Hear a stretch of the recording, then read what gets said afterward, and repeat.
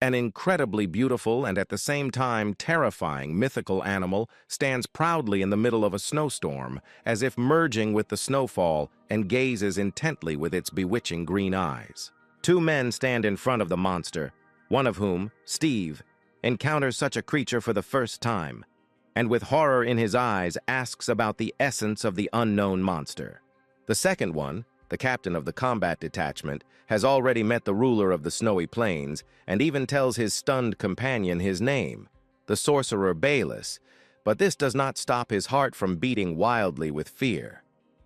And to understand how these three met, let's go back half a day to our civilized world, where an unsuspecting Steve stands in the middle of the street and watches a new message from his boss. After a while, after reading another stupid task from his boss, the angry young man begins to scream and complain about his phone as if he were talking to his stupid boss. And while the guy curses his phone, imagining the face of his boss, suddenly a huge fish falls on his head. From the point of impact, blood gushes out in a stream. Before Steve has time to understand what happened, he suddenly loses consciousness and falls on the spot, and passers-by, seeing this scene, rush to call the rescue service, at the same time discussing the situation and feeling sorry for the young guy. Losing consciousness, Steve and his phone fall into a time rift. Suddenly, a loud voice is heard saying that the Corrector has been detected. Hearing an unfamiliar voice, the hero tries to open his eyes but fails. Consciousness slips away and he again falls into a deep sleep. Suddenly, a huge creature appears in space, the color of the starry sky and with mystical violet eyes, which at first glance resembles a huge cat or fox. Passing through some portal, the creature finds itself next to the guy and accidentally clicking on the phone starts the installation process. Suddenly, a spatial rift appears again.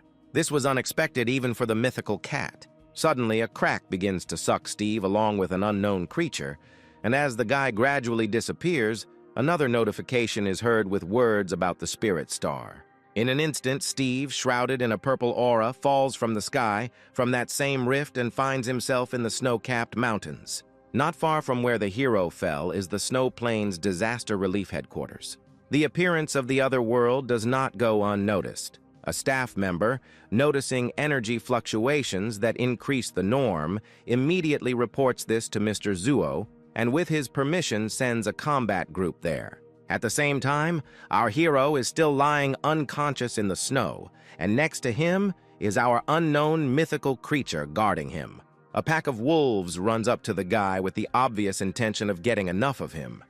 But as soon as he sees them, the mystical creature immediately imitates their appearance, only with the size of much larger wolves, and drives the entire pack away from Steve.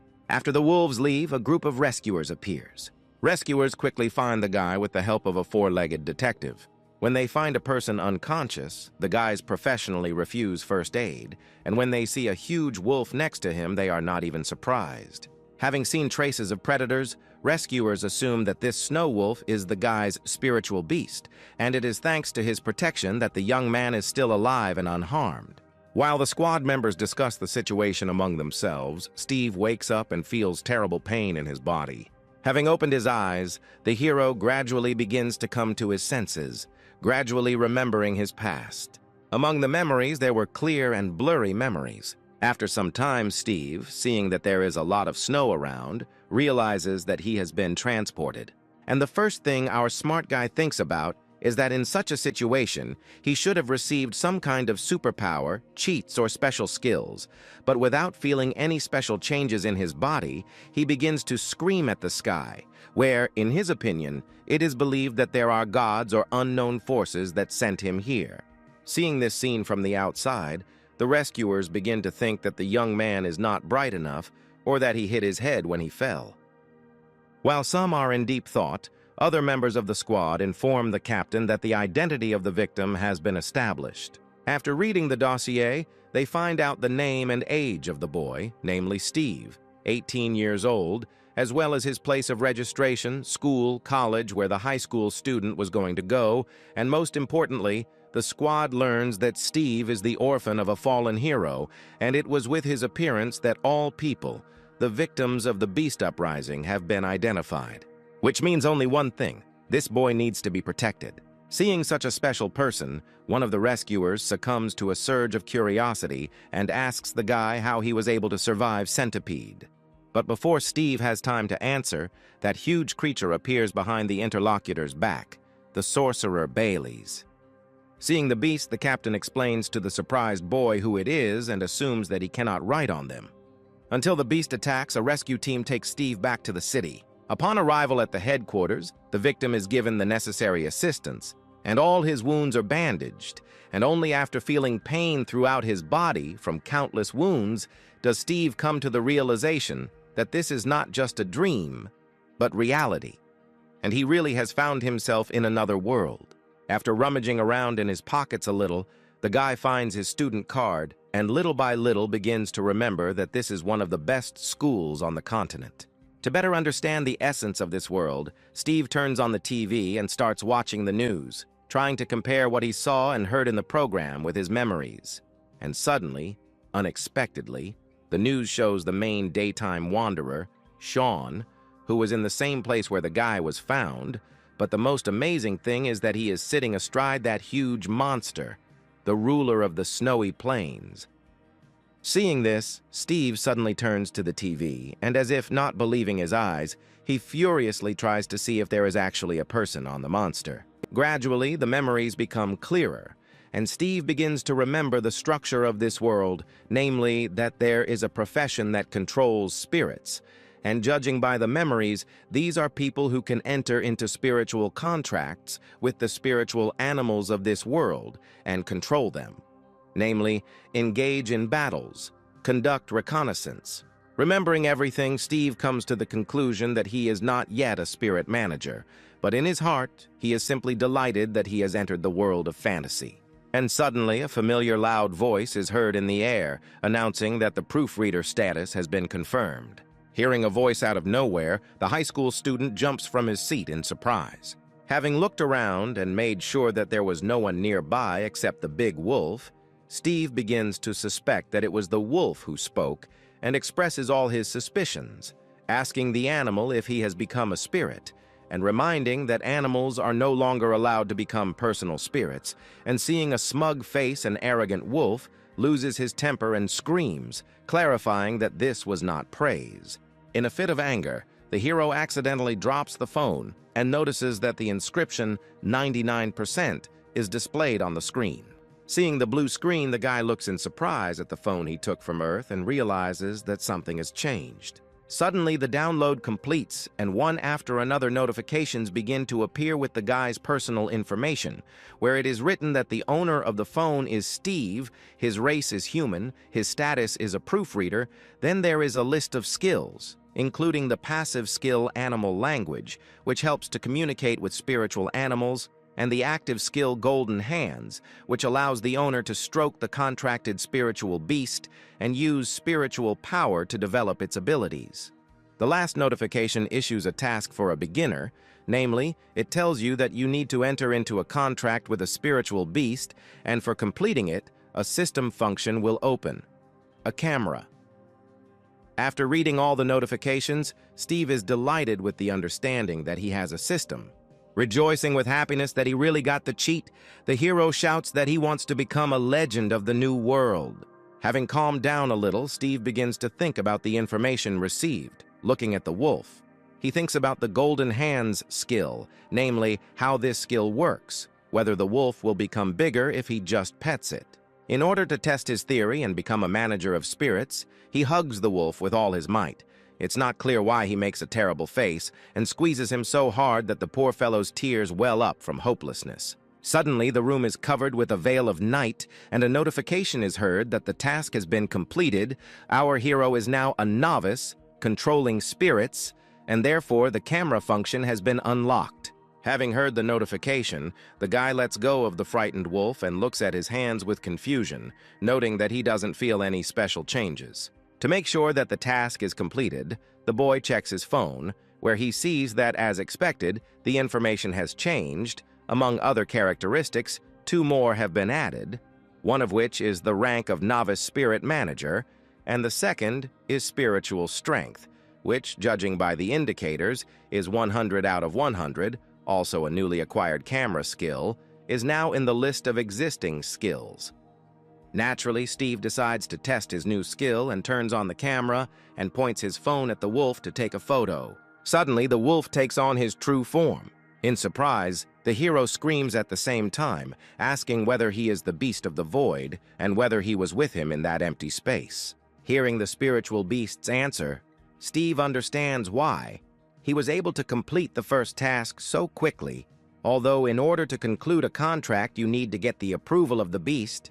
In his case, everything went quite smoothly, since they were initially together, and obviously the wolf was not against the contract, but also he realizes the power of the animal's language, since he is now talking to the wolf and fully understands what he is telling him. After talking with his spiritual beast, Steve learns that the void beast itself does not know how it ended up with the guy and why they got into this world together. So in order to find out the answers to his questions and go home, he was not against their contract. After hearing story of the wolf, Steve promises to take responsibility and take care of the beast.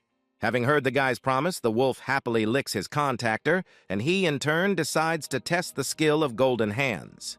While petting the dog, the boy recalls the classification of spirit beasts, namely inferior, ordinary, good, excellent, and superior. According to the memories, this is equivalent to a human IQ. Analyzing the data obtained, Steve understands that this is an unusual dog, and he has excellent natural characteristics. While the hero is enthusiastically stroking the husky, he does not notice how, using the golden hand skill, he has used up all his spiritual power and loses consciousness. At this time, standing at the entrance of the other world, Sean learns from his spiritual beasts that something unknown is arising in the depths of this other world. This something grew from countless tentacles similar to branches. They intertwined together, forming something between a tree and a rock, and then it completely took on a human form.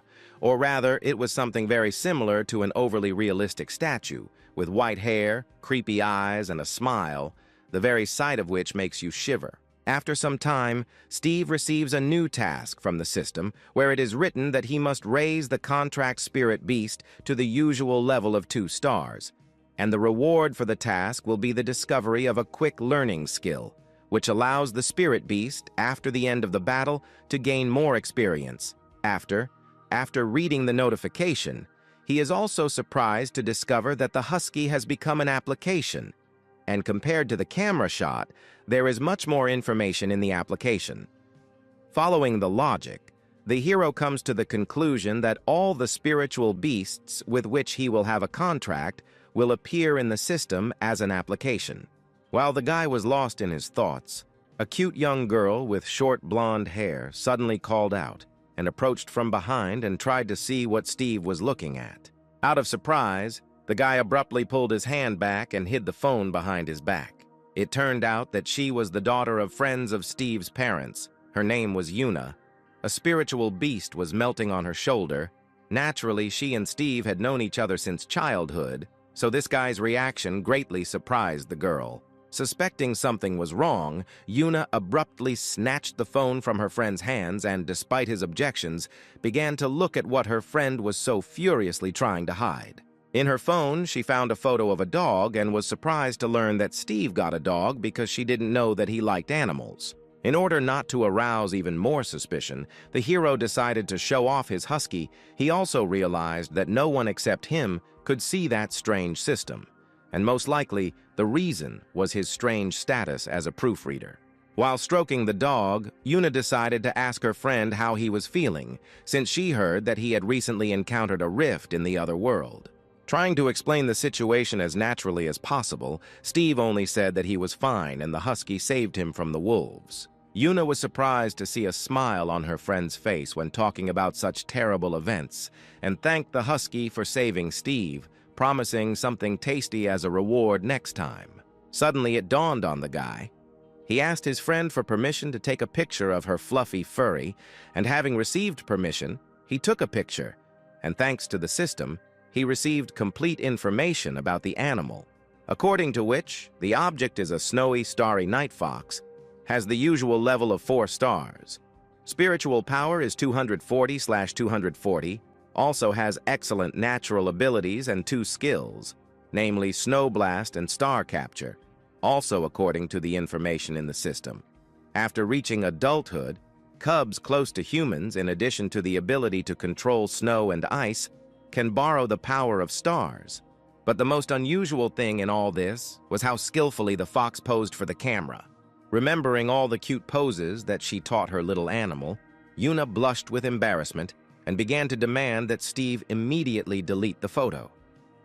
Having calmed down a little, the girl remembered that after the shooting, the guy had been looking thoughtfully at the phone for some time and decided to find out the reason. Steve had no choice but to tell part of the truth. He said that he had signed a contract with a dog at night, and now he was thinking about how to promote it to 2-star.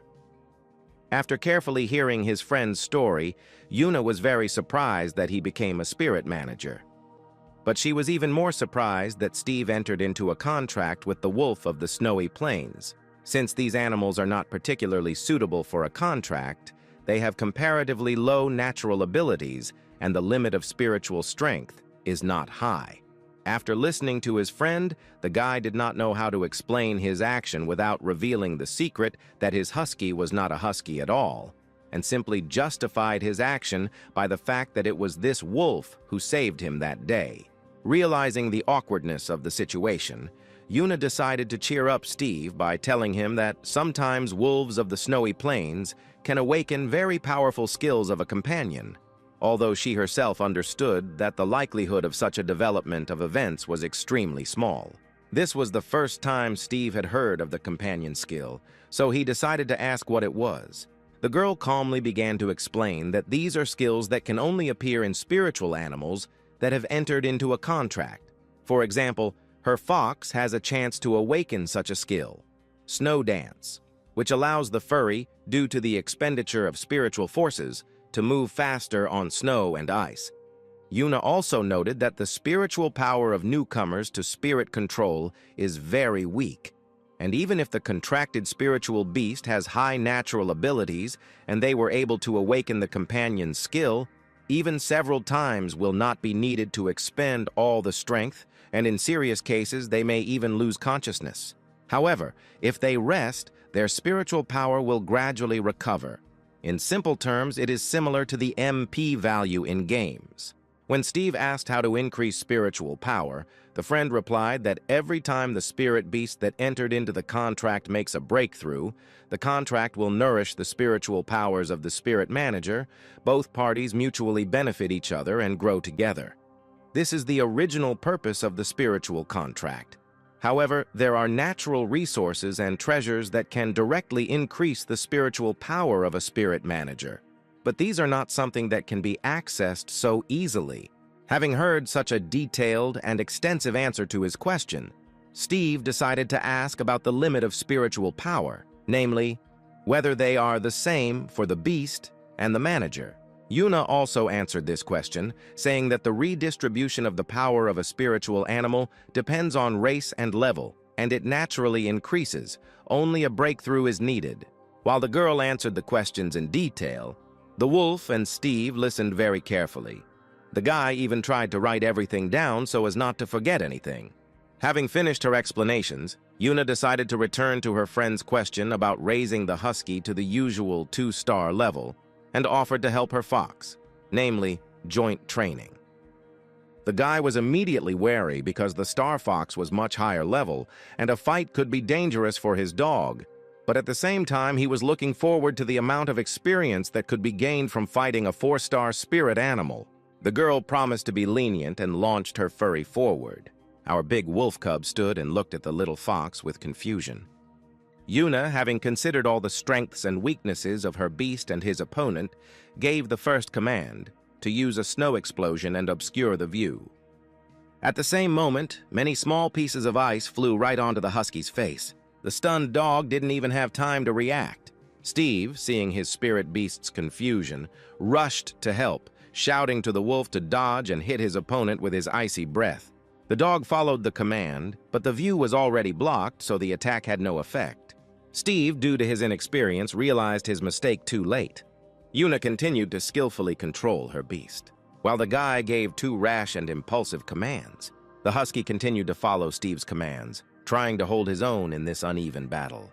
The fox, in turn, confidently walked towards victory. At some point, the angry wolf lost control of himself, almost taking on his true form. Noticing this, Steve quickly hugged the dog to calm him down.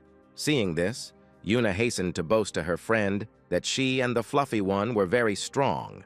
And while the girl and the fox stood proudly with their noses in the air, the husky barked loudly at them in anger. He barked very long and loudly. The cute wolf cub was very indignant. After the fight, Steve checked the husky app again and noticed that there were many functions that were not unlocked. And most likely to unlock them, you would need to increase the level of the beast. But the guy never found any information about who the correctors were. At the same time, on the snowy plains, one of the members of the combat detachment reports to Sean and also to Mr. Zuo that the outer perimeter of the other world is almost cleared of otherworldly animals.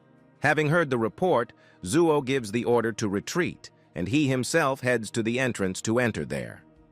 Finally, the first day of study at the university arrived. Freshmen from one of the prestigious universities in the world were in the audience, where the head of Group B of Bingyuan University, Danny Smith, gave an opening speech. After a short introduction, Danny Smith tells the freshmen about the program of study, also informing them that, at the request of the school, military training for freshmen will be carried out in the outside world, and the result of this training will be included in the final grades and will affect the professional classification in the next semester. After the leader's speech, the students begin to actively discuss what they heard, some expressing their fears about the terrifying beasts of that world, and some reassuring themselves and others with the news that Mr. Zuo is there. The only thing that bothers Steve is that even in this world he won't be able to avoid military training. To cheer up the frightened students and reduce tension, the group leader tells them that only low-level beasts remain there, and this will be an excellent lesson in controlling spiritual beasts, then reminds them that the training camp will begin in a week and the students will work in groups of 3.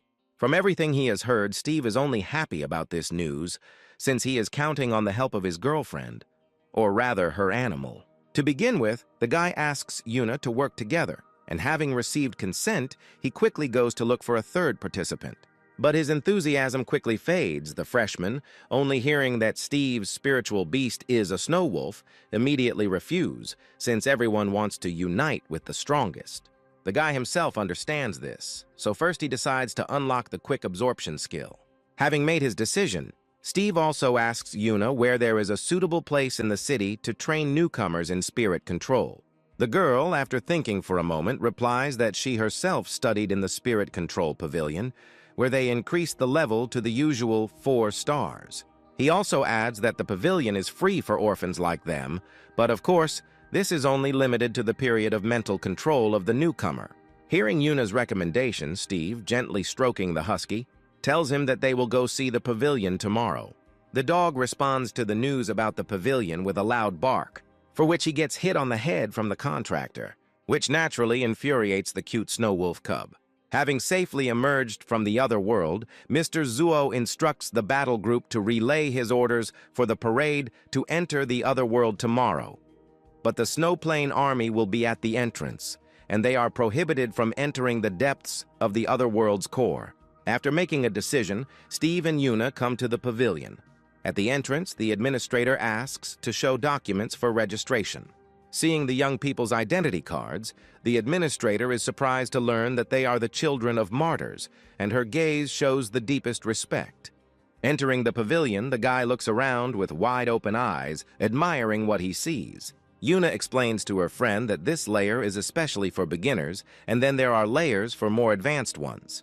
From a conversation with Yuna, Steve learns that the girl studied here for 2 months, but her friend clarifies that before coming here she went to see him.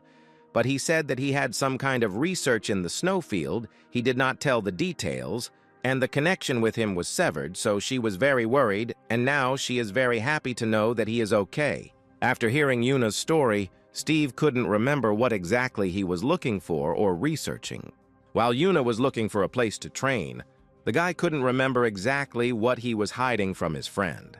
Having found the right place, the girl noticed that her friend was in deep thought and did not even notice her.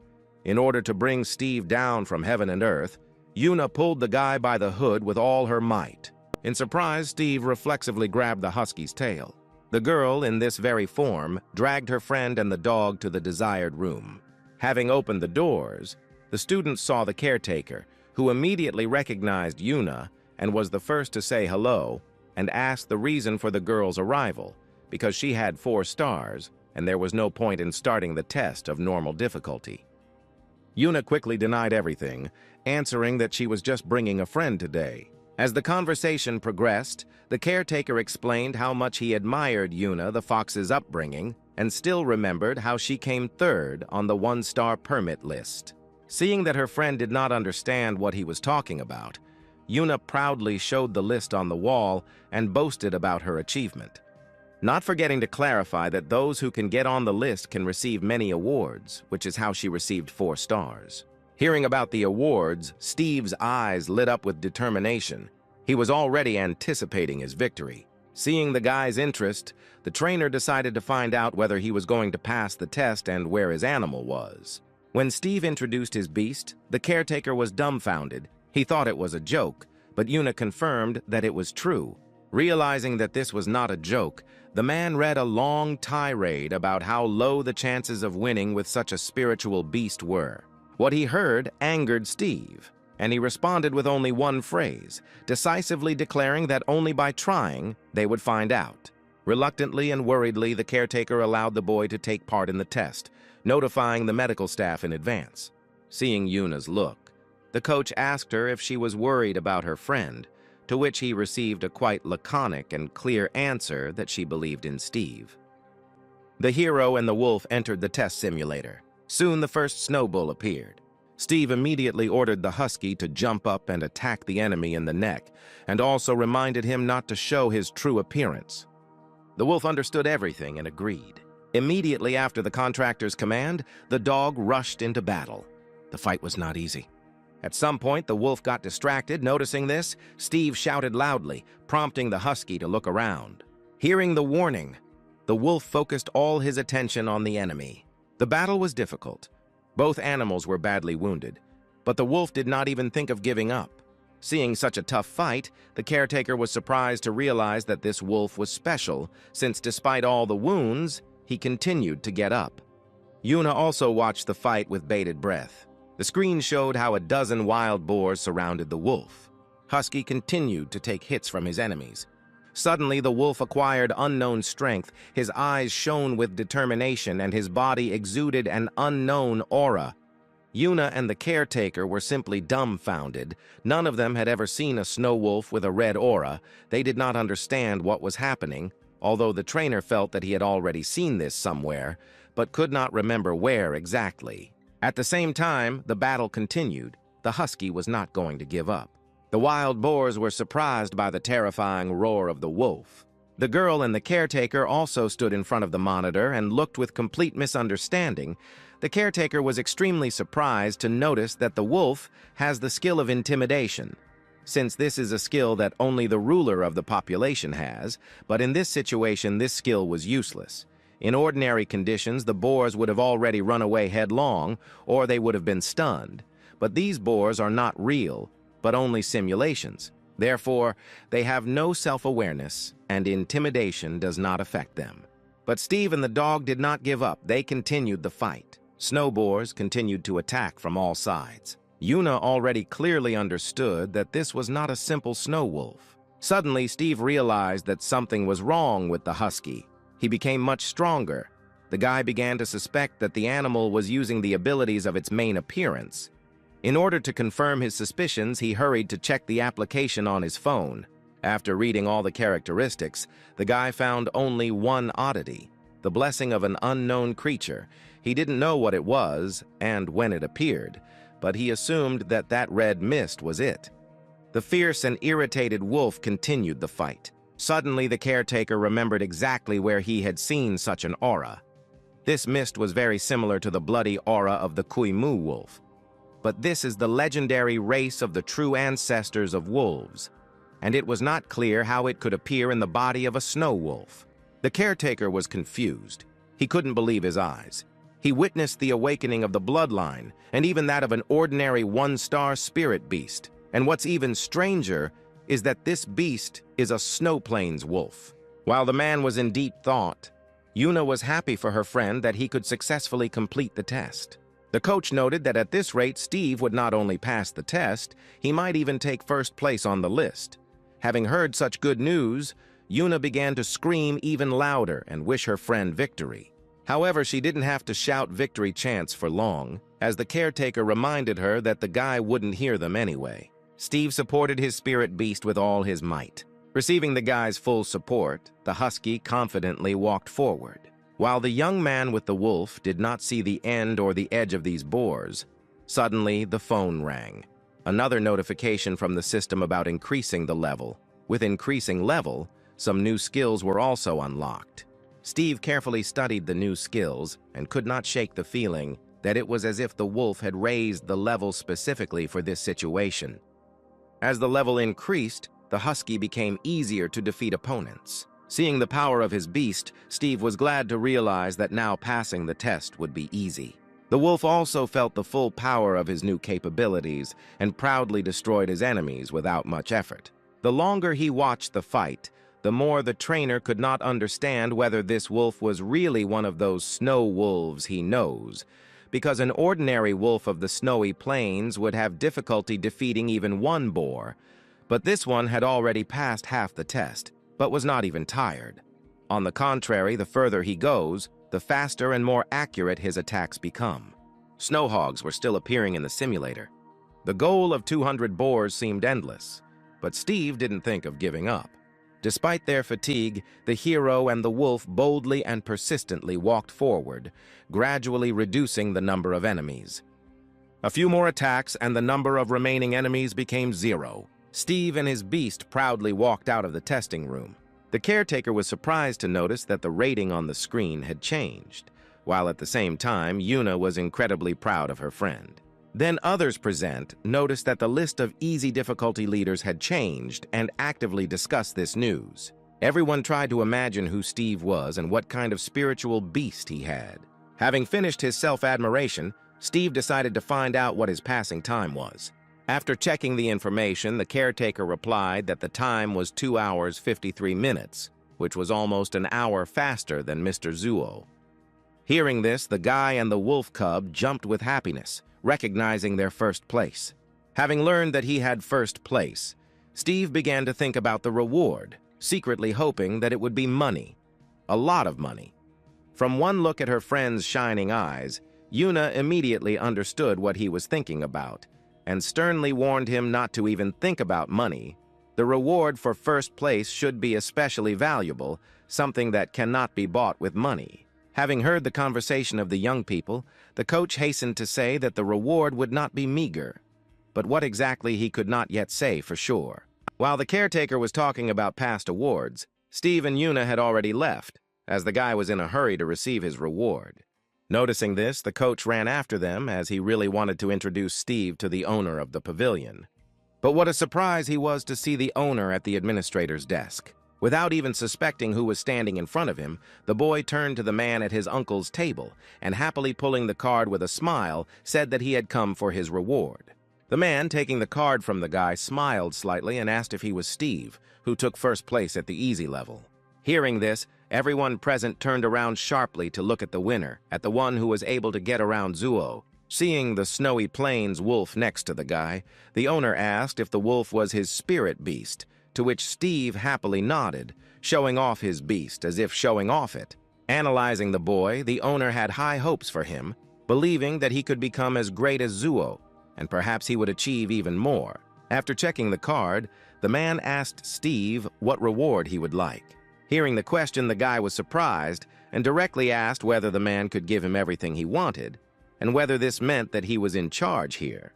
The owner confirmed with a proud smile that he was ready to give whatever Steve asked for, because it was he who founded the pavilion. Yuna and Steve were stunned by this news. The owner repeated his question about what reward the guy wants. Steve almost wanted to ask for money, but by pinching his waist, Yuna brought his friend back to his senses.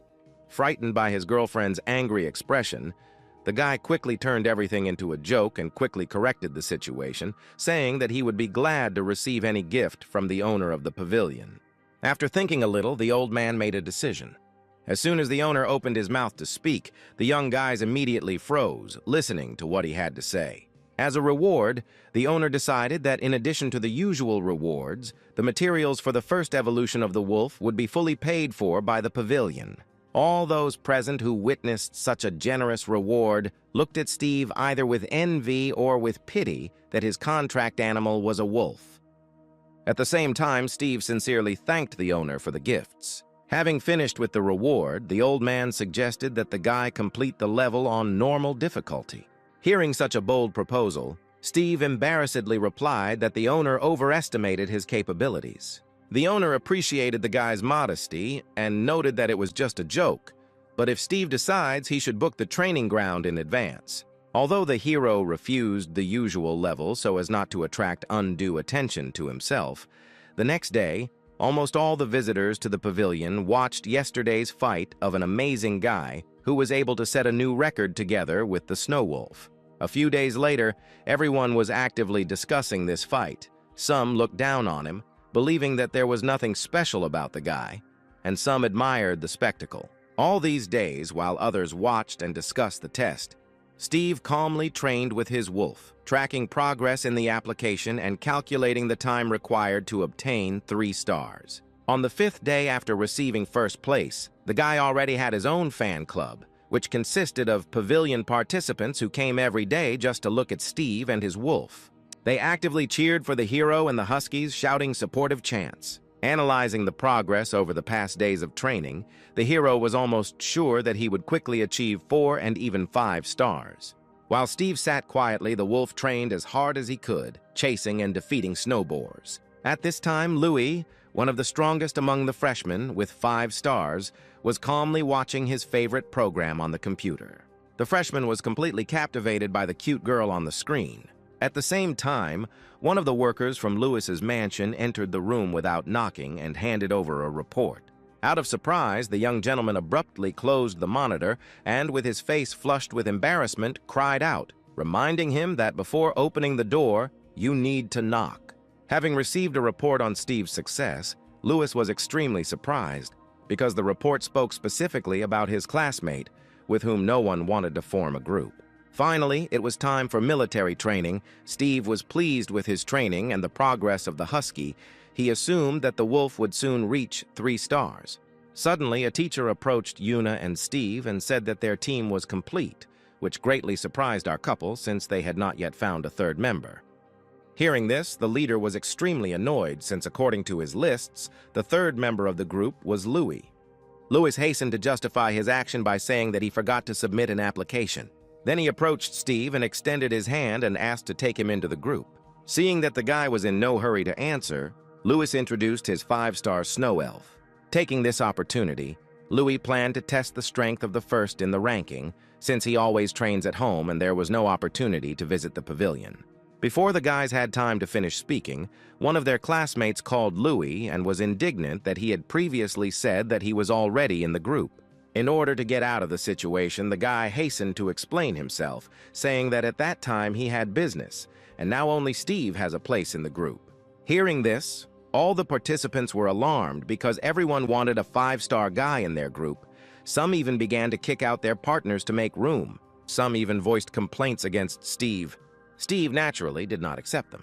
Seeing the growing aggression, Yuna quickly agreed to accept Louis into the group. Hearing this, Steve proudly told everyone that the list had already been given to the teacher and Louis was now in their group, which greatly angered the applicants for the group for the best freshman. Seeing that the group's issue had already been resolved, the leader ordered to take their seats on the buses and the students hit the road. On the way to their destination, the guys chatted happily. Louis talked with admiration about Zuo, who for 10 years held all the existing records in the pavilion. He also added that Steve was the first to break her record at the beginner level. After the story, Louis suggested that Steve, upon arrival at the training site, head deeper and arrange a sparring session. The hero agreed with pleasure. Yuna was annoyed that the boys decided everything without asking her, but she agreed to go with them, on the condition that the boys would not ignore her. Louis and Steve instantly agreed. Suddenly, the hero noticed that the other students did not have contract animals with them and asked in surprise what the reason was. Yuna explained to her friend that everyone keeps their animals in the spiritual domain and calls them during battles. The spiritual domain is a kind of portable space that allows contracted spiritual beasts to rest and recover. It can be opened by all spirit managers. After finishing her explanation, she began to demonstrate what it looks like. After hearing the explanation, Steve tried to imagine what it looked like. To help her friend open it, the girl once again called her Fox from there, while simultaneously explaining the algorithm of actions. Steve gently stroked the husky, tuning in to open the spiritual domain as instructed. The girl was sure that the guy wouldn't succeed the first time. But before she could finish speaking, Steve and the wolf started the process. Yuna and Louis were dumbfounded by this situation. The process was completed successfully. The husky was able to enter the spiritual domain. Steve was absolutely delighted, and the girl could not believe her eyes. Not only Yuna, Louis was also surprised and admired his partner at the same time. Finally, the buses reached their destination, where there were military vehicles everywhere. The military carried the corpses of killed monsters in cars. Some soldiers were unhappy with the arrival of the students, as they considered them not serious. At this time, in the mountain of killed monsters, something began to rustle and move. After the bus came to a complete stop, the students got off the transport. Coming off the bus, all the students looked around with admiration and interest, and Steve admired his spiritual domain. Not far from the students, the military who were transporting the corpses got out of the car to report their arrival. After the report, the soldiers did not have time to unload the carcass, as some surviving monsters jumped out of the mountain of corpses. The students began to run away in panic. The soldiers quickly ran up. Some were busy destroying the monsters, and the rest were ensuring the safety of the students. The military called in their contract beasts to protect children and destroy the creatures. However, many have already suffered. Otherworldly scolopendras attacked everyone. The military realized that they did not have enough people. At the moment when one of the monsters was preparing to attack a student, the husky attacked the centipede and pushed him away from the girl. Steve's group joined the fight while the hero and Yuna dealt with the monster. Louis helped his classmate get up. Steve and his wolf were determined to fight. The husky rushed into battle, and now there was a low-level wolf cub with 2 stars against a huge centipede of a regular level with 7 stars. The wolf struck first. Louis and Yuna with the fox also helped in the battle. Steve resolutely gave commands to the huskies. The wolf used his best skills, but the blows had no effect. While the brave trio of freshmen fought, risking their lives, the rest of the students ran away in horror. Finally, the strongest student in the group sent his elf into battle. In order to defeat an enemy that was much superior in strength, the spiritual beasts united and decided to fight together to strike the enemy with joint forces. For the sake of protecting the students, the leader also summoned his spirit beast. During the battle, the hero and his friends realized that these creatures do not know how to attack at a distance. In order to strike, they quickly reduced the distance and decided to use this advantage against the enemy. One of the students, looking in horror at the struggle of his classmates, began to think about why he himself did not dare to speak out against the monsters. The fierce battle continued. Along the way, Louis watched the husky and tried to understand what kind of skills he used.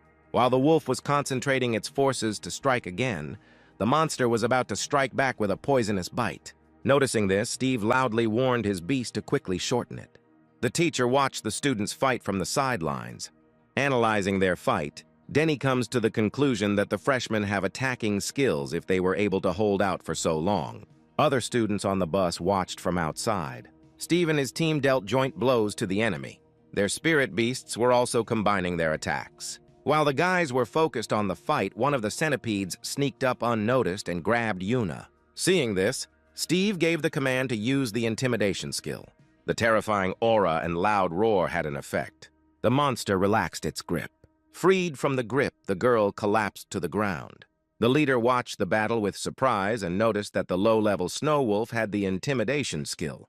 Noticing the monster's confusion, Yuna shouted for the guys to quickly attack using this opportunity. Hearing the command, the husky struck again at the enemy. Having made sure that everything was in order with the contractor, the fluffy one also rushed into battle.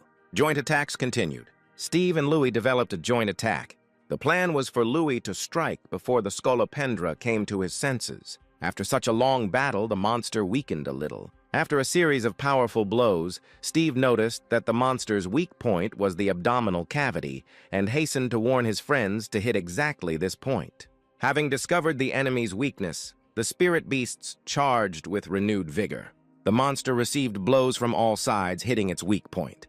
The leader, watching the battle, was pleasantly surprised that the freshmen were able to discover a weak point and launched an effective attack. Finally, the battle was successfully completed and the monster fell dead. But the girl could not calm down so easily. She took out her anger on the corpse, posthumously kicking the terrible monster. At this time, the snow elf Louis reported that he no longer felt the life force of the centipede. Seeing the guy's grand victory, someone envied their courage, and someone sincerely admired. After the battle, one of the soldiers ran up to the students to find out if everything was okay and if there were any injuries. Yuna answered with a smile that everything was fine, only the spiritual beasts were very tired and needed rest. Hearing her answer, the soldier looks in surprise at the wolf sitting next to him, who does not look tired at all. Carefully watching the battle, Denny understands that although the work was a team effort, it was the snow wolf who played the decisive role in the victory. Steve joyfully praised the Huskies for their victory. Suddenly, the guy received another notification from the system with a message about raising the level to 3 stars, increasing soul power and improving some skills. The military man hurries to thank the students for their help and apologizes for the omission that the soldiers made. The class teacher joins the conversation and says that he will definitely report their achievements to the university. The military man also reports that another part of the army will be brought here to ensure that such an incident does not happen again. At this time, the soldiers continue to remove the corpses of monsters. After destroying the centipedes, the leader allows the students to get off the bus. Getting off the bus, frightened first-year students vying with each other to ask the leader about the terrible beast, and some even complain that they want to go home. Denny Smith answers in a stern voice what kind of creatures these are, and also notes that although these monsters are strong, as they have already noticed, they are not invulnerable. They also have a weak point, and by working in groups, they can be defeated, just as Louis did and his team. One of the students did not believe the teacher, justifying this by the fact that Louis had 5 stars and they had a maximum of 3. At the same time, another student's competitive spirit awoke. In response to the first student's question, Denny Smith said that at the time of the battle, the snow wolf only had 2 stars. For the students, this information was a complete surprise. Everyone looked at Steve and his dog with surprise and misunderstanding. Suddenly, the hero realized that the power of the otherworldly beast was different from the power of the spiritual beast. Then Steve decided to ask Mr. Smith whether the gradation of the beast differs from the gradation of the spirit beasts. The teacher replies that the gradation is the same, but for some reason, otherworldly beasts of the same level are usually a level higher than those on the spirit star, and of all the otherworldly beasts compared so far, although the difference between individuals and races different, they were all better than the spirit beasts on the spirit star. In his answer, the leader also mentioned the fact that there are 7 classes of spirit beasts on the spirit star, namely Ordinary, Elite, Overlord, Monarch, Legend, Holy Spirit, Disaster, and if the first 4 can be met, even though the Overlord and the Monarch meet very rarely, the last 3 levels practically never occur. Even the teacher himself has never encountered such in his life. Further, Mr. Smith says that according to legend, the appearance of a catastrophic animal spirit is accompanied by a great disaster. For example, a tsunami, drought, or even volcanic eruptions. According to the story, it is a force that human beings simply cannot resist. Having heard the answer, the students had a completely reasonable question. Is it possible to conclude a contract with such a powerful beast of a catastrophic level? The sensei, also relying on the content of the legend, replied that the human emperor of the ancient spirit beast era united the spirit planet with the help of a catastrophe class, spirit beast he bred. However, it is worth remembering that if the soul is not strong enough, it will not be able to withstand the power of the soul contract of a high spirit beast level. According to the classes of spirit beasts, there are also 7 levels of spirit control. namely Beginner Journeyman, Professional, Master Patriarch Glorious Hall of Fame. Also, after passing the exam through the Spirit Control Association, you can obtain the corresponding Spirit Control Certificate. On the other hand, Spirit Beast controllers can use the perception of their spirit beasts. Then the leader told the students about the emergence of the other world, about their duty to protect themselves and their world from the invasion of otherworldly monsters. The sensei's long speech, seasoned with emotional overtones, had its effect.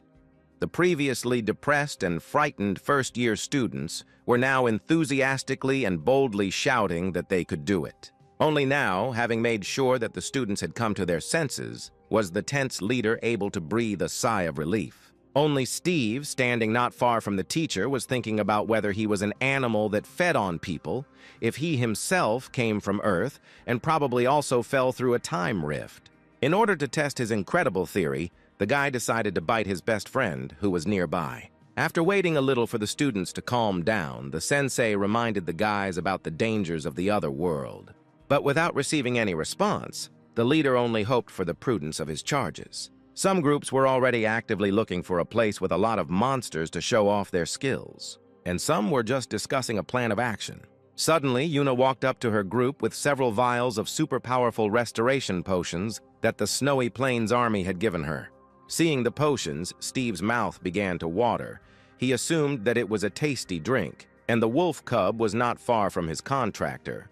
But the girl quickly removed the potions away from her friend, warning that this drink was only for spiritual beasts. Louis suggested that his group go deeper into the forest, since no one had directly designated the area beyond which it was prohibited to go. Yuna quickly gave the husky a potion, since the elf and Fluffy had already taken their share and regained their strength, and agreed with her classmate's proposal. Steve also agreed with his friend's idea, and also expressed his suspicions that perhaps the incident with the centipede was not an accident. And there seemed to be something wrong with the army. There were too few people. Hearing the guy's suspicions, the team members also began to express their opinions. Yuna suggested that the military were not happy with their arrival and therefore were deliberately causing trouble. At the same time, Louis expressed that in his opinion, the teacher did not know about all this. Steve, in turn, clarified that this is the best possible option, but he suspects not the army itself, but that rift into the other world. The hero's fears caused concern among his friends, since Mr. Zuo personally explored this portal. And if there is something there that even he could not suppress, then it is something truly dangerous.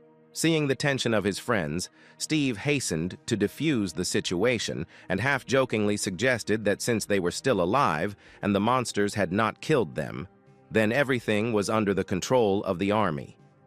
Having said everything he wanted, the hero headed towards the forest, reminding them that the stronger the beast, the more points they will receive. Yuna and Louis ran after. At this time, another group of students was intensely looking for monsters, but strangely enough, during all the time they did not meet one. One of the group members turned to the leader, who stood out with red hair and a bad character, saying that they would soon leave the given territory, and the other suggested setting up an ambush right there. Hearing this, the irritated leader became even more enraged, and almost in a commanding tone said that this was all just a trick by the university, and if they found and killed the monsters of the abyss, they would receive a lot more points, finally ordering the group to silently follow him. Frightened classmates almost mechanically agreed. At the same time, Yuna was angry with Steve, not understanding what he was doing, because they came to the abyss for glasses. And Steve was busy with a very serious matter. He was sculpting a bait for the beast. But it seems the girl didn't appreciate her friend's efforts and threw a snowball right in his face. Louis tried to calm Yuna a little, and it seemed to work, since Yuna also decided to help Steve with his art. An unexpected bark interrupted the fun. Husky told Steve that he felt some movement. The girl looked around in surprise but saw nothing. Louis was the first to notice where the sound was coming from. Suddenly, a white frog ran out of nowhere. Yuna was delighted to see a white frog with copper pupils, a snow toad, because she thought that these spiritual animals only existed in myths. The girl's eyes sparkled with admiration, and the guys continued to ask questions about the toad. While the guys were discussing the incredible find, Our wolf cub watched the frog with sparkling eyes. According to the information, the toad had a weak fighting ability, but its peculiarity was different. Firstly, they themselves are rare creatures. Secondly, they have a keen sense for valuable objects. With the help of this ability, they easily find jewelry and artifacts, but often they simply cannot take them themselves. But thanks to this ability, they do not have to think about evolution, because they find the objects necessary for this themselves. Thirdly, they have the ability to stealth, so they are very rare in their natural habitat. Looking at the snow toad, Yuna remembered a legend about a spirit tamer. According to legend, he traveled to the snowy plains with a group of adventurers. However, due to a snowstorm, he was separated from the group and was left alone. While he was wandering across the snowy plains, he found a half-dead snow toad. With the help of a special medicine, he saved her life and went with her to a mysterious place. And after the toad helped him find the treasure, she showed him the way to his comrades. And after his contract, Beast of the Elite rank absorbed this artifact, he immediately received rank Monarch, bypassing Lord. Steve listened to the legend with delight, imagining how quickly he could raise the level with the help of the toad. Louis also confirmed the authenticity of the story. Hearing this, the hero's eyes immediately sparkled. He happily ran towards the frog to catch it. However, the frog turned out to be voracious and quickly jumped to the side. As a result, Steve buried his face in the snow. Although the toad did not allow itself to be caught, it told the guy that they were chasing it. Hearing this, Steve stood up abruptly. Suddenly, a pack of gray wolves appeared out of nowhere. Seeing the animals, Steve was happy that he could get points. One of the wolves attacked the guy, but he immediately reacted. Lewis asked the elf to support the husky with the ice song skill. At this time, our wolf pounced and hit the gray wolf with his ice-piercing claws. The guy was proud of his wolf's victory. The battle continued. Erhard defeated all opponents without much difficulty. Yuna and Louis watched the battle with their mouths open in surprise and realized that their help was not needed there. Erha quickly dealt with all the enemies of our toad. Having defeated all the offenders, the husky proudly stood in front of the frog. Steve also ran up to the animals and joyfully praised his dog for his brilliant victory and for protecting the frog. Before they had time to rejoice at the victory, suddenly someone attacked them. There were no animals around, and the animals were not able to attack the target so clearly. Noticing his classmates, Steve got angry and said that normal people don't greet friends like that. It was a group of 3 students. They calmly walked up and started talking with a stupid smile. One of them realized that since Steve was strong enough to withstand his attack, then it was not worth fighting with him openly, and abruptly began to pretend that it was just a greeting. The second one, also smiling forcefully, supported his friend's legend that they were just passing by. Steve was too lazy to deal with this, so he ignored everything, only telling them to leave since they didn't need anything from them. But a group of impudent students did not want to leave so easily. They said that they had come for the toad. With a smile on his face and anger in his soul, Steve suggested asking the toad himself if he would like to go take it off. After talking with the toad for some time, Steve began to suspect that it was these guys who set the wolves against the frog. For some time, the hero simply looked at the impudent group. Suddenly, the leader of the group asked Steve if he was going to attack them, to which the guy, making a funny grimace as if mocking them, replied that he was not as shameless as they were. Apparently, the response angered the group, so much so that the third member of the group wanted to attack again. But the leader of the group stopped him, saying that first he needed to take the frog. Seeing this, Steve continued to mock and make faces. Yuna and Louis, understanding the situation and the degree of impudence of the other group, had already prepared a supply of snowballs and were waiting for Steve's further actions. The leader of the group slowly approached the toad and, holding out his hand, gently asked it to come over. In response, the toad spat in his face.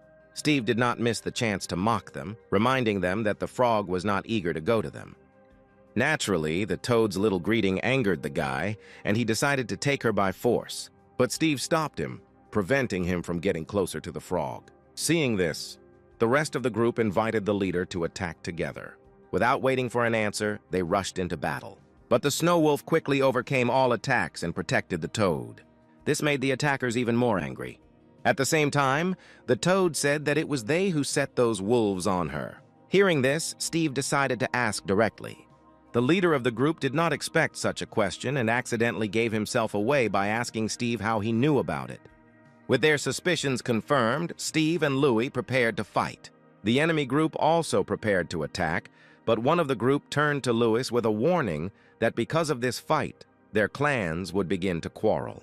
Louis looked at the guy in bewilderment, not understanding what kind of enmity between the clans there could be if he didn't even know him. The guy obviously didn't like the answer. Louis added that it was their fault, since it was they who set the animals on fire. Yuna, who had been standing aside all this time, also approached her friends and decided to support them. And then the first to disturb the peace was a member of the opposing group he struck with an ice spear. The blow was aimed at Steve. Erha reacted instantly, shielding the guy from the attacker's blow. But this did not stop the enemy. He continued to strike cyclically with his skill. The Husky also zealously defended Steve and fought off attacks. Another member of the group began to comment on his friend's actions, bragging that his friend was a master of offensive abilities, and warning that if the guy did not want to get hurt, then it was better to give up the toad. Steve gave a clear refusal, justifying this by the fact that the frog itself did not want to come to them. Undoubtedly, this was not the answer they expected, and they continued the battle. The intruder's spirit beasts attacked. Yuna also sent his furry into battle. Louis noticed that the opponents were fighting extremely unfairly. They directed all 3 attacks at the wolf, who was confused. With the help of the elf and the fox, the husky survived these attacks. Steve and his friends discussed this attack and also thought through further moves. At this time, the opponents were simply stalling for time, waiting for the leader's special spell. Suddenly, Yuna noticed that one of the opponent's spirit beasts, an ice snake, had disappeared from view. Suddenly, a snake appeared right behind the snow wolf. The enemy's spirit beast began to conjure an ice prison. Ice spikes appeared right under the husky. After some time, the ice completely surrounded the husky and imprisoned him. The enemy rejoiced at the successful completion of the plan. However, Steve was confident in the skills of his wolf. Such a worthless prison could not detain Erha. We didn't have to wait long. The dog, having broken the walls of the ice cocoon, calmly left the prison. Suddenly, the once proud husky lost his balance and could hardly stand on his paws. Rejoicing with happiness, the enemy said that it was all thanks to the skill of his brother, who created a slippery ice surface so that the spiritual beast could not move. But imagine their surprise when Steve responded to their praise with only a grin. The guy replied contemptuously that there was nothing to brag about, because only one of their group had attacking abilities. And with an evil smile, he added that his wolf cub also had an attack ability in its arsenal: Icy Death. Immediately on command, Erha launched an attack. The enemy animals fled in horror. And not only them, their contract workers were also horrified. Louis was also extremely surprised. While the opponents were confused, the wolf and the elf joined forces. Fluffy also joined the attack. While the battle was in full swing, Louis suddenly remembered and decided to ask Steve how he found out that it was these guys who set the animals on the toad. The guy was extremely surprised to learn that his friend understood spiritual beasts even without a contract. After some thought about how they were able to discover a snow toad that has the ability to stealth, the guys come to a common conclusion. They assume that since the toad allowed itself to be discovered, it means that where it was found, there is such a treasure that needs to be protected despite the danger of being discovered. Having barely avoided the last attack, the enemy discussed their further plan of action. It was decided to use hypothetical disputes to put the animals into a berserk state. Seeing the animals in this state, Steve and his friends were a little confused. The spirit beasts were too small for the berserker state. The wolf cub also mentally compared his opponents with the previously defeated Scolopendra. After the comparison, the wolf cub felt relieved. The battle continues. After some time, the opponents were defeated. After the loss, the guys picked up their animals. They called off the summoning of the beasts so that they could restore strength in the spiritual domain. The toad and his protector proudly watched the offenders go. Steve and his friends also saw off their friends with a smile. Apparently, the kind words of the hero were not particularly liked by the losers. Steve was surprised that the guys still left, leaving the toad, and Louis explained this by saying that after losing, they didn't have a chance. Yuna gently stroked the frog and suggested that they too could not make a contract with the toad. The frog suddenly approached Erhu. She croaked something and climbed onto the husky's head. Steve explained that she wanted to take them to one place. The guys didn't expect this. The hero was already imagining a chest of jewelry, the treasures to which the toad would lead. Discussing the upcoming find with anticipation, the guys cheerfully followed the animals. Erha and the Wa walked into some kind of fog. Trying to catch up with them, Steve slipped and fell somewhere. It turned out to be a secret entrance to the cave. The toad said that there was a treasure hidden there. Lewis and Yuna followed Steve. The guys looked around in amazement, studying the unfamiliar terrain. Afterwards, the guys followed the toad further. Finally, they reached their goal. It turned out that the treasure was in glaciation crystal. Yuna and Lewis explained to Steve that this is a crystal of abilities that remains after the death of a powerful beast. The ability that the beast possessed during life is stored inside. A spiritual beast that absorbs such a crystal will also be able to absorb this ability. Steve suggested with anticipation that if the stone was kept by a snow toad, then most likely there should be a cool ability inside. Lewis has a detector with him with which they can find out what is inside the crystal. With the help of a detector, the guys found out that this is an evolutionary version of a snow explosion, an avalanche. Hearing the name of the ability, Steve offered to give it to the fluffy one. But Yuna refused, saying that the fox herself could awaken this ability. Then Steve proposed to Lewis, but he also refused, thinking that although the crystal was valuable, he had other artifacts at home. The guys suggested giving the crystal to the snow wolf. Steve thought it was strange. He suggested that the ability was not particularly useful. But despite this, he handed the crystal to Erha. Husky had the crystal in his mouth, but didn't know what to do with it. Seeing that Steve was confused, Louis suggested that Erhu should absorb him with spiritual energy. Hearing the method, the wolf began to absorb. And since the process would take about an hour, Yuna suggested that they rest a little and then go earn points. After the girl's proposal, Steve suddenly jumped, which greatly surprised his friends. He angrily remembered that he had to force those three to leave the thing from the animals. This was unexpected for Yuna and Lewis. Seeing his friend's misunderstanding, Steve quoted the teacher's words that the danger does not come only from animals, which means that if they lost that fight, they would be left without points. After their friend's explanation, Lewis and Yuna realized that now they would have to fear not only animals. Half an hour later, the husky completely absorbed the crystal. After absorbing Erha, he received the rank of an ordinary beast with 4 stars, and the maximum limit of spiritual powers was also increased to 450. Steve praised the dog and suggested that he go out and try the new ability. Seeing that the guys were about to leave, the croak began to actively croak something. Steve translated the frog's speech for his friends. It turned out that she wanted to stay close to Erha. This surprised Lewis greatly, since rookies can only contract with 1 beast, but Yuna suggested that since Erha was able to reach 4 stars in just a week, it was possible that contracting a second beast would not be a problem for Steve either. However, Lewis insisted that during all this time no one had been able to overcome this limitation.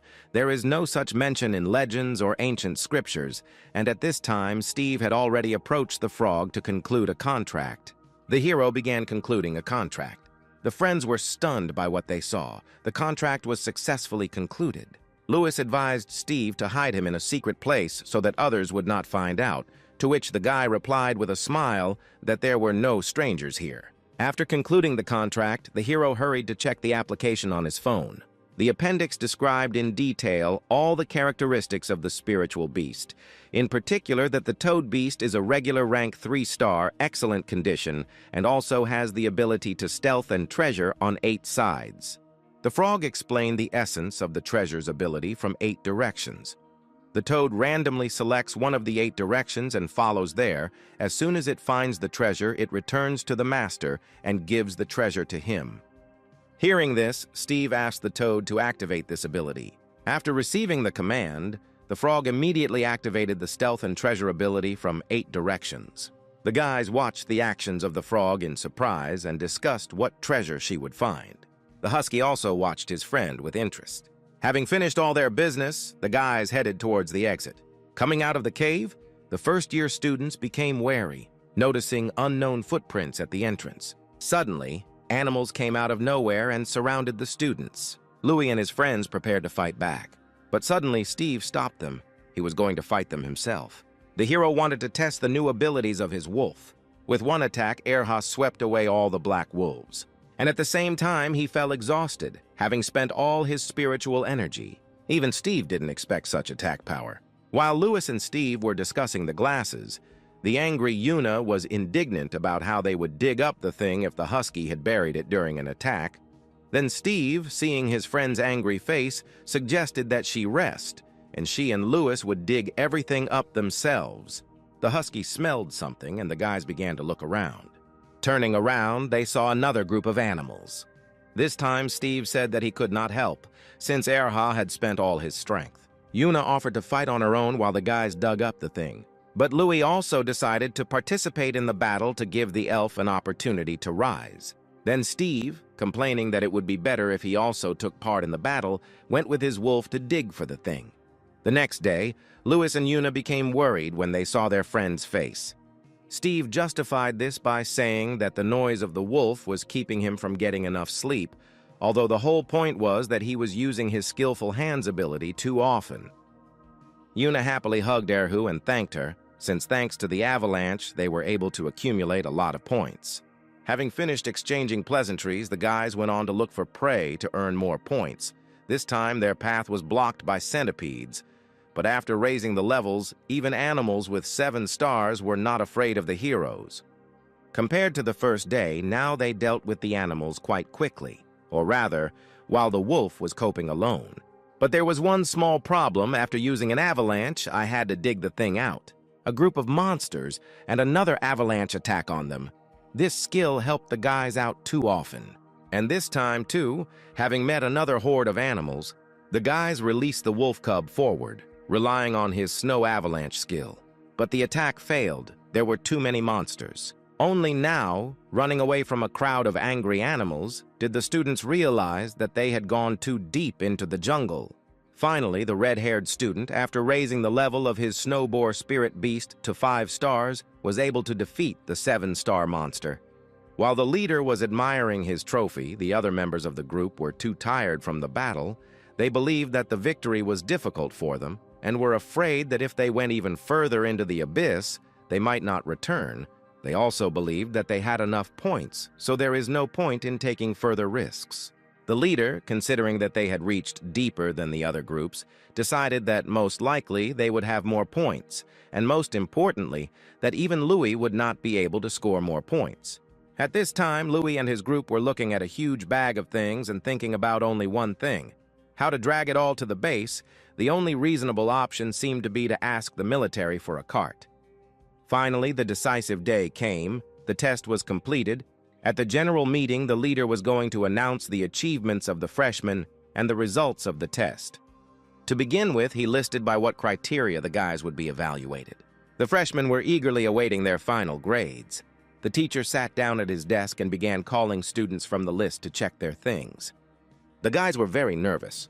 Students took turns approaching Mr. Denny, checking in and providing items for recounting. After seeing the results of the other groups, the red-haired guy's group became increasingly confident that they would have a better result, since the others scored less than 1,000 points. While Lewis was standing in line with a small bag containing an item from ordinary rank beasts, a red-haired guy walked past him, and when he saw the size of Lewis's bag, he grinned, considering that this was all their loot, and went on to hand over his bag to the teacher. Noticing such open ridicule on the part of a classmate, Lewis felt awkward, and looked forward to the return of Steve and Yun as they should bring the main bag of things. Finally, it was the turn of the group of the guy with the beautiful hair, and suddenly the students began to fuss. As he expected, among those who had already counted their points, his group had the best result. After them, it was Louis's group's turn. Some of the guy's fans held their fists for him and wished him luck. After looking at the list, the teacher called the guy. Although the friends had not returned yet, Louis came up and handed over the small bag that he had. The leader was surprised, but began counting. All this time, the guy was nervously waiting for his friends. Thinking that they would not make it on time, he asked the teacher to wait a little. But suddenly, there was a loud sound. Everyone turned around sharply. It was Yuna and Steve with a huge bag of things on a cart. The children proudly pushed the cart towards the teacher's desk. Seeing such a huge bag, the guy with red hair, who considered Louis his main rival, was speechless. In surprise, The leader jumped up from his seat and hurried to clarify whether the resources from the animals they had hunted were inside the bag. Having received a positive answer, Mr. Denny became slightly irritated, because now he would have to start the calculations all over again. Louis and Steve had great difficulty dragging the thing to the counting table. Seeing the contents of the bag, the leader could not believe his eyes. And he wasn't the only one. Louis' self-proclaimed rival was also shocked. The guy couldn't understand how this was possible, but he didn't doubt Louis' honesty either. At this time, Steve's group was waiting with anticipation for the results of the count.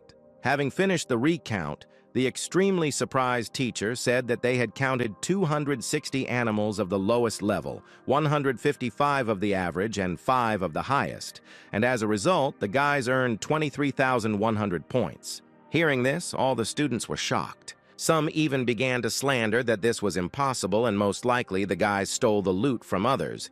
But there were also those who did not believe in this and spoke out in defense.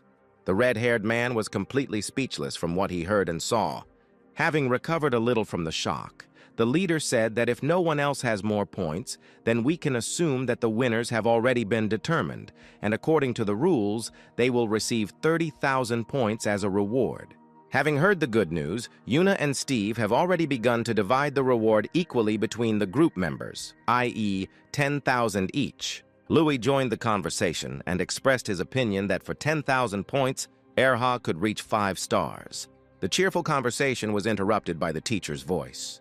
One of the girls said that their thing had been stolen, and the angry leader asked who exactly it was. Hearing this, the guys turned around sharply. Everyone present was extremely surprised. The group members became worried about her friend, since they also did not know about it. The girl reported that she was fine, but her spirit beast was a little injured. She also said that she remembers her attackers. Hearing the answer, the furious friend felt relieved and promised that as soon as they returned, she would definitely take revenge at the competition. After listening to the student, the teacher once again reminded the students that outside the university, danger comes not only from monsters, but also from other groups, and this situation will be a warning to them. Students who had previously turned a blind eye to all this were now seriously worried, because initially they thought that such situations would cross the university. Steve and Yuna began to suspect those idiots with whom they had already had an argument. Louis assumed that the university was aware of everything, since there were not many new students, and most likely they would meet again at the qualifying competitions for newcomers. Steve didn't understand what kind of competition we were talking about. Louis said that every year competitions are held among newcomers within the university. The most promising students will represent the school in the competition, and that's why he believes that they should use these points to increase the level of their spirit beasts in order to wipe everyone's noses at the qualifiers. After finishing the test, the students headed to the buses. On the way back, Steve happily told his friends that after the additional 50% was calculated, everyone got 11,500 points.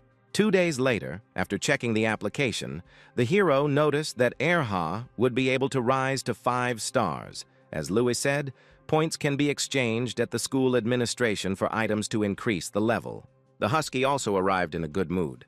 Passing by the hero, the red-haired guy looked after Steve with displeasure, not understanding how he was able to reach 4 stars so quickly if at the beginning of the month he only had 1, and hoped that the spiritual pills that he received in exchange for points would help the snowboar achieve 6 stars.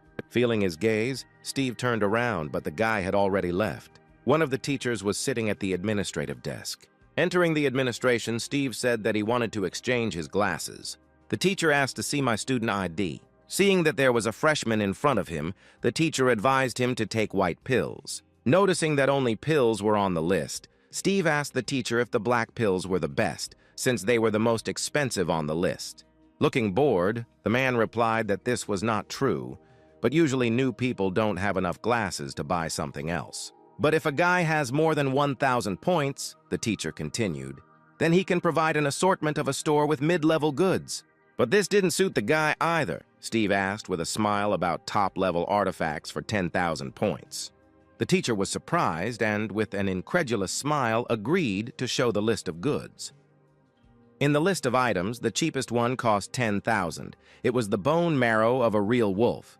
and after looking at the assortment, Steve became interested in this item. The teacher explained that this was bone fluid that was obtained from a Lord-level beast. He also added that, of course, they are great for wolves, and in addition to increasing the level, they also increase the maximum amount of spiritual energy. In the list of items, Steve became interested in another item, which was much more expensive. 200,000 points, it was the blood of a real wolf. According to the man's explanations, it is much more effective than bone fluid and can help awaken now-lost legendary abilities. After thinking a little, the teacher told the guy that winning in the qualifiers gives a lot of points. Hearing the teacher, Steve smiled and asked for real wolf bone marrow and 3 black pills. Seeing the first-year student's score, the teacher was very surprised. Noticing the disbelief on the man's face, Steve became slightly angry and repeated his order. While the guy was rejoicing at his successful purchase, the teacher looked after him in bewilderment, not understanding where the freshman got so many points. When Steve got home, the first thing he did was feed the black pills to the wolf. Erha ate the pills with pleasure. As soon as the husky swallowed the pills, Steve eagerly wondered how the dog felt and whether the rank had increased. But he didn't have to wait long. The rank and ultimate spiritual energy had increased. Next, Steve fed Erhu the bone marrow of a real wolf, with the hope that the wolf could awaken an active side ability. The process of mastering the artifact has begun. In the deep depths of his consciousness, Erha resisted the energy of the black wolf. In this state, Steve could do nothing to help his beast. He could only wait. After some time, Erha mastered the energy of the black wolf and reached 6 stars. Out of happiness, the wolf joyfully licked the contractor, and Steve, in turn, wanted to find out with anticipation whether he had received a new skill. Without waiting for an answer, the guy decided to check the wolf's app himself. Steve was very happy to see that the husky had awakened the side ability of night fighting. After reading everything about the new ability, the hero decides to improve his combat skills in the Energy Management Pavilion. Sometime later, Steve came to the arena where the fights were being held. Unexpectedly meeting Louis, he asked if he was looking for an enemy. Noticing the guy standing a little further with his spiritual beast intervened in the conversation and asked Louis if he had come to watch Bao's fight, or if he wanted to fight again. Hearing the voice, the guys turned around. Steve was surprised to see the spirit of fire, and for Louis, the meeting with an old acquaintance was not unexpected. In response to Green's challenge, Louis reminded him that his spiritual beast is a support and should not be drawn into any battles. Steve saw the guy for the first time, so Louis told him in a whisper that this was Green, also a newbie, crazy about fighting, always looking for opponents. And Green's spirit beast, Bao, is a little devil that originates from fire, so it is especially powerful against opponents with ice elements. While the guys made promises among themselves, Green once again turned to Louis, saying that he was aware that ice had fighting abilities. In response, Louis only waved it off, praising Bao and asking how many stars the little devil had. The guy proudly replied that there were 7 stars and once again offered to wave his fists. Hearing their conversation, Steve was surprised to learn that ice has combat abilities, but his friend hastened to clarify that this is a skill called ice weapons and lasts only 5 minutes. While the guys were talking, the elf and the wolf also exchanged smiles. They were glad to meet again. Seeing his friend's curiosity, Louis offered to show the skill, but only on the battlefield. The friends were interrupted by Green, who again offered to fight, but this time to Steve. Seeing the guy's obsession with fighting, Steve became convinced that Green was hooked on fighting. However, Steve had no experience in fighting one-on-one with another tamer, so he considered this a great chance to test his abilities. Green and Louis didn't expect Steve to agree so quickly. And now the rivals are standing in the arena. From the first seconds of the fight, Green underestimated Steve, seeing that he had a spiritual beast, a snow wolf. Already almost confident of victory, Green warned Bao to restrain himself and not hit the wolf too hard. Steve, in turn, told the wolf that although they were underestimated, the enemy was a beast with 7 stars, so they would have to try their best. The little devil was the first to rush into battle. Erha responded with an icy breath, but Bao stopped the wolf's attack in an instant. And what's more, he struck back. Steve hurried and gave the command to Erha to take his leave from the fire turtles. But the attack pursued the wolf. Tired of running away, Erha tried to stop the fireballs with his icy breath. But the little devil turned out to be stronger and conjured even more fiery monsters. Flame balls attacked the wolf from all sides. Erha tried to counterattack. He released his red aura again and entered a state of true awakening. In response, Bao summoned a fiery bull. The wolf fought bravely against the fire attacks. At this time, Steve observed and analyzed the actions of the wolf cub, his skills, and predicted further actions. During the fight, Erha remembered the words of his partner, as well as his last fight with the ice snake. The wolf continued to run in circles, avoiding the fire attacks. At the same time, the little devil continued to increase the number of fiery monsters more and more. Suddenly, right in front of the wolf cub, one of the fiery monsters appeared, which looked very much like a wolf. This was surprising, so Erha became curious and decided to pet his relative. But naturally, I got burned by it. Even Bao found this strange. Out of surprise, he even stopped the attacks, and at that time the stupid little wolf cub whined in pain and blew on his burnt paw with all his might in order to relieve the pain at least a little. Suddenly, the water appeared and threw Bao to the ground. Everything happened so quickly that even Green did not understand what happened. But the guy quickly came to his senses and gave the command to get up. Hearing the command, Bao stood up and used the devilish separation skill. This surprised Steve and Erhu. While the wolf was confused, the little devil took advantage and took off to attack from the air. Steve, noticing this, warned the husky that the enemy was above. And Green, in turn, praised the resourcefulness of his animal and recognized the wolf as a worthy opponent. The battle was in full swing. Not one of the animals wanted to give in. With his face burned, the wolf was about to use his trump card. Green quickly noticed that Erha wanted to use the snow avalanche. Although the guy was a little hesitant in surprise, he quickly realized that the only thing that could withstand an avalanche was a fire giant. Before Erha and Bao could attack each other, a male silhouette appeared between them out of nowhere. It turned out to be one of the teachers. He scolded the guys for using too strong skills and warned that if they want to compete, they better wait for the qualifiers. Otherwise, if they destroy the arena, they will have to compensate for the damage from their own pockets, since other students also need the arena. Steve gave his wolf a quick hug to calm him down and told the teacher they were done. Finally, the teacher warned that at the qualifiers, the guys will be able to fight with all their strength and destroy even everything around them. No one will demand compensation.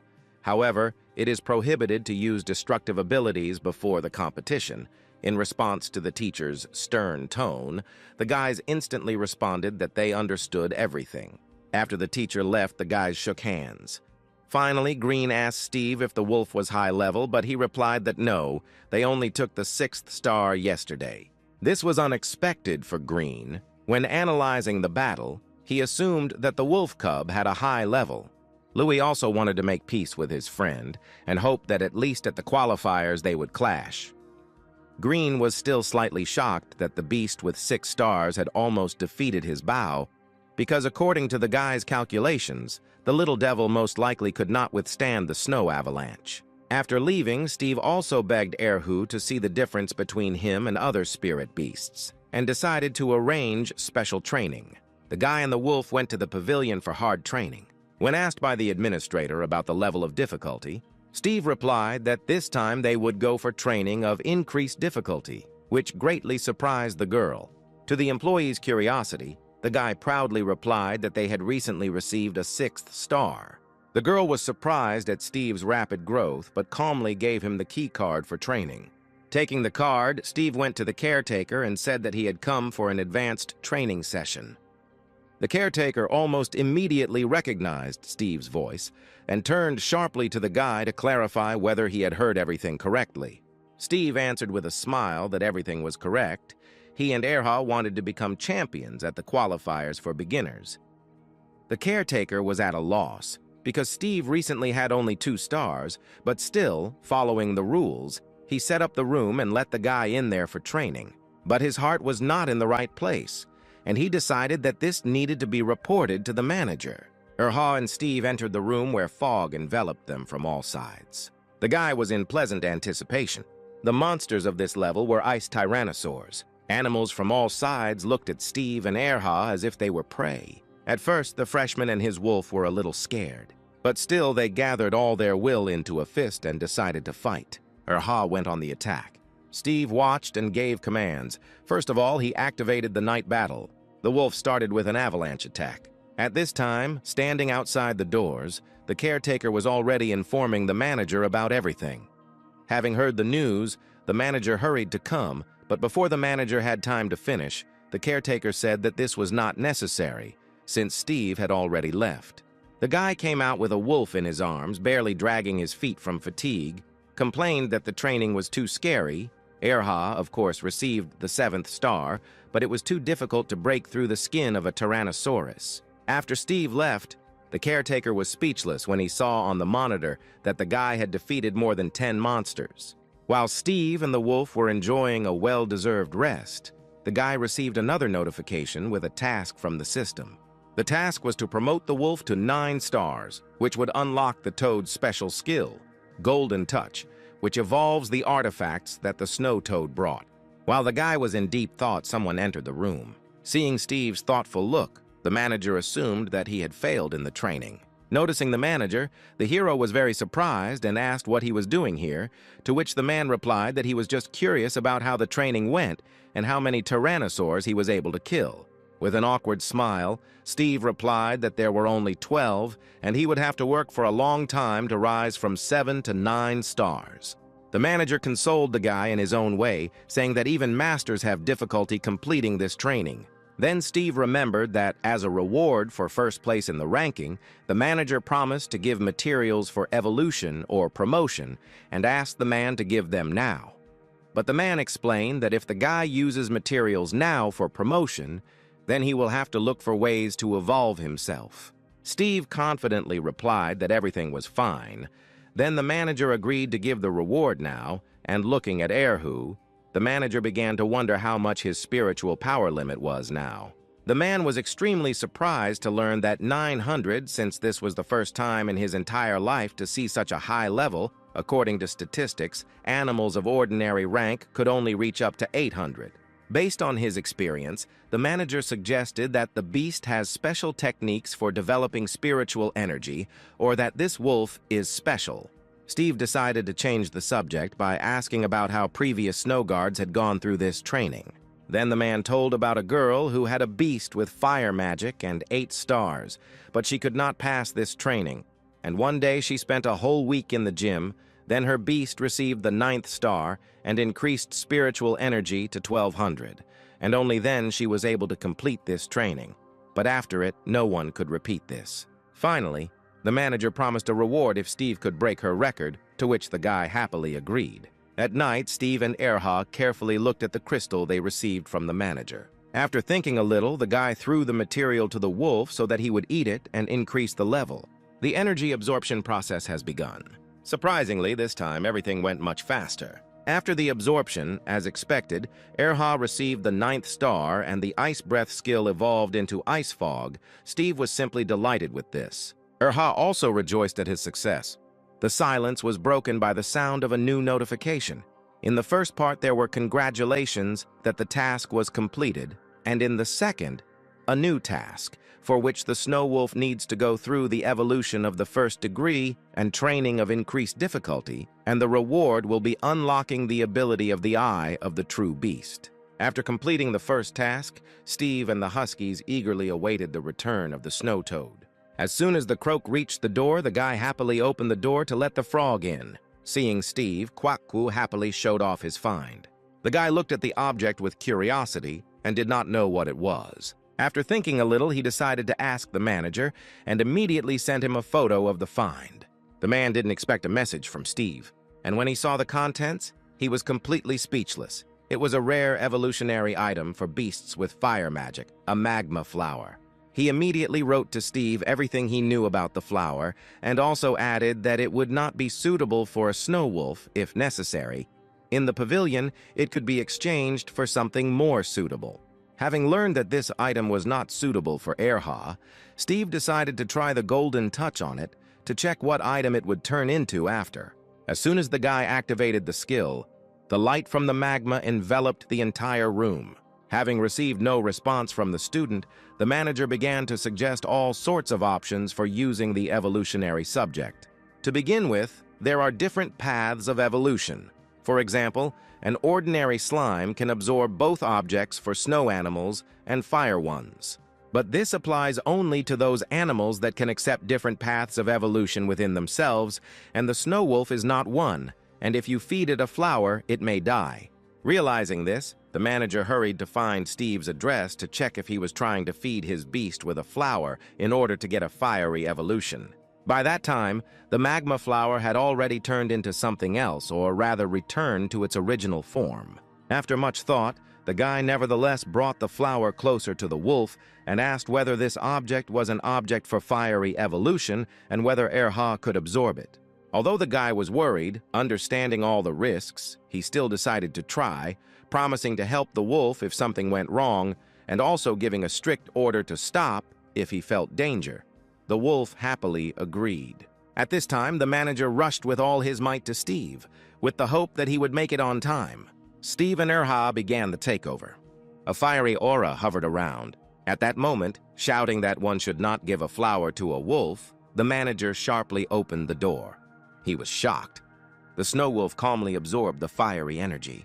The evolution was successfully completed. The spiritual energy became 1,700, and a new side ability, the Fire Whirlwind, also appeared.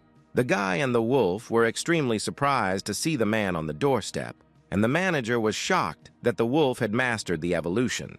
Steve and Erha quickly tried to hide the burned floor, and Kavakva managed to hide in the spiritual space.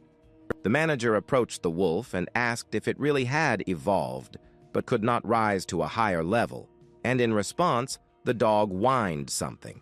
Steve quickly hugged Erhu and translated his speech for the manager, saying that the wolf was stuck on the 9th star, so he wanted to return to the training hall and deal with the tyrannosaurs. The guy's answer cheered up the old man. He replied that he would be looking forward to them. Steve and Erha were determined to win. As soon as Mr. Manager left, Steve released the Wa. The hero was pleased with himself that he managed to send the frog to the spiritual space in time, and the manager did not find out about the 2 contracts.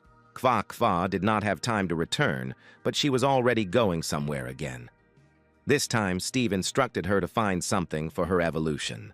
The toad agreed and headed towards the door. At parting, Steve touched Quaqua to his heart's content. A few days later, Steve and Erha returned to advanced training. This time, they were confident in their abilities. The manager and the caretaker were watching what was happening through the monitor and were already discussing a reward if the guy again took first place on the list. Tyrannosaurs attacked from all sides. Steve activated the night battle skill. The guy commanded the wolf to use ice fog to hide their presence. The monsters tried to repel the attacks. The little wolf also did not give up his position. To stabilize their bodies and protect themselves, the tyrannosaurs activated their ice armor. But this did not stop Erhu. He attacked the enemy. This time, Steve and the wolf decided to use a new skill, a fire whirlwind. The wolf directed the attack towards the opponents. In the blink of an eye, all the virtual beasts were destroyed. The caretaker was shocked and could not understand where the snow wolf had fiery abilities. In response, the manager spoke about the transitional evolution. Although the fiery whirlwinds were a great help, they also took an incredible amount of energy. One by one, all the animals were destroyed. Erha and Steve left the office with their heads held high. And of course, first of all, the hero asked if he had become first in the ranking, and of course received a positive answer. Seeing such a stunning result from the guy, the manager secretly began to hope that his dream would come true. Steve, having heard a positive answer, hastened to remind him of the reward promised to him. The manager responded by noting that at this rate, Erha would soon reach the elite rank, and his owner would become an apprentice, so it was necessary to think about what the next animal would be and with whom the contract would be concluded. Steve was immediately delighted by what he heard, hastening to assume that he would receive a rare animal as a gift, but the manager upset him because the presence of a rare animal in the hall without an owner is almost impossible, but he will definitely not be left without a valuable gift. The boy was satisfied with the situation in which, having become an apprentice, he would receive a pleasant reward. So after finishing here, he took his leave, and having already left the hall, he remembered that he had to complete the task. As a reward for the task, he was able to obtain a new ability, the Eye of True Sight, with which he could see all the information about spiritual beasts and objects. At the same time, onlookers in the main hall could observe how the rating of training with increased difficulty was updated. And seeing Steve in it, everyone was deeply surprised and even shocked to learn that their idol had been practicing so quickly and for some time without their knowledge such difficult workouts. In 9 days, the selection trials were about to begin in the arena. Yuna and Steve were preparing, simultaneously refreshing their memory of the test conditions, among which the main one was the need to defend their training ground and defeat all opponents, as a result of which it would be possible to move on to the competition in the Cloud Valley.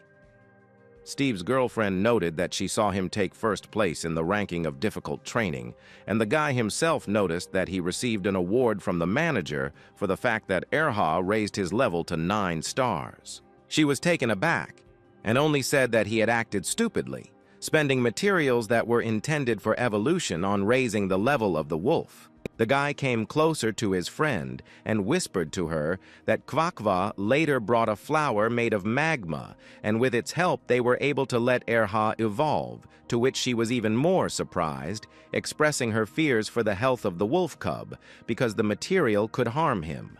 Steve hastened to reassure her, showing that everything was fine with his wolf, because the evolution was successful and, in addition, Erha had learned to throw fire. At the same moment, a voice already familiar to the guy was heard. It was Green, proudly occupying one of the platforms of the arena, arrogantly inviting others to take part in the duel. Since most people had snow beasts with them, Green's advantage with his fire imp was obvious, and no one dared to challenge him. The ardent desire to arrange a duel did not leave Green, and as soon as he saw Steve, he immediately turned to him as the most interesting and equal opponent. The guy paid attention to the ardent coach only after he mentioned him and called him to the arena, and such attention bothered him a little, but the challenge was accepted. Although Steve did not expect that his opponent would be the one with whom he had just recently almost destroyed the same arena. But this time, nothing would limit their potential. Among the other participants who were going to watch the beginning of the battle, there was a vague misunderstanding of the actions of the two who were so eager to fight. Green had a specific goal to defeat his opponent, because he and the imp prepared very hard for this fight, earning Bao a new star. And indeed, statistics confirm that since the last battle, the fiery imp had become noticeably stronger, and its supply of spiritual energy had increased. Steve almost didn't react to this, because he and Erha had prepared a different tactic, designed to end the battle quickly and clearly. The air around Erhi suddenly began to heat up. Small flames began to fly around, and a small, bright light appeared on his head. A second later, the small flame that surrounded the wolf was replaced by a huge, fiery whirlwind circling around him. This discovery greatly hurt Green and especially the imp, because they wanted to take advantage of his own element against him.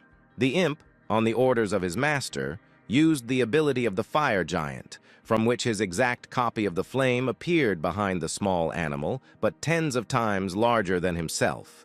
Erhi's whirlwind very quickly overtook the imp and his copy, from which it began to suck all of its flames into itself. In a matter of seconds, the fire giant Bao was consumed by the fire whirlwind, and Green could only watch helplessly as they lost. Yuna, who was watching the battle along with the rest of the participants, was shocked by the power of the fire whirlwind that the snow wolf summoned. The fiery wave from the whirlwind was so powerful that the streams of hot air reached even the spectators furthest from the arena. The flames completely consumed the imp. His small silhouette was barely visible among the raging tongues of flame. Poor Bao could not resist the heat of the whirlwind and lost consciousness right in Green's arms. From this situation, everyone in the arena was extremely shocked because it had never happened before that a snow wolf was able to defeat a fiery spiritual beast with its own element. Yuna met Steve from the arena completely dumbfounded by the power that his wolf's whirlwind possessed. As soon as they stepped off the arena platform, they immediately heard the sounds of a battle taking place on another platform. Their classmate took part in the battle, whose squad was robbed during the first test in the fields. Her beast looked clearly tired from the battle, and she herself was very angry with her opponent. According to her, the opponent was one of those who robbed them, and his beast was a huge snow leopard, which did not look tired at all. The leopard's owner explained with an arrogant smile that the snow plain was a wild territory where the rules of the university did not apply, but rather the laws of the wild. He directly stated that it was their own fault if they could not protect their glasses, and they were lucky that they ran into them, and not fanatics or dangerous animals. The girl was very annoyed by this guy's statements, and in response to them, she only noticed that he was not much different from the fanatics he mentioned. Her words offended the guy, from which he bared his teeth and only muttered that her little animal would do well to be at least half as strong as the audacity of its owner. On command, the leopard attacked the exhausted animal, causing it to fly away from the force of the blow like a small, soft toy. The poor animal was not even able to get up, and the leopard was already raising its paw for its final attack. While the girl tried to recall her pet to the spiritual space, her opponent's gaze showed manic madness. He gave the command to the leopard to prevent the animal from escaping and finish it off.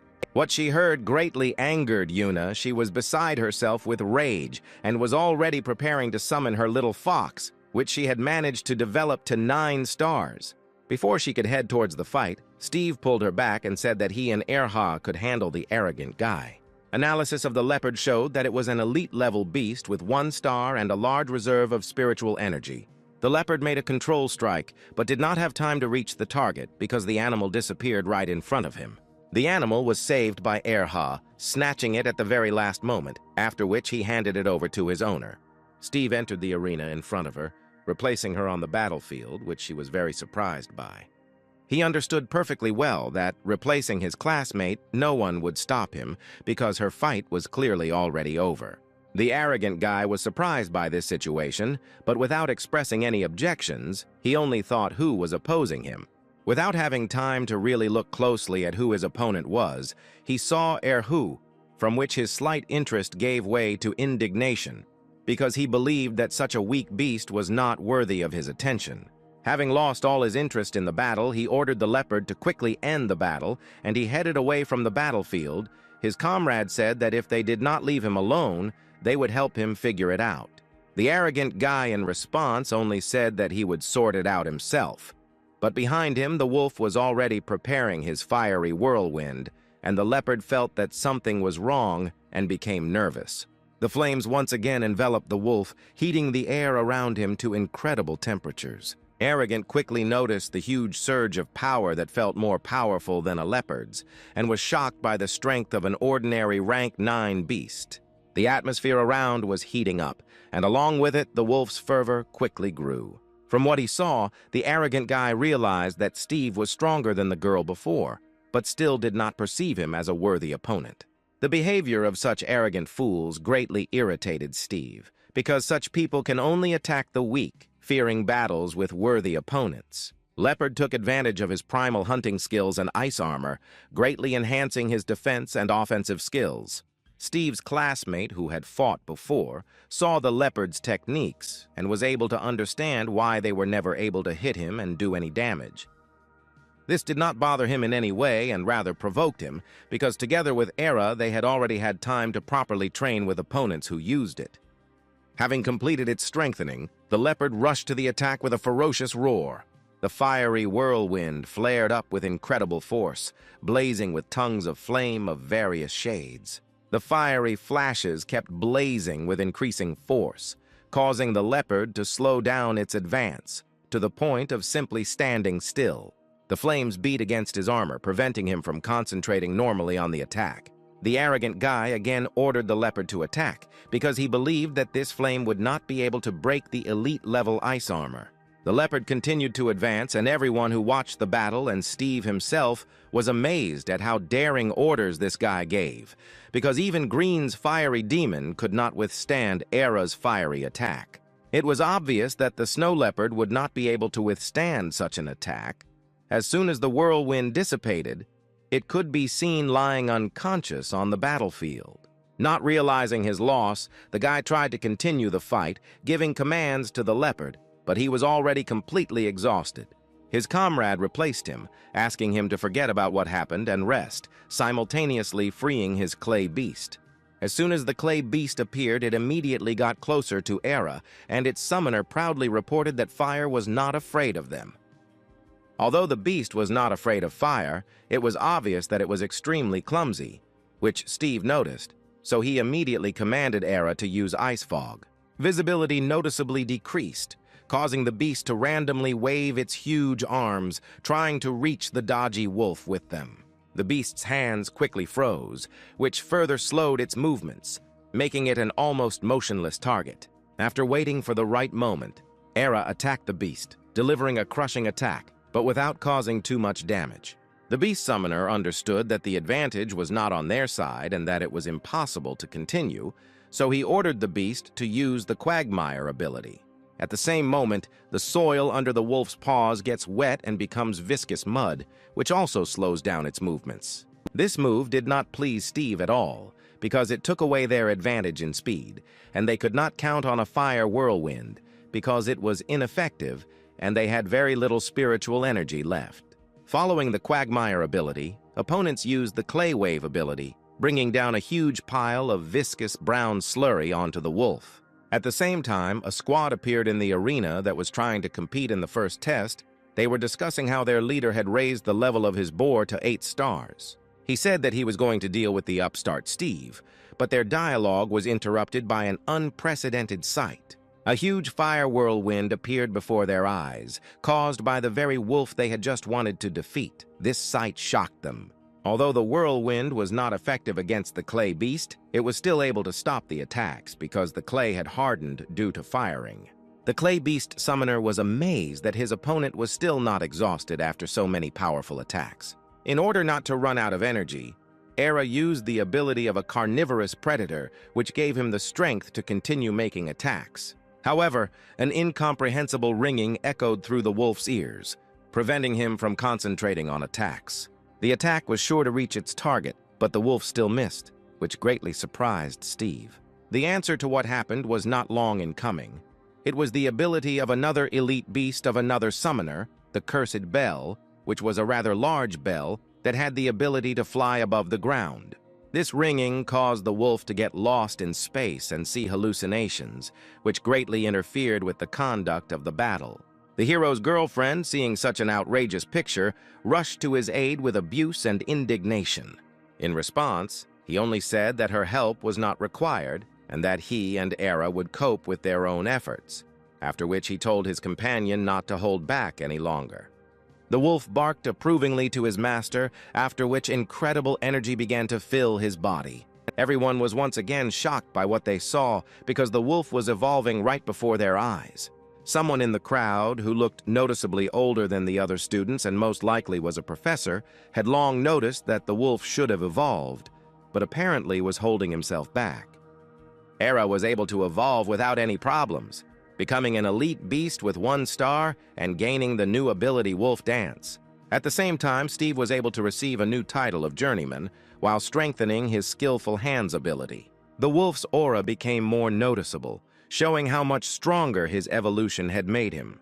The clay beast and the bell perfectly sensed these changes in the wolf, which is why in their eyes he became noticeably more terrible. The owner of the bell interrupted the hesitation, because he realized that they needed to act quickly before the wolf awakened elite abilities, so he ordered his beast to urgently bewitch him. The hero knew that Era had already awakened his abilities and all their actions were useless, so he ordered the wolf to use intimidation. The wolf obeyed and released a huge stream of psychic energy, which instilled even more fear in the other animals. The elite intimidation worked so effectively that the poor bell immediately lost consciousness and fell to the floor with a ringing sound. Following the intimidation, the wolf used an avalanche, bringing it down on his rivals. An avalanche crashed down on his opponents with a terrifying roar, covering the entire arena with a white shroud through which nothing could be seen. The newly arrived party continued to discuss in shock the terrifying power of the wolf. Their head was fascinated by this power, and he did not understand how it was possible to develop so much, only assuming that the killing of animals had such an influence. As soon as the haze cleared, Steve's rivals appeared, who were almost not affected by the avalanche. but even so, the sensations were completely unpleasant. Green was also shocked by what he saw. If his demon had been covered by such an avalanche, then even his defensive abilities would not have the desired effect, while Yuna was quite cackling at the fact that the hooligans got what they deserved.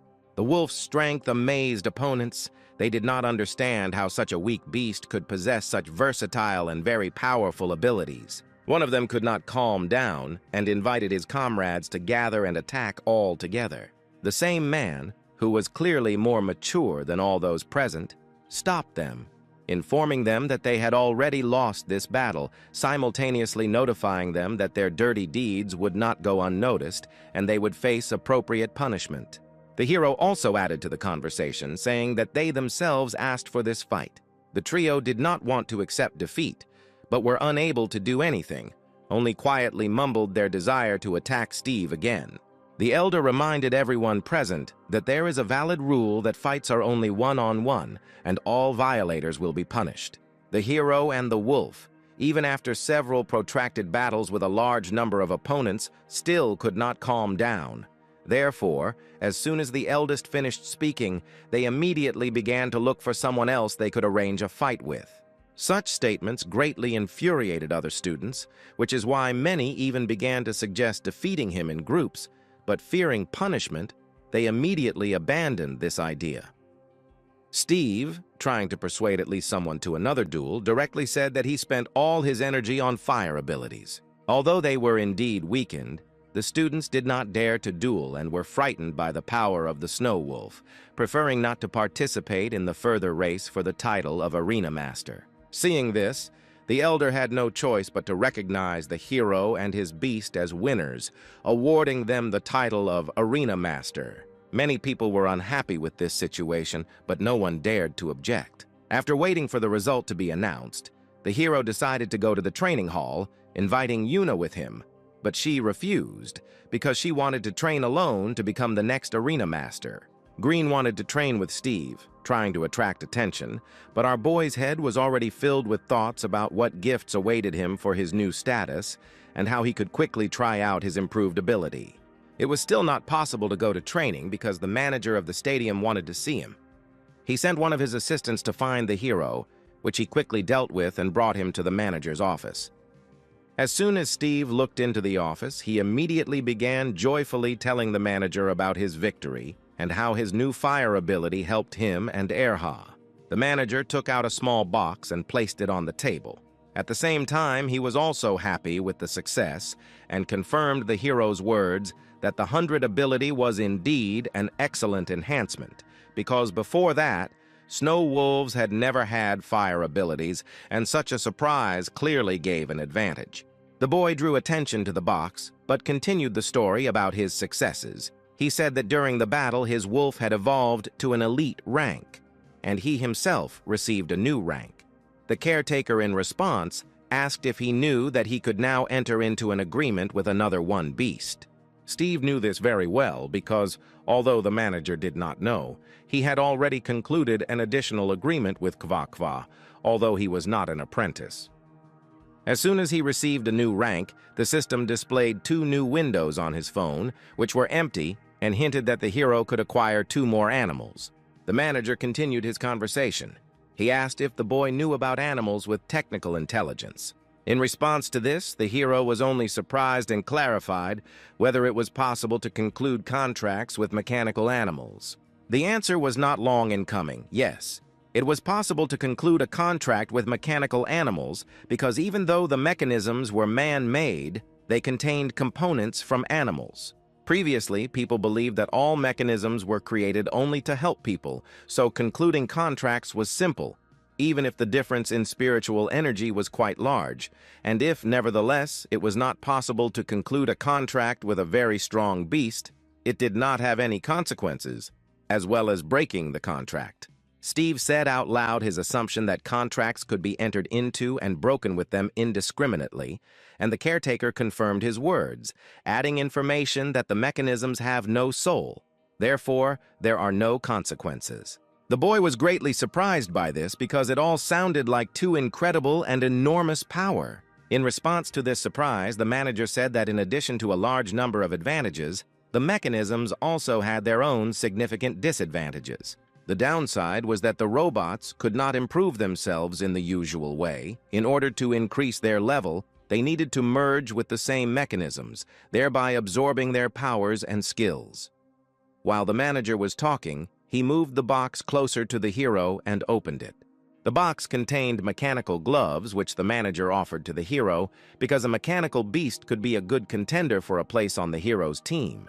The manager smiled and said that the gloves were now completely at Steve's disposal, and when he found a more suitable beast, he could terminate the contract with this mechanical glove. The boy tried on the glove and felt that the sensations from it were really similar to those in contact with ordinary animals. But in this case, there was no resistance, and it seemed as if the glove was ready to associate itself with the hero at any moment. Analysis showed that the gloves were an elite-level monster with 7 stars, which was the maximum value for them. And with an incredible reserve of spiritual energy, the caretaker still insisted that the hero enter into a contract with them. Steve tried to tie himself to the glove, and, indeed, it did not offer the slightest resistance. The agreement was concluded in the blink of an eye. The glove pliably united itself with the boy, making it possible to use its only skill. The only skill of the glove was the protective field A, which the hero immediately activated, after which he ordered Erha to use penetrating claws against him. The wolf was surprised by this order and began to shake his head negatively, afraid of harming his master. But he calmed him down, because thanks to the protective field, he should not have received any damage. He obeyed and nevertheless attacked the protective field. As his owner told the wolf, he did not receive the slightest damage, but the caretaker was a little surprised because he did not want abilities to be used in his office. Steve was impressed by the strength of the glove. Although the long recovery was a serious disadvantage, the pros clearly outweighed it. At the same moment, a thought occurred to him.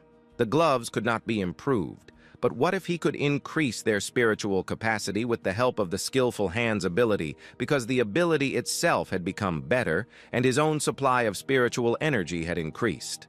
He used the ability and the energy reserve of the glove increased.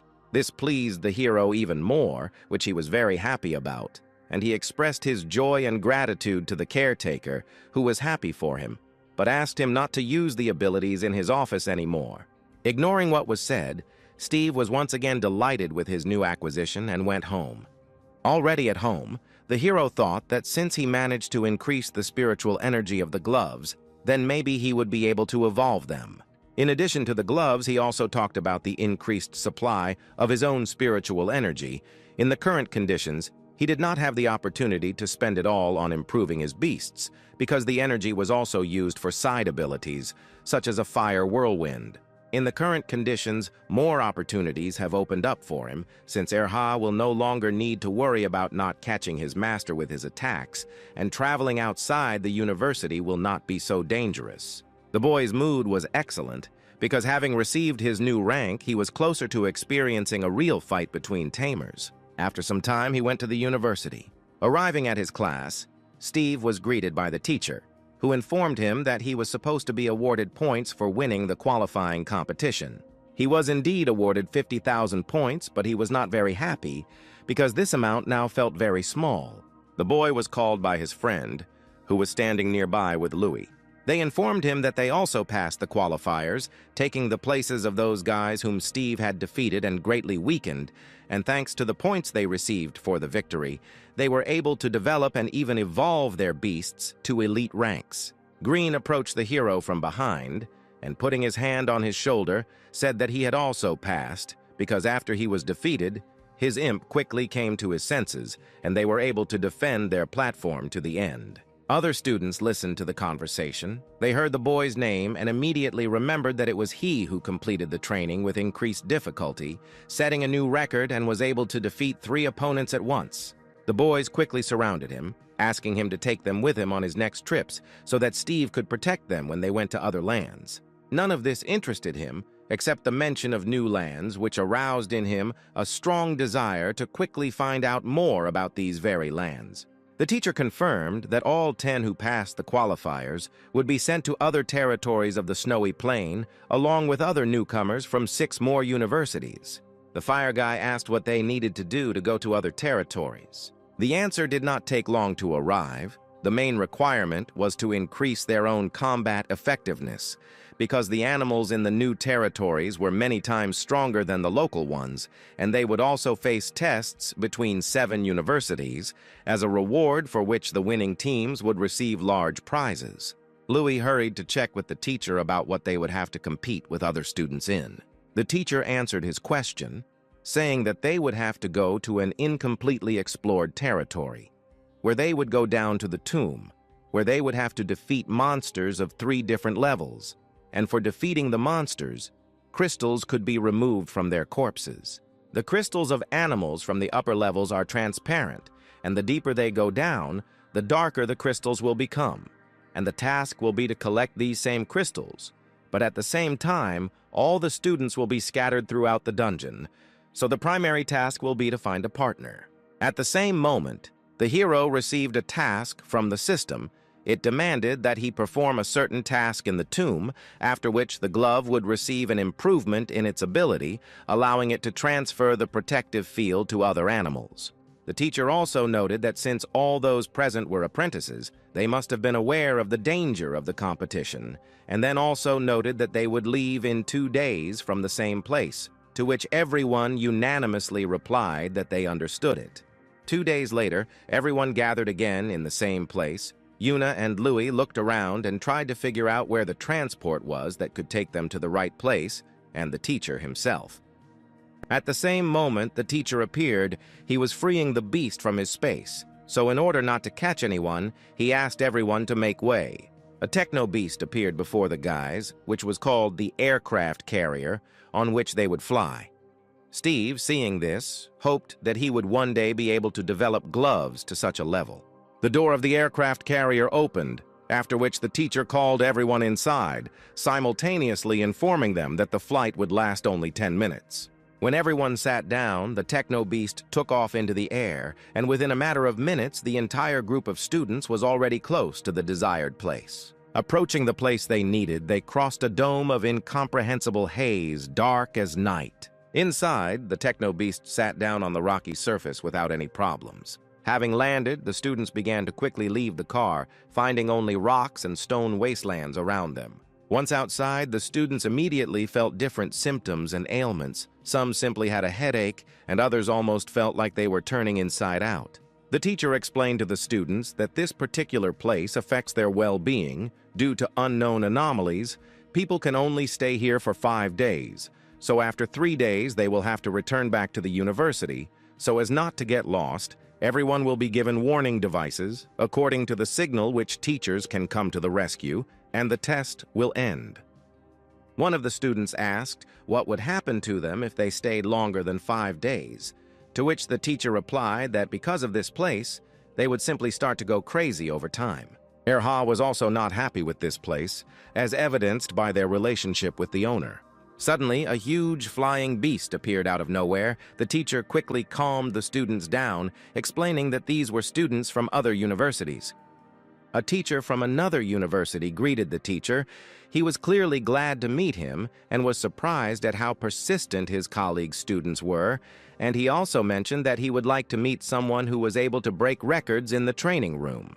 The students of this teacher, in turn, felt noticeably worse than their comrades from Steve's university, which the teacher himself noticed. Of the entire squad, only one blonde girl looked intrigued and also expressed her desire to meet the hero.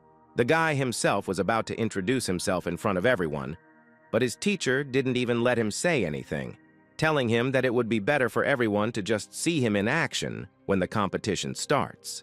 But the hero himself was not one of those who were discouraged for a long time, so he simply agreed with the teacher because they really were in a dangerous place and he should have focused on this test.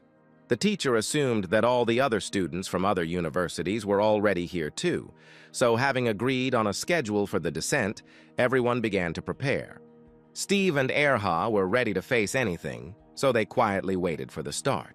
Suddenly, a blue light began to envelop all the students, including the hero himself. In the blink of an eye, just the two of them found themselves in a dark cave. There was only a quiet hum around, and in some places, small drops of water could be heard falling. Loneliness was not their companion for long, because after a couple of seconds, another student noticed them. He recognized the hero, so he quickly approached and extended his hand, saying that his name was Ben. The hero shook his hand and also introduced himself. The new comrade's beast was a small will-o'-the-wisp, a small one-star elite rank ghost. The light's ability came in handy. It illuminated the cave with its blue, ghostly light. But even with this light, it was not bright enough to illuminate the monsters hiding in the darkness. The aura of animals was felt everywhere, which Ben informed the hero about and asked the hero to be careful. In the blink of an eye, dozens of red, angry eyes sparkled in front of them in the darkness. The light illuminated the dark place, and a swarm of spiders of darkness appeared before the guys, and these spiders were clearly not in a friendly mood. In the blink of an eye, the spiders were engulfed in flames, causing them to immediately run away. The hero's wolf attack successfully dispersed the monsters, and he himself hastened to calm his comrade, because dark places were ideal with their night battle ability. After many killed spiders, the hero and his comrade were collecting prey. Ben was amazed at their strength and was convinced with his own eyes that the records set by the hero were true. As the teacher told them, they found crystal balls on the carcasses of dead spiders, but being carried away by collecting prey, they did not notice how they were snuck up on them. One of the spiders crept up behind them and spat a web in their direction, trying to immobilize its potential prey. Ogonyok and his owner noticed the spider only after it attacked. It was close, but he managed to dodge, and at that moment, Erha slashed the surviving spider with his claws, tearing it in half. Steve asked his comrade to be more careful, because they were in very dangerous lands, to which he thanked him. The hero said that it was too early for thanks because they still had not gotten out of the cave and cleared the area of spiders. As soon as the spiders were mentioned, another swarm ran out towards the guys. Ben asked that he be given the opportunity to show himself against these spiders. They continued to methodically clear the area of spiders, not giving them the slightest chance of victory. Having cleared the next swarm, the hero told his comrade that they should hurry up if they want to get down to the next level before others, with which Ben agreed. The boy and his Sparkle clung to this opportunity to train and improve themselves, so they absorbed all of Steve's words like a sponge. The further they walked, the more forks in their path they encountered, which could mean that they were already approaching the next floor. Ben suggested that if they found more comrades, then the second-level monsters, even with their newly acquired journeyman ranks, would not be too much of a problem, unless, of course, they went to the third floor, where the monsters would no longer be strong enough for them. The hero interrupted him because he heard strange voices from the tunnel ahead, and they definitely weren't spiders. Something in front heard them and quieted down. The hero and his comrade were in combat readiness and were preparing to meet the attack of monsters at any moment. Instead of monsters, a stream of flame burst out of the darkness and rushed straight towards the light and Erhu. As soon as the flames dissipated, Green and Louie, already familiar to him, appeared before the hero instead of monsters. Steve was surprised that the Fire Imp trainer would attack so covertly, to which he received a very angry reaction from Green. Louie explained to the hero that it was his request to Green to be more careful, and if not for this, they would have been on the second floor long ago. They all continued their further journey together. Ben felt uncomfortable and did not really want to go deeper. There were more and more forks, so Green ordered Bao to split up in order to quickly reconnoiter the situation and find where the animals were hiding. Ben supported this decision, and since his light had the same ability, he did the same. This ability looked very useful, and the hero really wanted Erha to learn new fire abilities. A couple of minutes later, Bao returned to the group. Anxiety was visible on his face, something clearly frightened him. Before his owner could even understand anything, Steve had already voiced that the imp was afraid of a large crowd of shadow cats. Green did not like the fact that someone was translating Bao's speech faster than him. The imp didn't lie. 2 other students were running towards them, followed by a pack of aggressive cats. The duo saw the hero's squad and, unable to come up with anything better, decided to send this pack at them in order to distract them. They quickly realized what these scoundrels wanted to do, so they themselves rushed to run away. But the cats were faster and would soon catch up with them. Green was very angry with the students while they were running. He tried to find out from them what university they were from, but they refused to tell because they were afraid that they would be retaliated against later. The hero snapped at the students because it was because of them that they got into trouble, so first of all, they needed to get out. To their common regret, there was a dead end ahead and further escape was useless. With no other choice, Steve and Erha volunteered to fight the cats. A crowd of ferocious beasts rushed towards them in a huge dark wave, leaving behind a huge cloud of dust. Louis quickly realized what the hero was going to do, so he asked Green to help him with his fire giant ability when he himself used Ice Awakening to hold off the crowd. Steve, confirming Louis's words, also asked to buy him some time so that he could attack. The students were surprised by this situation and shouted out that the hero squad was completely crazy if they wanted to fight such a crowd, to which they only received angry cries from Green that it was they who set these animals on. Snow Elf Louis activated his Ice Awakening ability, after which he transformed, becoming noticeably larger, and his appearance became more menacing because he was now armed with 2 swords. Bao also transformed, becoming much larger after using his Fire Giant ability. The elf attacked all the wild animals that he came across, but even having strengthened himself, it was difficult for him to cope, because there were too many opponents. The time gained was enough. Erha prepared an avalanche, so the hero called out to his friends and asked them to move away. Otherwise, they too could be hit. A huge snow stream rolled through the cave, sweeping away everything in its path, including all the cats that got in the way. The guys who attracted the attention of these cats were stunned by Steve's strength and couldn't believe their eyes. Many cats fell in the blink of an eye, and the wolf was able to grow to the level of 3 stars for defeating them. Ben was very surprised because just recently under him, Erha received a 2nd star. As soon as the consequences of the attack had subsided, a distant, angry meow was heard from the darkness of the cave.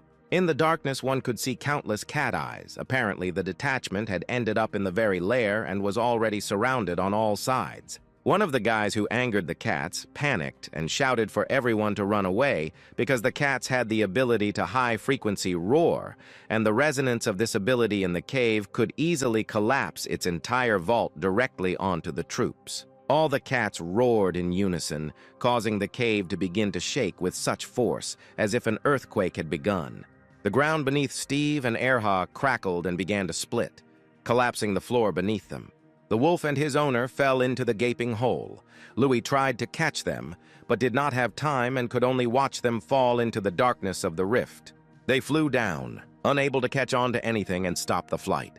Having reached the very bottom, they both fell into a small pond, splashing water in all directions. The fall was painful, but not fatal, because they were lucky, and the pond was deep enough to soften the fall, and the hero himself, after increasing his level, began to receive noticeably less damage. Except that they were completely wet, both the boy and the wolf were safe and healthy. The top of the cave was not visible, but fortunately for the hero, the phone worked down here. Judging by the surroundings, they ended up on a floor with high-level monsters because devil buds grew around them, and they were the signs of the lowest floors. The only passage looked unnatural because most likely it was made by people, and since there were no other paths, the hero went there. The corridor was very dark. Steve could barely see anything further than his outstretched arm. When his eyes finally got used to the darkness, he was able to see a huge silhouette, which greatly frightened them, from which they immediately rushed to run away. Having run a little, he needed to catch his breath since he was not so much tired from running as scared. Having caught their breath, they looked back to understand what exactly frightened them, and in the caves they saw animals, namely giant devilish lilies that simply stood motionless.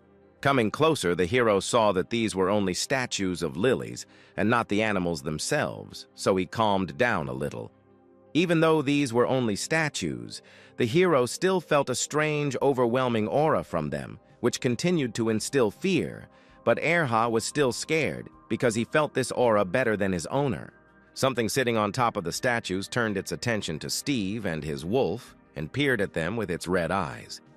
At the same time, the guys above were preparing to search for their fallen comrade, asking the Wisp and the Imp to use fire separation again to make it easier for them to search. One of the guys who lured dangerous cats looked into the rift and found that even the bottom was not visible below, assumed that the worst had happened to the hero. The guy's words infuriated Green extremely, so he walked up to him, grabbed him by the t-shirt, and demanded that he keep his mouth shut. Otherwise, he would fly down, either from his own stupidity or from his fearlessness. The guy continued to talk and said that below there was a den of devilish buds, and if Steve was smart enough, he would hide somewhere and wait for help, to which the ardent Green only replied that he couldn't. His comrade should not be underestimated. The descent of the light and the imp did not bring any results, since something below immediately destroyed the copies of the guy's animals.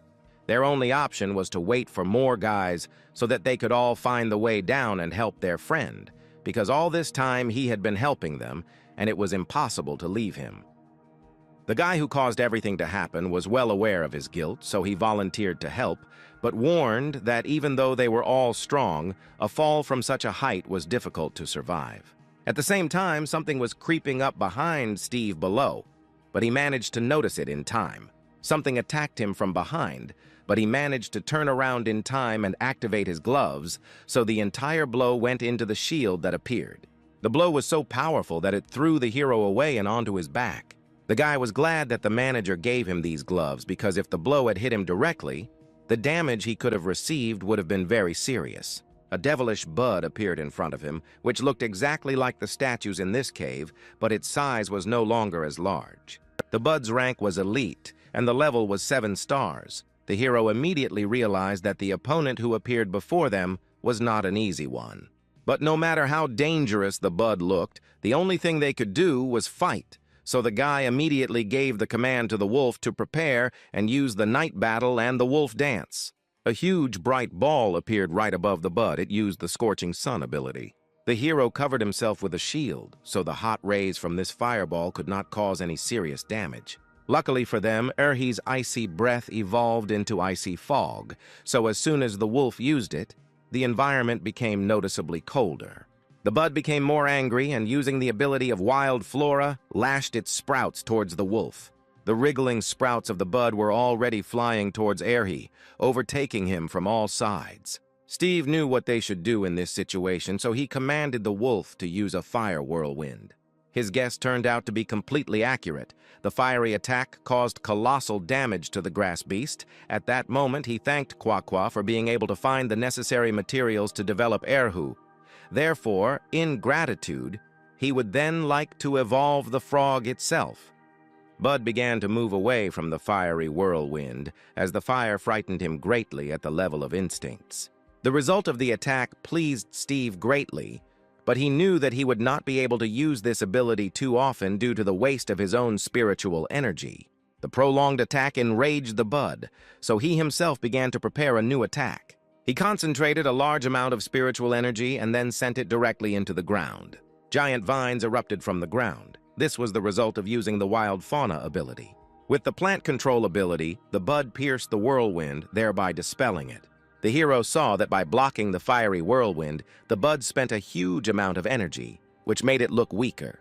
To avoid the attack, the Bud only had to dodge, so the guy assumed that this beast was protecting something or someone from the whirlwind. Behind the Bud, there was another statue, so the hero assumed that it was them he was protecting. To confirm his theory, he instructed Erha to dodge the vines and attack the statue behind the Bud. The wolf deftly dodged all the attacks, after which, using piercing claws, he rushed at the statue. The guess turned out to be correct. The Bud exposed itself to the attack in order to prevent it from hitting the statue.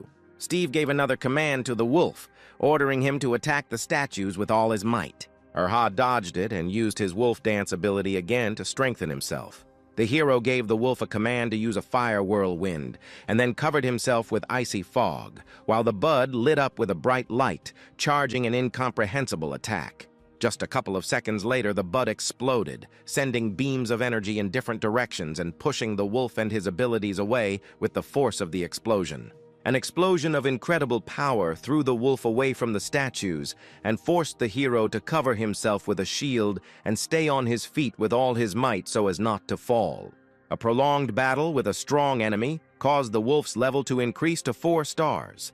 as a result of which the ability of piercing claws developed into the wolf soul, allowing the use of shadow claws against opponents. The hero was very surprised by what happened. He did not expect that in order to protect the statues, the bud would decide to blow itself up. The burnt bud fell dead in front of Steve, confirming his guess that the beast had blown itself up. From the corpse of the beast, the hero was able to obtain those very dark crystals that the teacher told them about. Steve was still wondering why the bud was so zealous in protecting these statues and what the statues themselves were. He suggested that if all the buds really protected the statues, then by finding the statues themselves, he would easily find them too, which would save him a lot of time and effort. The hero's task was still the need to solve the mystery of the devilish buds, and the statues became the first clue, but it was still unclear what kind of statues they were and why they were so important for the buds. At the same moment, another bud appeared and rushed to attack them. The guy and the wolf were not at a loss and already knew how to fight such animals, so they were ready to meet him in battle. At the same time, on the floor above, there was another battle of children against aggressive cats. Green and Bao fought with an enemy who was poorly affected by the fiery abilities of the imp. Unfortunately, Louis could not help his comrades with the boost, since it only affected snow-type beasts, so he was worried that they would take too long to fight their way to help their comrade. The guy who followed the guys was nervous because they had gone too deep and would soon not be able to get out of these places on their own. And about Steve, he assumed that he had already clearly interrupted his test.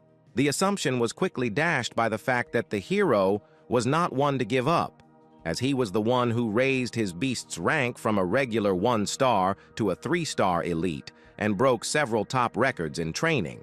The guy continued and did not believe that at least someone would survive on the lower floor, because they were all at most 1-star elites, while below there were 7-star elite beasts. Ben hastened to remind this pessimist that it was Steve who was able to raise the star level on the outer floor to the 2nd, killing hundreds of spiders, and later, in a battle with cats, received a 3rd star. He continued to play his record about high-ranking beasts, while Louis thought about their current situation, realizing that they would not be able to get further and they should find another way. At the same time, Steve covered himself with a shield from the fiery whirlwind of the wolf, who was fighting with another bud.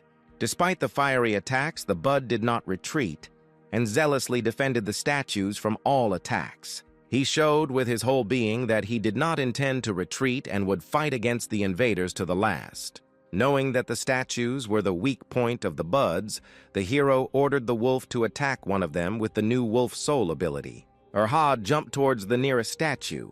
Behind him were giant dark claws that looked very menacing. The claws accidentally touched a rock nearby, shattering it into pieces. Bud, seeing the attack on the statue, rushed to intercept, exposing his grassy body to the wolf's claws. He didn't have time because the ox rushed past, almost catching a living plant. The blow hit the statue, causing it to be severely cracked, and the bud was terribly shocked by what happened. At that same moment, the beast flew into a rage and screamed deafeningly loudly with such force that it could easily block the ears even at a great distance. Steve realized that the bud was about to explode, so he ordered the wolf to urgently move away from the plant, and he used his glove to cover himself with a shield. The bud instantly began to charge a huge amount of energy above itself, forming another fiery sphere, from which rays scattered in different directions. The second bud, like the first, undermined itself with its own ability, throwing Steve and Erha away. The shock wave from the explosion reached the detachment searching for the hero and his beast. Green noticed that the explosion was coming from underground, but for some reason he raised his head and looked up, which Ben noticed and noticed the strangeness of this act. The cowardly skeptic again began to express doubts about the need for further searches, since the explosions below were greatly annoying him. Green was very annoyed by his whining, but he answered him that he needed to look for their comrade further, because Steve was not afraid of any explosions, and now this guy would be the first to go. The hero and his wolf came to their senses after the explosion. It was clear that it was better not to damage the statues because of this, the buds instantly undermined themselves. The guy patted the wolf on the head, asking if he was feeling well, to which he received an approving bark from Erhi. The explosion gave them trouble. Steve hoped that it would not attract more animals, but they found another cloudy crystal, and they also realized that for now, they could only fight these monsters one-on-one. Noticing this, to their misfortune, a group of buds immediately appeared, which foreshadowed many problems. All the buds rushed to attack at the same time, but the guy still managed to dodge and run away from them.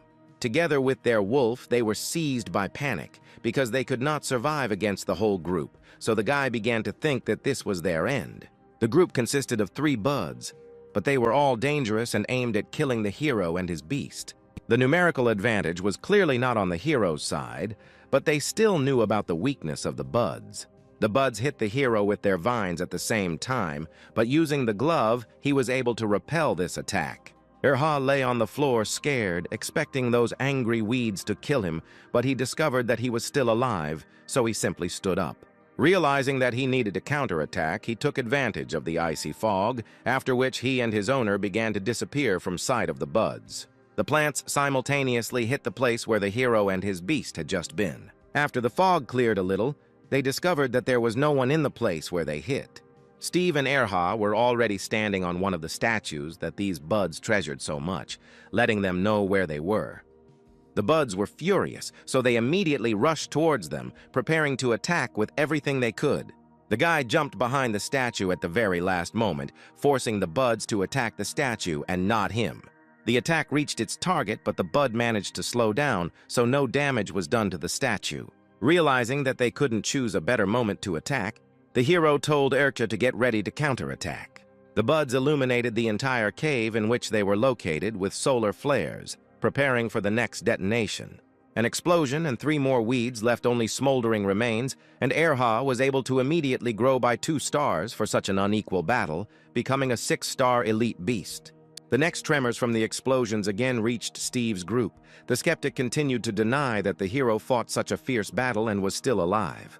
However, the entire detachment did not know what to answer him, since they themselves did not understand what exactly was happening under their feet. Multiple more explosions shook the entire tomb and illuminated the vaults of the caves in which Steve was located. The roar of these detonations did not go unnoticed. A 1-star Lord rank beast, the leader of the Devil Buds, awakened in the caves. After many repetitions of his strategy, the guy and his wolf once again fell off their feet from the shaking. Having made sure that they were intact, they began to rise to their feet. The force of the explosions was incredible. Because of them, more and more buds were running towards them. If not for Erha's protective glove and abilities, they would not have been able to hold out for so long. In these battles, they both took a lot of risks, because if something went wrong, they would simply blow themselves up. But all the risks were worth it, because the wolf's characteristics grew by leaps and bounds. The hero and his wolf rejoiced at their success, once again thanked the system for the abilities they had, and after a quick inspection of the environment, they assumed that there were no more monsters left in this area. This was confirmed by the fact that the shaking around had stopped, and there was silence all around, so they could calmly collect trophies. The number of crystals was so large that they no longer even fit in his bag, which made Steve think that he should have grabbed more bags. At the same time, the guys above did not understand what was happening below because the earthquakes were incredibly strong, which is why even Lewis's optimism was replaced by doubts. Once again, the main pessimist of their squad expressed his opinion that no one could have survived such explosions and further searches would not bring any results, for which he was grabbed by the collar by Green, who was already very tired of this guy's whining. The pessimist was saved from Green's anger only by the fact that Ben was able to find a descent to the floor below, which he informed his comrades about. Considering that there were fewer and fewer cats around, this was most likely a lower descent, so the guys, being in full combat readiness, continued on their way. Having descended, they found those same giant statues, against the background of which they seemed very tiny. A sound came from behind one of the statues. Someone was clearly approaching them. Louis and his snow elf were the first to react, and were already preparing to attack what was about to jump out at them. Everyone was in full combat readiness. The sound was getting louder and louder, but instead of a roar or some other noise suitable for animals, they heard only heavy sighs. Steve and Erha appeared from behind the statue, rejoicing at their catch, which they were able to earn. Seeing them, the guys exhaled and calmed down because they no longer had to fight any high-ranking monsters. The first thing that caught the skeptic's eye was a huge bag overflowing with black crystals. To make sure that these were really dark crystals, the guys compared them with those that were extracted from spiders on the external level, and indeed, these crystals were noticeably darker than spider crystals. The hero had a whole bag of such crystals, so the guys bombarded him with questions about how he managed to find them and get such a large number. The guy openly said that getting the crystals was not that difficult, so even a low-level journeyman tamer could do it. Another bud appeared in the cave, but unlike the others, it was noticeably larger. Noticing the hero with his squad, he rushed towards them, filled only with the desire to kill them all. As he approached, he attacked all the guys with a huge number of vines, which, like rain, fell on them from above. It was only by miracle that none of the guys were hit, and without thinking, they rushed in all directions so that the monster could not kill them all at the same time. The animals immediately began to fight off the vines surrounding them, and the hero noticed that this bud was very different from those he had encountered. One thing was obvious. This beast was the most important in this tomb and therefore very strong. A quick analysis showed the hero that it was a lord-level beast, so he shouted for everyone to run away because he was too dangerous for all of them. Earthquakes throughout the dungeon resumed with renewed vigor, and one of the teachers received a notification from a pessimistic guy asking for help. The notification indicated that the signal came from the internal tomb, so the teachers began to urgently gather to help. Steve's teacher also went to help, and he really hoped that it wasn't his students who were in trouble. The battle in the tomb continued. A fiery whirlwind burned out the vines of the giant bud, but it continued to attack non-stop. The hero informed everyone else that they needed to hold out and get closer to the statues as soon as possible. By order of his master, Erha strengthened himself twice with the wolf dance and rushed to attack the statues. A large number of bud vines switched to protecting the statues instead of attacking. All the other guys in the squad noticed this, and realizing what they needed to do, they also focused their attacks on the statues. A flurry of attacks fell on the statues. The bud did not have time to protect them all, so it was furious. Steve was glad that there were many of them, because altogether, due to their majority, they could repel even a beast of lord rank. Having sent all the vines to protect the statues, the bud opened itself. So Erha was preparing an avalanche attack to inflict colossal damage on it. Bud understood that he was in a hopeless situation, so he began to accumulate energy in order to create an explosion of incredible force. It was not possible to protect against such an explosion with a protective glove, so the guys rushed away from the living bomb.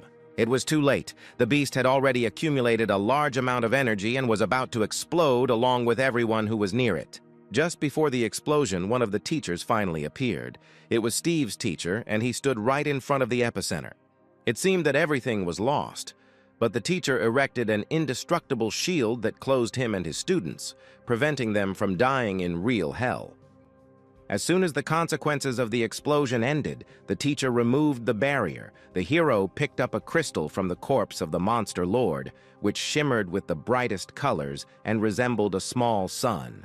The teacher noticed that the guys were great if they were able to provoke a lord-level beast to self-detonate, to which Green immediately noted that it was Steve who found a way to deal with the buds.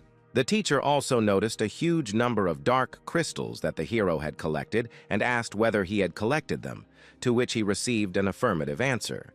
The teacher was more than happy with this situation, because the victory of his university was only in his favor, but they could not rejoice for long because the cave began to collapse, so they hastily began to leave it. Somewhere in the dungeon, a shockwave and shaking reached Yuna, who continued to explore the surroundings. The entire dungeon was collapsing, so the teachers ordered that all students be taken out of it. In the depths of the tomb, something even more terrible than the Beast Lord was awakening, which the hero and his friends defeated.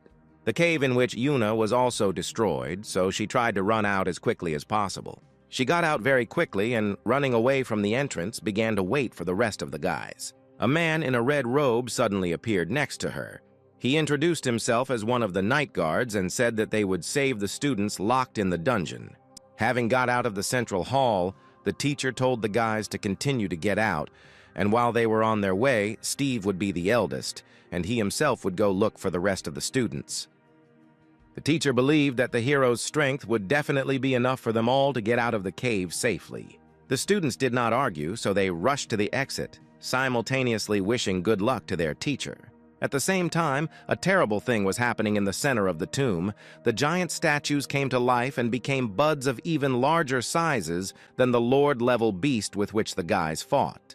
The animals were furious, and their only desire was to destroy all the invaders who set their sights on this tomb.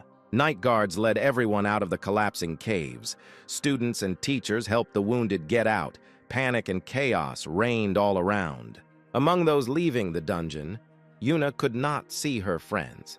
She was tormented by disturbing thoughts, and not understanding what was going on in the caves only aggravated her anxiety. In addition to people, monsters were also fleeing from the caves. The snow elf Louie reported that she felt a terrible aura from underground.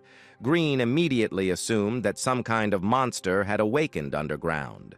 Hearing this, Steve immediately realized that most likely those giant statues that they saw below had awakened.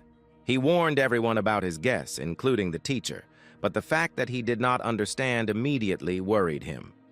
While running away, he also realized why the buds were guarding these statues, namely, in order to protect the animals inside. Checking his phone, he noticed that the condition of the task that the system had set for him was fulfilled. He was able to unravel the mystery of this dungeon, so he concluded that those statues were the true bosses of this dungeon. The cave continued to collapse. Some wild animals did not have time to escape and were hit by debris. It was obvious that the guys were being pursued by something, and that something was incredibly evil. The passage in front of the detachment was blocked, thereby closing their path to retreat. Loud, heavy steps could be heard from behind. A huge something was visible in the rising column of smoke. It was this thing that was pursuing them and was already preparing to attack. A giant monster burst out of the smoke. It was a Thorn General, a Lord-rank beast, with a level of 5 stars. Its reserve of spiritual energy was incredibly large. The monster was preparing to attack, but a man unknown to them in a red robe jumped out in front of the guys and demanded that they stay behind and leave the monster to him. This unknown person was a Night Guard girl, one of the special unit of the snow troops of the Night Guard. She called upon her beast for help, which was a giant demonic bull that was either the same size as the thorn bush or was even larger than it. The giant monsters rushed towards each other with terrible screams, preparing to fight to the death. Steve was shocked by this sight because before his eyes, 2 of the Lord's beasts clashed in battle, and the tamer of one of them was a professional who could use the abilities of his beast. The Blackthorn attacked her, but the girl parried the monster's attacks with her own hands while her beast chopped the embittered monster with its axe. The hero was even more shocked because in front of his eyes, an ordinary person repelled the attack of a Lord-level beast, seemingly without receiving any damage. The monster used the Thorn Prison ability, sending a huge number of thorny vines towards the tamer and her beast. The bull grabbed the vines flying towards him and cut them all off with one precise blow. The monster did not stop and, using the ability of the Gift of Trees, turned its hands into sharp scythes and rushed into a frontal attack. The bull slashed at the monster with even greater force, forcing him to cover himself so as not to receive a fatal blow. The guard gave the order to the bull to accompany the students to the exit, and she would take the monster upon herself, to which the bull hummed approvingly. The cave continued to collapse, and a huge boulder fell on top of the girl, which broke off from the roof of the cave. Steve noticed this boulder and tried to warn the guard, but it was too late, and the boulder was about to cover the girl. However, to everyone's surprise, the girl stopped the boulder with one hand, after which she continued to calmly hold it. In a completely calm voice and without showing any tension or anxiety, she informed the students that the night guards and teachers were now dealing with the monsters on the lower levels. Throwing the stone aside as if it weighed nothing at all, she told the students to continue to get out of the cave because it was too dangerous here to continue the task. The guys didn't even think about arguing with her, so they simply continued their escape as the guard demanded. Having got out, the guys were met by a guard at the exit and one of the teachers. The guard asked to double-check the lists and make sure that everyone got out alive. For their salvation, the guys thanked the guard with all their hearts and bowed low to him. Yuna was finally able to find the guys, she scolded Steve, because she was worried about him and even thought that he died there. But she was interrupted by Lewis, saying that it was the hero who worked the hardest in the dungeon. Determined to prove that he had not wasted his time in the dungeons, he pulled out a bag from behind his back and invited his girlfriend to guess what was inside. She immediately guessed that there were crystals inside, in her opinion. Although Erha could defeat many strong beasts, they should not have taken such risks for the sake of the crystals. When she opened the bag, she expected to see shadow cat crystals inside, but instead what she saw shocked her. Inside the bag, she saw many dark crystals of monsters from the central rooms of the tomb. She could not realize how many buds Steve managed to defeat. Seeing one rainbow crystal, she was even more surprised, because during the entire test, she had heard or met only 3 types of crystals. He explained that it was a crystal that he removed from the corpse of the monster lord, whom they managed to defeat, which plunged his girlfriend into even greater shock. Before she could comment on what she had just been told, they were interrupted by one of the teachers, saying that the test was completed. But this did not cancel the awards, and after counting the crystals of all students and universities, the winners would be announced. Steve's girlfriend continued to sit, not understanding how he was able to collect so many crystals, but understanding that he would once again take first place. Green intervened in their silence and invited the teacher to count all the crystals that the hero had collected. It is unlikely that she would be interested in counting the crystals of some random student. But in the name of the hero, she recognized the very same person who was able to break records in training that no one could surpass for 10 years. Looking into the bag, she, like the hero's friend, was shocked to see inside a huge number of dark crystals, and even one rarer one. Recovering slightly from her surprise, she asked Steve to wait while she consulted with other teachers about the rare stone he had collected. One of the professional class teachers, seeing a rare crystal, was also very surprised, because he did not expect this from students who had just moved to a new level. He asked if it was she who got inside the tomb and killed the boss of the floor, to which she replied that it was not her, but one of the new students, a participant in the test. The teacher still couldn't believe that any of the students were able to climb so far and even defeat such a serious opponent. After some further reflection, he decided that the teachers would not count this crystal, since, in their opinion, it could not have been earned in an honest way. In addition, if they count this crystal when calculating the points earned, then there will be no competition, and the one who got this crystal will win. The teacher returned to Steve with the crystal and approached him, asking him where he could get this crystal from. The boy honestly answered that he pulled out the sphere from the corpse of the boss bud while on the central floor. The entire crowd around them trembled, because no one believed that the students could really defeat the boss of the inner floor. The teacher approached the guys and began questioning them. He still didn't believe the students, so he assumed that it was the night guards who defeated the beast and gave them the crystal. Steve didn't understand what they were talking about, but the teacher snatched the crystal from the hands of another teacher and said that if it wasn't the hero who killed the monster, then they wouldn't count the crystal. The hero did not dispute the words of the teachers. On the contrary, he agreed with them, saying that in fact it was not he who killed the beast. Before Steve could finish, he was interrupted by Green, who was outraged that they weren't getting credit for the crystal they earned by fighting the bud, and forced him to blow himself up, and the only outside help they got was from the teachers who protected them from explosion. The blonde teacher was surprised by what she heard, because even if the monster blew itself up, the students in any case needed to bring it to such a state that it would have no other choice. Steve tried to calm Green down, but he did not let up because he considered such verdicts unfair to his friend. The hero continued to reassure his friend because they did not need to worry about this crystal, since they would already win anyway, given the dark crystals he had obtained. As proof, he took out his bag, handed it to the teachers, and asked them to count the crystals to prove that they were the winners of this test. Before they could touch his backpack, the hero's teacher approached and reported that these students had actually retrieved the crystal with their own powers. forcing the Beast Lord to blow himself up. The teacher who was checking the crystals immediately objected to what was said, noting that most likely they were just trying to protect their students, to which the fair-haired teacher was indignant at the evaluator's words because she did not think that the hero's teacher was capable of doing such a thing. The teachers continued the argument.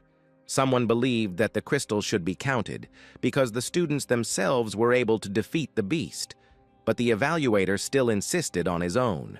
The hero's teacher reassured his colleague, who insisted on counting because counting this crystal would no longer affect the results of the competition. This arrangement suited the evaluator's teacher because if this crystal was removed from the race, then those who found it would return to the same usual results as other students, and this was to his advantage because he did not want to believe that students from another university would cope better than his. However, as soon as he dumped other crystals from the hero's backpack, all hope for the victory of his class crumbled into dust because the bag was filled only with dark crystals. All the students were shocked by what they saw because many had not even seen these crystals and mining them was out of the question. Steve approached the teachers and explained that he had obtained them himself and asked if they would be credited to him, to which he received an affirmative answer. The night guard watched all this and was very impressed by how many crystals the boy was able to obtain alone. She saw in him the potential to become a night guard in the future.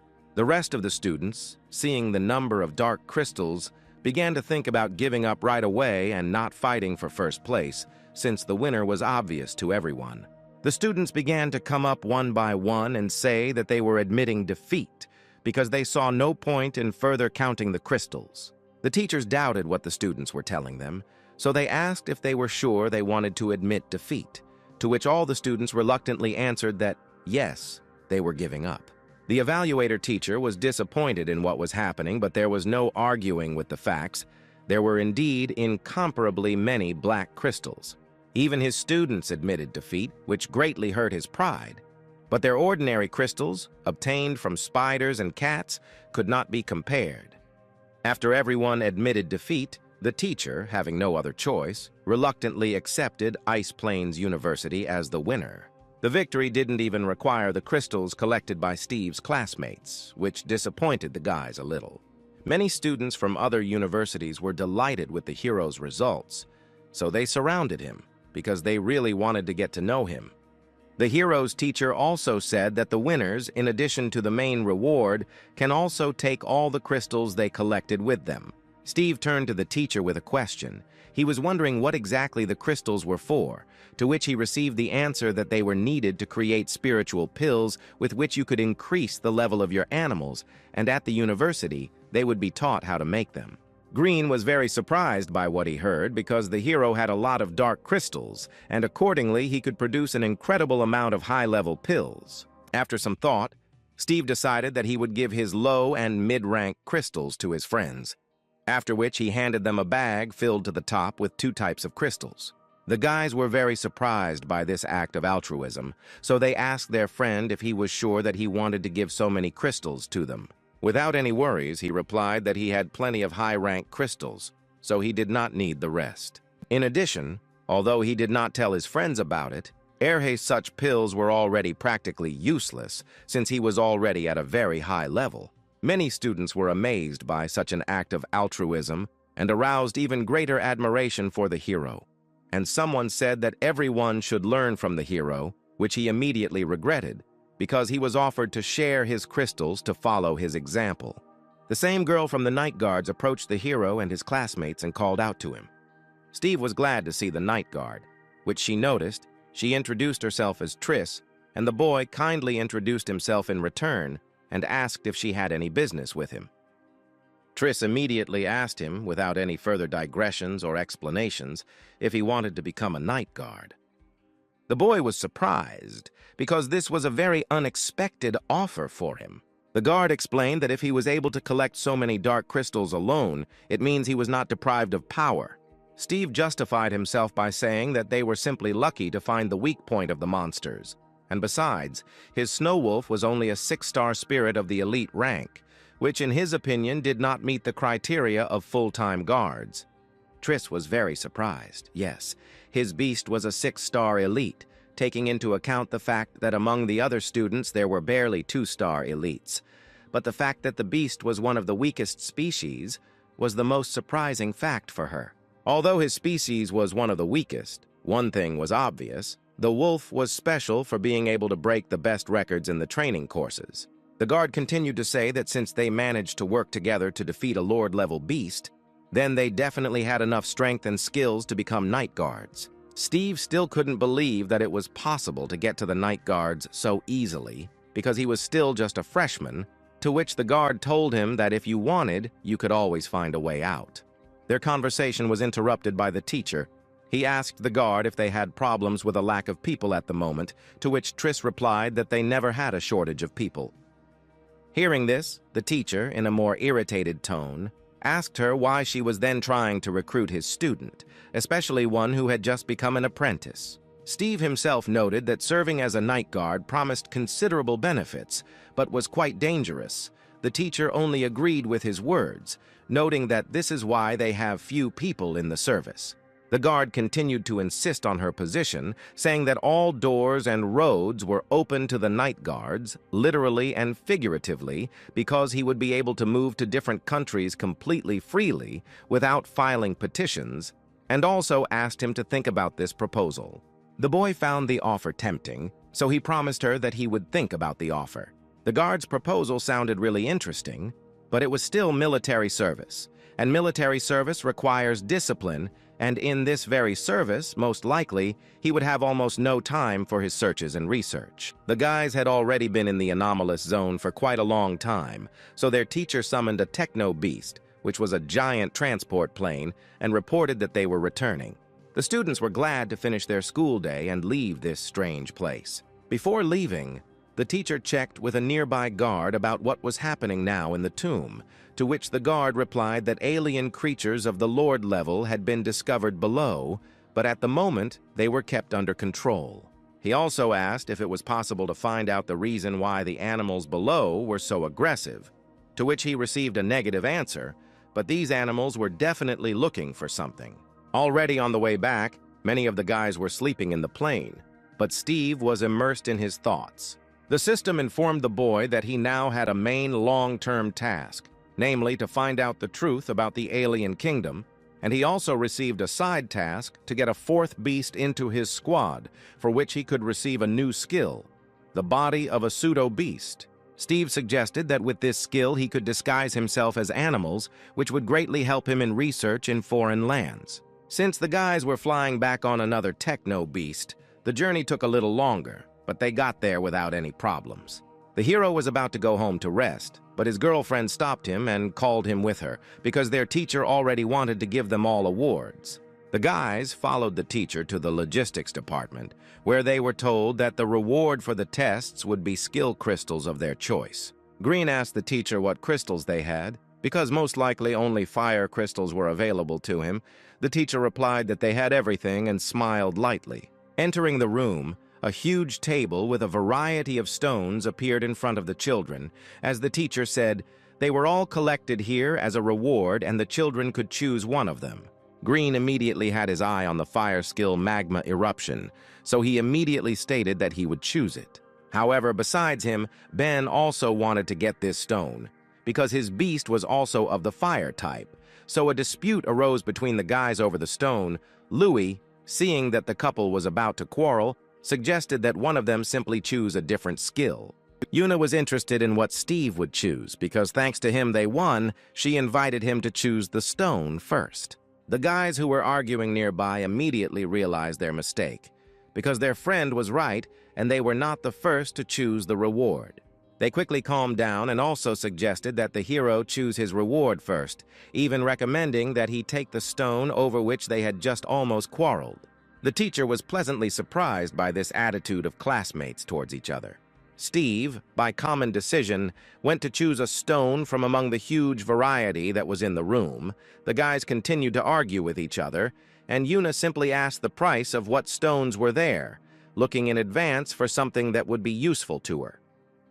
The first thing that caught the hero's eye was the Ice Festival ability, which allows him to create various weapons from ice, which was not suitable for Erha. The second was the Fiery Palm. it had a similar effect to the wolf soul, so it was also not suitable.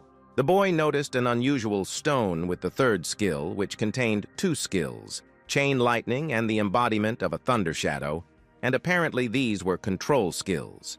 Apparently, only the hero saw the double skill with the help of his ability of the Eye of True Vision, because otherwise there was no way to explain the reason for finding such a strong skill here.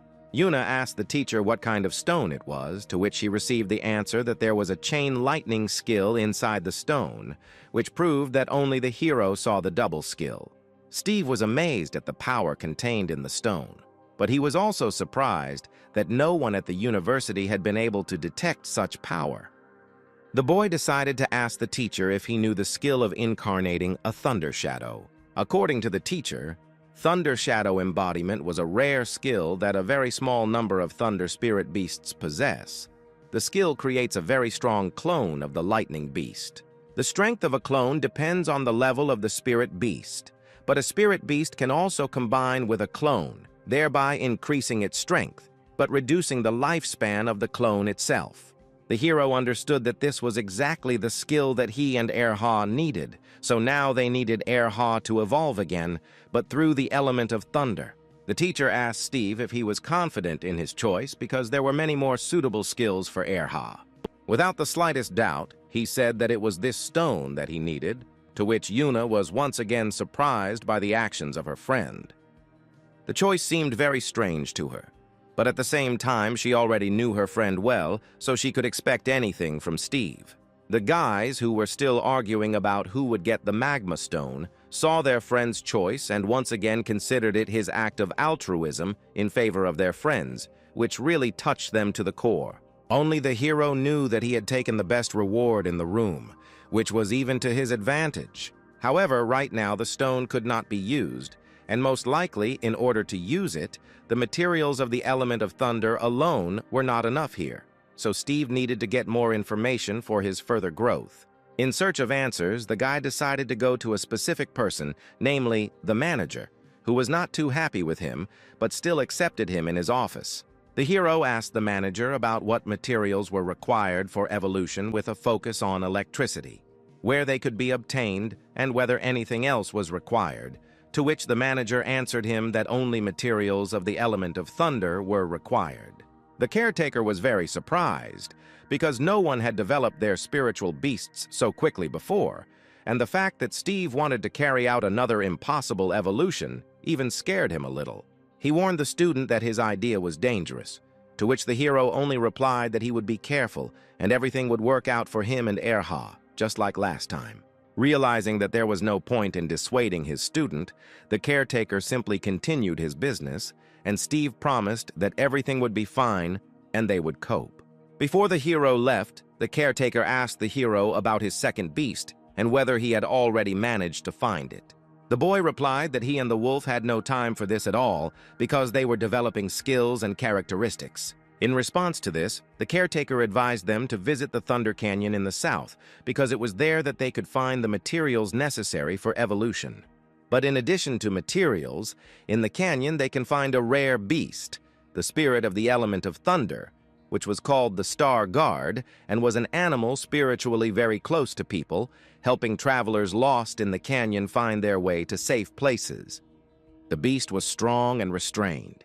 He was a kind of guardian angel in those places, warning people if they went to a dangerous place. The caretaker advised that when searching for materials, you should also look for guards, because most likely the guards themselves appeared from animals that evolved with the help of local materials and therefore should have lived nearby. Steve assumed that the warden was hinting at him trying to conclude a contract with the guard, but he corrected him, because he did not mean anything like that in his words, but it was the will of the student himself to try or not. The caretaker did not offer to conclude a contract with the guard, because although they were positively disposed towards people, they were freedom-loving animals, and therefore it was much more difficult to conclude a contract with them. Steve was surprised and a little embarrassed that he was given the go-ahead to conclude such an agreement, but the ranger again repeated that the students themselves decide which animals to connect their fate with, and only asked the boy to be careful and take care of his protection from the elements when he goes into the canyon. The student thanked the guard and promised that he would get the materials, get to know the guard, and also, with the help of materials for evolution, develop his erhu to new heights, so that even the powerful guard would be weaker than his wolf. Already at home, the boy was preparing for the journey. To his luck, after the competition in those caves, the university gave them a vacation, so nothing prevented them from going to the Thunderstorm Canyon right now. The hero prepared everything he needed for the hike, but forgot the most important thing, namely, to find out from the ranger where the canyon was located, so the first idea that came to his mind was to call his girlfriend and find out from her where he needed to go. Yuna quickly picked up the phone and immediately asked what happened to him, to which Steve told her that he was going to the Thunderstorm Canyon, but did not know where to go, to which her friend was very surprised and asked her to wait while she packed her things. The two of them went on the train, where only when they got there, the boy still asked why she decided to go with him. His girlfriend was not happy with the fact that he was going to have fun alone again, so she got involved, to which the guy only said that he was going to collect materials and not have fun. Besides the reason that she just wanted to have fun, Yuna said that it was no longer possible to go into the canyon alone. Steve immediately asked her how many people it takes to get into the canyon, but his friend didn't know that herself, so she offered to find out on the spot. Arriving in Bentley, the city in which the canyon was located, the guy immediately noticed that they were walking through the Imperial Hall of Spirits. The girl confirmed his guess, because it was the Imperial Hall that served as the command hall for sending to the canyon, so all adventurers first of all had to arrive in the hall. Since the canyon was too dangerous, only teams were allowed there, so solo adventurers could unite here in teams. Approaching the registration desk, Yuna immediately asked the administrator how many people were required for the squad, to which the female administrator answered her in a friendly manner that only squads of 4 people are sent to the canyon, and one of them must have a healing spirit. Steve asked his friend if she would be a healer, to which she flatly refused these duties. Suddenly, someone called out to the guys from behind, drawing their attention to him. 2 twins, brother Simon and sister Gwen, approached them, and without even saying hello, they immediately offered to join them in a squad. The sister immediately noticed that they needed a healing spirit on the team, so she introduced her partner, a jellyfish spirit named Shui, who had similar skills. Shui was an ordinary type, an 8-star level aquatic spirit beast. Gwen was proud that she was able to raise it to such a level. Simon's spirit beast was a muscular golden turtle named Gingy, a regular rank and 8-star level, and his brother was very proud of what a wonderful protector his beast was. The administrator interrupted the greeting of the guys, reminding them that in order to go to the canyon, they needed to register. The twins ran off to fill out the necessary documents, and the administrator decided to tell the hero and his girlfriend a little more about this duo, saying that these two constantly returned to the canyon to find their missing father. Due to the fact that they got into trouble every time, none of the local adventurers wanted to join forces with them, so all they can hope for is visiting adventurers who are unfamiliar with them, which is why they stuck to Steve and Yuna. However, the guys were not bad, because they tried to help all the newcomers who went with them, not sparing their strength and themselves. Literally, a couple of minutes later, the twins returned with completed documents. In addition, Gwen also completed documents for Steve and Yuna, which caused everyone sincere surprise. The hero was not against it, but he asked the twins about how soon they would go to the canyon, because he didn't really want to wait, to which he received an answer that they could go right now. The administrator was worried that the boys would get into trouble because of the twins, so she tried to suggest choosing more experienced adventurers, but the heroes said that they were happy with everything, and they quickly left. Rechecking the profiles, the administrator read Steve and Yuna's profile more carefully, after which she was very surprised. In their profiles, she saw that the guys had elite animals, so she began to worry a little less about their group, because it already had experienced participants. After some time, the guys were already at the entrance to the Thunderstorm Canyon. Even here, the lightning struck with great force and without stopping. The blows were so powerful that even the stones split into small rubble after each lightning. Even standing below, Steve felt the full force of the blows and thunder. Yuna expressed her concern about whether they should have teamed up with these guys, to which he only replied that the twins were clearly not here for the first time, and they needed a guide familiar with the local roads. Although the level of the animals was lower, the twins definitely had more experience in visiting the canyon since they went there so often. Simon turned to the guys and asked what they wanted to do when they arrived at the canyon itself. The hero's girlfriend quickly answered them that they were looking for evolutionary materials and, if possible, would like to meet the Star Guardian's spirit beast. What they heard amused the twins, so Gwen told them that most non-local seekers come here with the same idea, and unfortunately for them, the guard was not a legendary beast. According to the sister, the guards used the canyon as their natural habitat, so once they entered it, they would have a chance to see them. Lightning struck very close to Steve's squad, indicating that the weather was getting worse. The twins noticed this, so they assumed that the weather would only get worse further, so they should have given up the idea of going to the canyon today.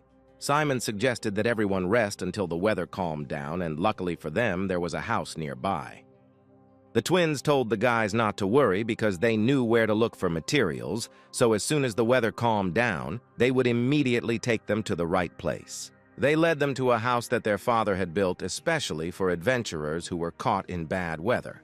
But now few people knew about it, so they themselves could use it without any problems. Already inside, the hero remembered the guards and decided to ask the twins if they really help adventurers in trouble. From this question, Simon became noticeably angrier and replied that it was all just inventions of those who had not even met them. His sister was greatly surprised by what his brother said, because according to her words, the guards had already helped them more than once, to which he agreed, but noticed that they did not help their father. Yuna asked to clarify who their father was, to which he replied that he, like many locals, made a living in Thunder Canyon, working as a climber. He searched for rare materials in the canyon for sale, and also served as a guide, helping adventurers avoid getting lost in the area. It was thanks to their father that the twins navigated the canyon so well. Steve tried to ask the guys what happened to him. They couldn't believe that he could just get lost in a place that he knew better than anyone in the world, so they thought that someone had killed him. They could not be completely sure that their guess was correct until they found their father's body, which is why they forced themselves into the groups, as happened with the hero and his girlfriend, for which the twins apologized. Steve and Yuna had nothing against it after all. Everyone in the canyon was pursuing their own goals, so they were counting on the twins when they all got into the canyon. The twins just realized that they still hadn't all gotten to know each other properly, so they all introduced themselves to each other, but this time more fully. The thunderstorm outside the window subsided, to which Gwen drew attention. She explained that the duration of thunderstorms in the canyon is very chaotic, so they can last from a couple of minutes to several days in a row. But from their experience, it was known that the pause between thunderstorms is at least half a day. Simon explained to the heroes that after the thunderstorm, some of the strong animals hid, because for now the canyon was relatively safe, and if they wanted to find materials, then they needed to look for places where lightning struck. They left the house. The brother asked the guys to follow him so that he could take them to the places where the lightning struck. He also noticed that these places are difficult to find, so those who find themselves in the canyon for the first time may not find them, to which the hero joyfully asked that he and his girlfriend be taken care of and taken to the right place. The whole group, a few minutes later, arrived at a section of the forest that was completely scorched. Simon said that the dead trees here were saturated with energy from lightning strikes, which is why these were the materials for evolution, but asked them to be careful, as there could be wild animals here who are also looking for it for evolution. The brother called upon his spirit and informed him that their task was now to protect the guys while they collected materials. Steve noticed a branch that sparkled unnaturally and suggested out loud that this was the material they needed. Before the guys had time to start collecting materials, a thunder-winged tiger suddenly came towards them. Simon asked his comrades to hurry up and collect materials while he detained him. The fight promised to be tough as he noticed that the tiger was on the verge of increasing its level. The tiger was about to rush at the guys, but before he could even move, the brother commanded his turtle to attack with a ram. The animals flew at each other, but before they collided, something that glowed brightly blue crashed into the tiger. It continued to deliver a series of blows to the tiger, not giving it a chance to budge. This something turned out to be Yuna's little fox, who was able to scare the tiger so much that he was already cowardly running away with his tail between his legs. Simon was shocked by what he saw, because even his muscular turtle could not cope with this beast. The little fox returned to the mistress, and Gwen approached her with him and asked what rank her animal was, to which she received the answer that their rank was 2-star elite. The twins were shocked by what they heard, because they themselves were second-year students, and in their class there were only a few people with elite beasts, but Yuna only answered that her little fox was not very strong yet. Simon assumed that she was the strongest in their class, since her fox cub was an elite beast. Steve was looking for materials all this time and, having found a sparkling branch, asked the twins whether it was materials. But the guys had no time for that. The tiger returned, but he brought with him another but already elite and seemingly more powerful relative. The monster did not stand on ceremony and immediately began to attack, charging a huge amount of energy in front of its face. The attack flew towards Simon and Steve. The twin brother managed to dodge the attack, and the hero used his shield and blocked the monster's attack. As soon as the attack dissipated, the hero summoned Erha to the battlefield, and at his command, the wolf immediately burst out of the spiritual space, preparing to counterattack. The wolf howled with a wild cry, thereby using the ability to intimidate, from which the tiger got scared and rushed away. The twins were shocked by what they saw, because one of the weaker species of beasts had just driven off an elite beast before their eyes. Simon approached Steve and asked him what rank his wolf was, to which he received the answer that Erha was only a 6-star elite. The twins were even more shocked because only some of the high school students at their university were elites.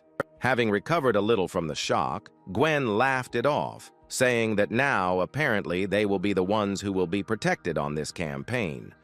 Steve gave the electrical branch to Erha, and noted out loud that most likely these were materials for the ordinary and elite levels, to which Simon confirmed his guess. The brother promised that since he and his sister could not protect the hero and his girlfriend, they would at least be their guides and take them to places where there were more advanced evolutionary materials. He pointed to the sky, right at the epicenter of the eternal thunderstorm, and said that the closer they came to this epicenter, the more and better materials they would encounter. Continuing to talk, he noticed that the best material for development is a thunder mushroom, and that is what the guys needed to look for. Although the twins had never been able to get that close themselves, now they had elite-rank beasts with them, so this time they expected to get to the center and look for clues about their father.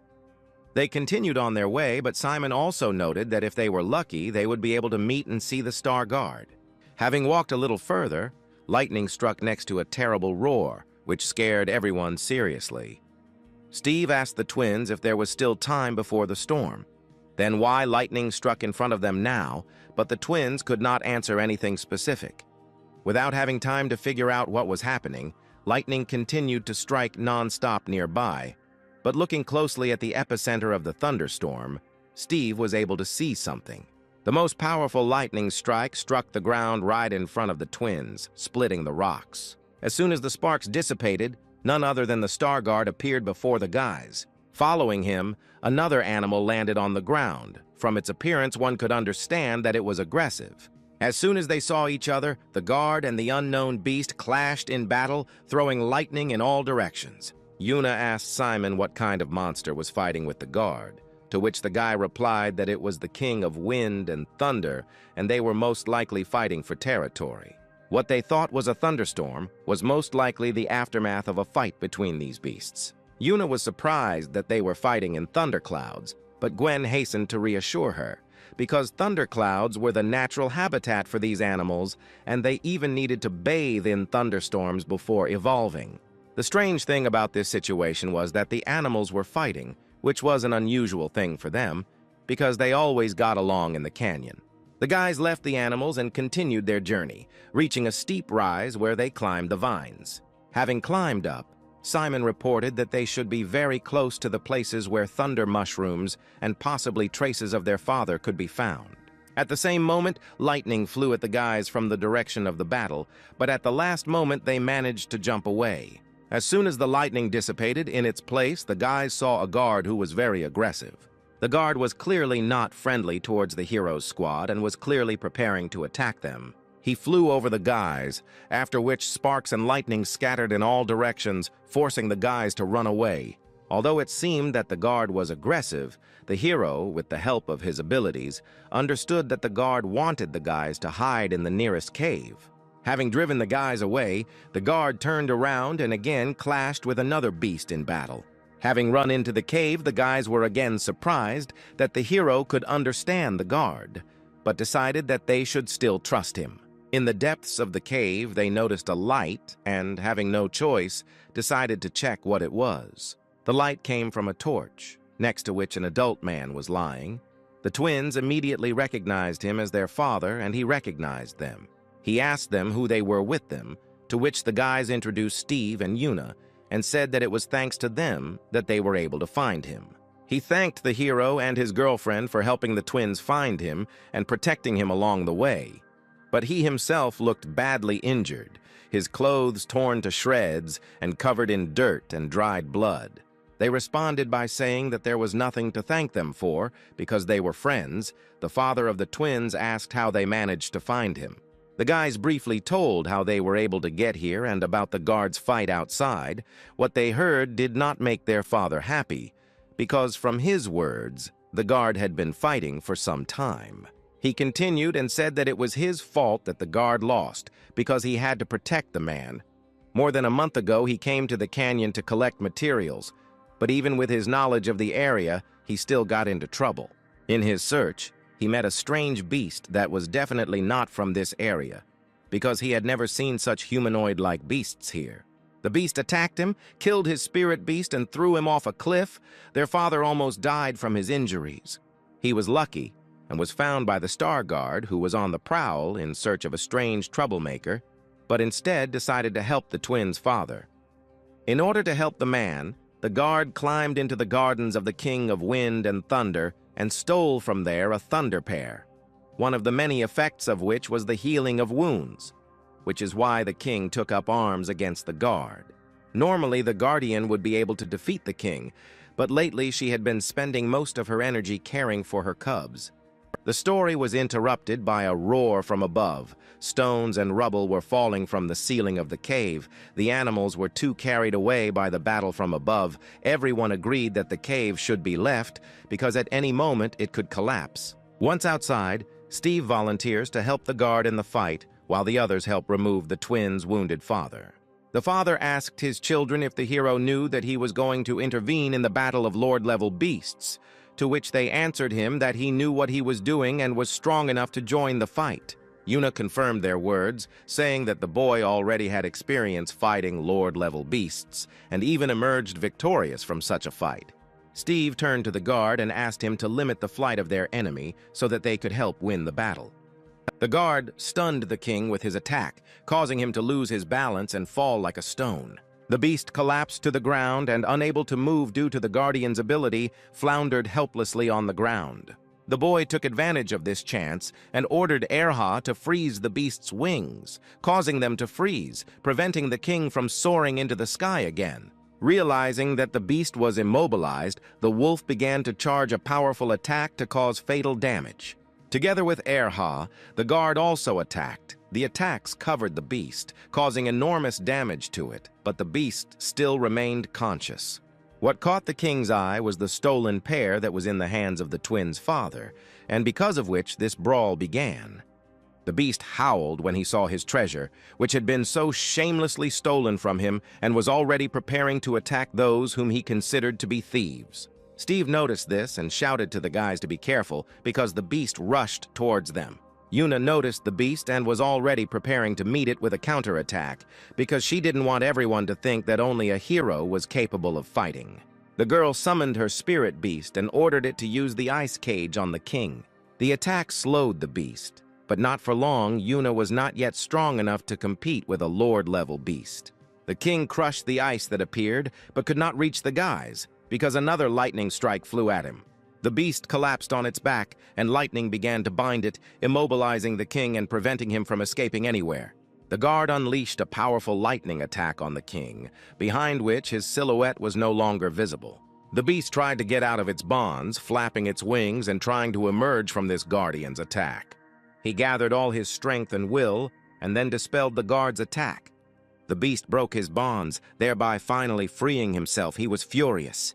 The king rushed at Steve and Erhu, but they were already waiting for him to launch a joint attack. The hero used a shield on his beast, and the wolf activated the wolf soul ability, preparing to knock down the beast. When the king flew up to the wolf as quickly as possible, Erha's shadow paws fell on him, dropping him and pinning him to the ground. The next moment, he put all his strength into the attack and drove the beast into the ground, breaking the stones under it. The twins and their father were shocked by what they saw. They did not believe that in front of them a newcomer was fighting on equal terms with the Beast Lord. The guard took advantage of the moment, and while the king lay stunned, rained down a hail of lightning on him. The guard was still conscious and was even able to stand on his paws, not wanting to admit defeat. But Erha didn't give the king a chance, attacking him and preventing him from coming to his senses and somehow counterattacking. The guard joined Erha, combining his attack with the wolf's attack, strengthening it significantly. The attack fell on the king with monstrous force, and not having the strength to somehow stay on the ground, the beast was carried away. Victory in battle raised the wolf's level to 7 stars, and his fire whirlwind skill developed into the fire snake skill, and the hero himself received a new task to increase his own level. The reward for completing this task was to upgrade the quick absorption skill to the joint absorption skill, with the help of which the hero and his animals could receive part of the experience that Erha earned. Although the task was still not completed, Steve already felt a strong connection with his beast and felt himself saturated with energy. He saw that the wolf's characteristics also continued to grow, which made the wolf stronger. But besides this, even the guy's gloves grew in their characteristics. The wolf continued to feed on energy until he increased his level once again, greatly surprising the onlookers. The guys were again surprised by the hero's skills. It seemed that with such rapid growth, he would become a top-level tamer at a young age, which ruined their entire picture of the world. The energy had finished feeding the wolf and the guy, leaving the wolf at 8 elite-level stars, with only 1 star left to develop the element of thunder. A couple of minutes later, realizing that the battle was over, the Star Guard came down to the guys, and as soon as he appeared before the heroes, they were able to notice how big and beautiful this beast was. Yuna, who had been keeping the guardian cub with her all this time, released him to his parent, and he flew as quickly as possible to meet the adult guardian. Gwen reported that the guard was grateful to the girl, which surprised her, and the large beast bowed its head slightly as a sign of its gratitude. The twins' father noted that the guardian was most likely grateful that the girl protected his cub, and Simon suggested that she try to conclude a contract with this cub. The girls were very surprised by what they heard, but in response, the man only noted that Yuna had every chance of concluding this contract. The offer sounded interesting, but the hero's girlfriend still decided to offer Steve to sign this contract, because he clearly had more chances. Hearing this proposal, Steve asked her to remember why they had come, to which the girl replied that they had come for evolutionary materials. He continued to say that he wanted to develop Erhu into the element of thunder, but since the guardian was also of this element, he did not need a second such beast. Therefore, he pushed his friend and told her to try to conclude this contract. The guardian's parent also did not mind, because he was already convinced in practice that the girl was good and she could be trusted with her child. Yuna knelt in front of the little guard and invited him to sign a contract, to which the little animal nodded in agreement. The girl asked the baby for the last time whether he wanted to conclude this agreement, uniting their souls, and if he wanted, then the further choice was his. The kid quietly sat down in front of the girl to concentrate, and as a result, the alliance between the beast and the tamer was concluded. The twins and their father were glad to see such a picture because they had never seen someone enter into a contract with the Star Guards. The guys congratulated the girl on the new addition to her team, and the hero was able to appreciate the little animal, seeing that its characteristics were very impressive. Yuna told the guys that they too would soon be able to sign new contracts, to which they told her that it was too early for them to have a second beast on the team. While the guys were busy with the contract between the guard and the hero's girlfriend, the big guard went off somewhere on his own business, after which he returned with a large sheet in his teeth. He placed the leaf on the ground, and as it turned out, thunder mushrooms were stacked inside. It was the guardian's parting gift to his child and his new friends, as a token of gratitude for their help. At the same moment, lightning struck with an incredible roar next to the guys. A flock of kings flew towards them, who wanted to avenge their comrade.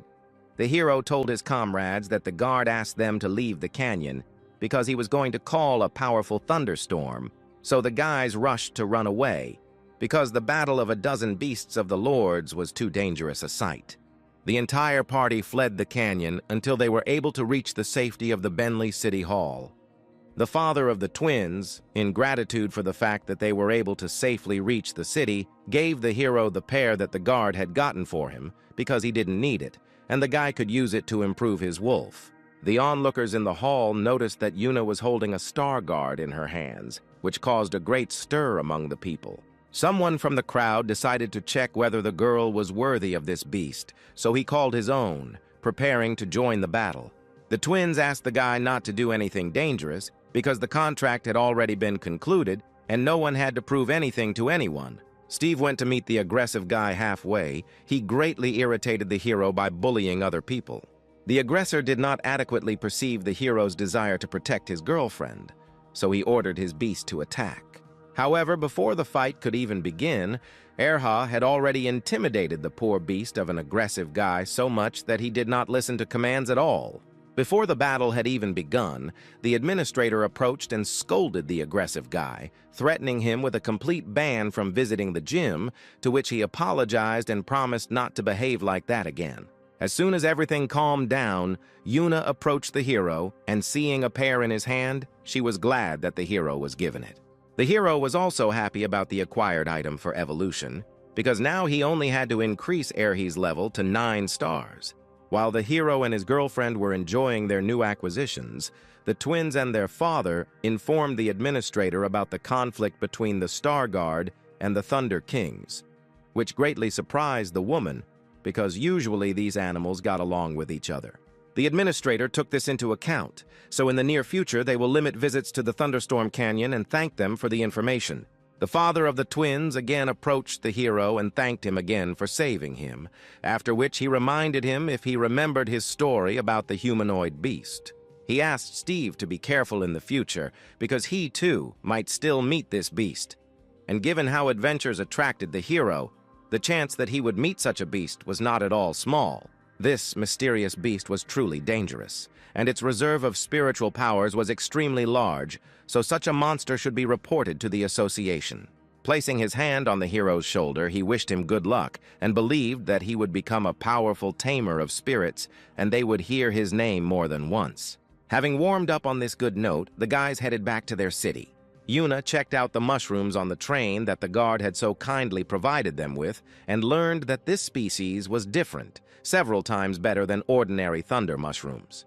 The mushroom in the girl's hand sparkled. She could feel the power that came from it, and her hair stood on end due to the static. The boys' conversation was overheard by 2 brothers from places nearby who were clearly up to something evil.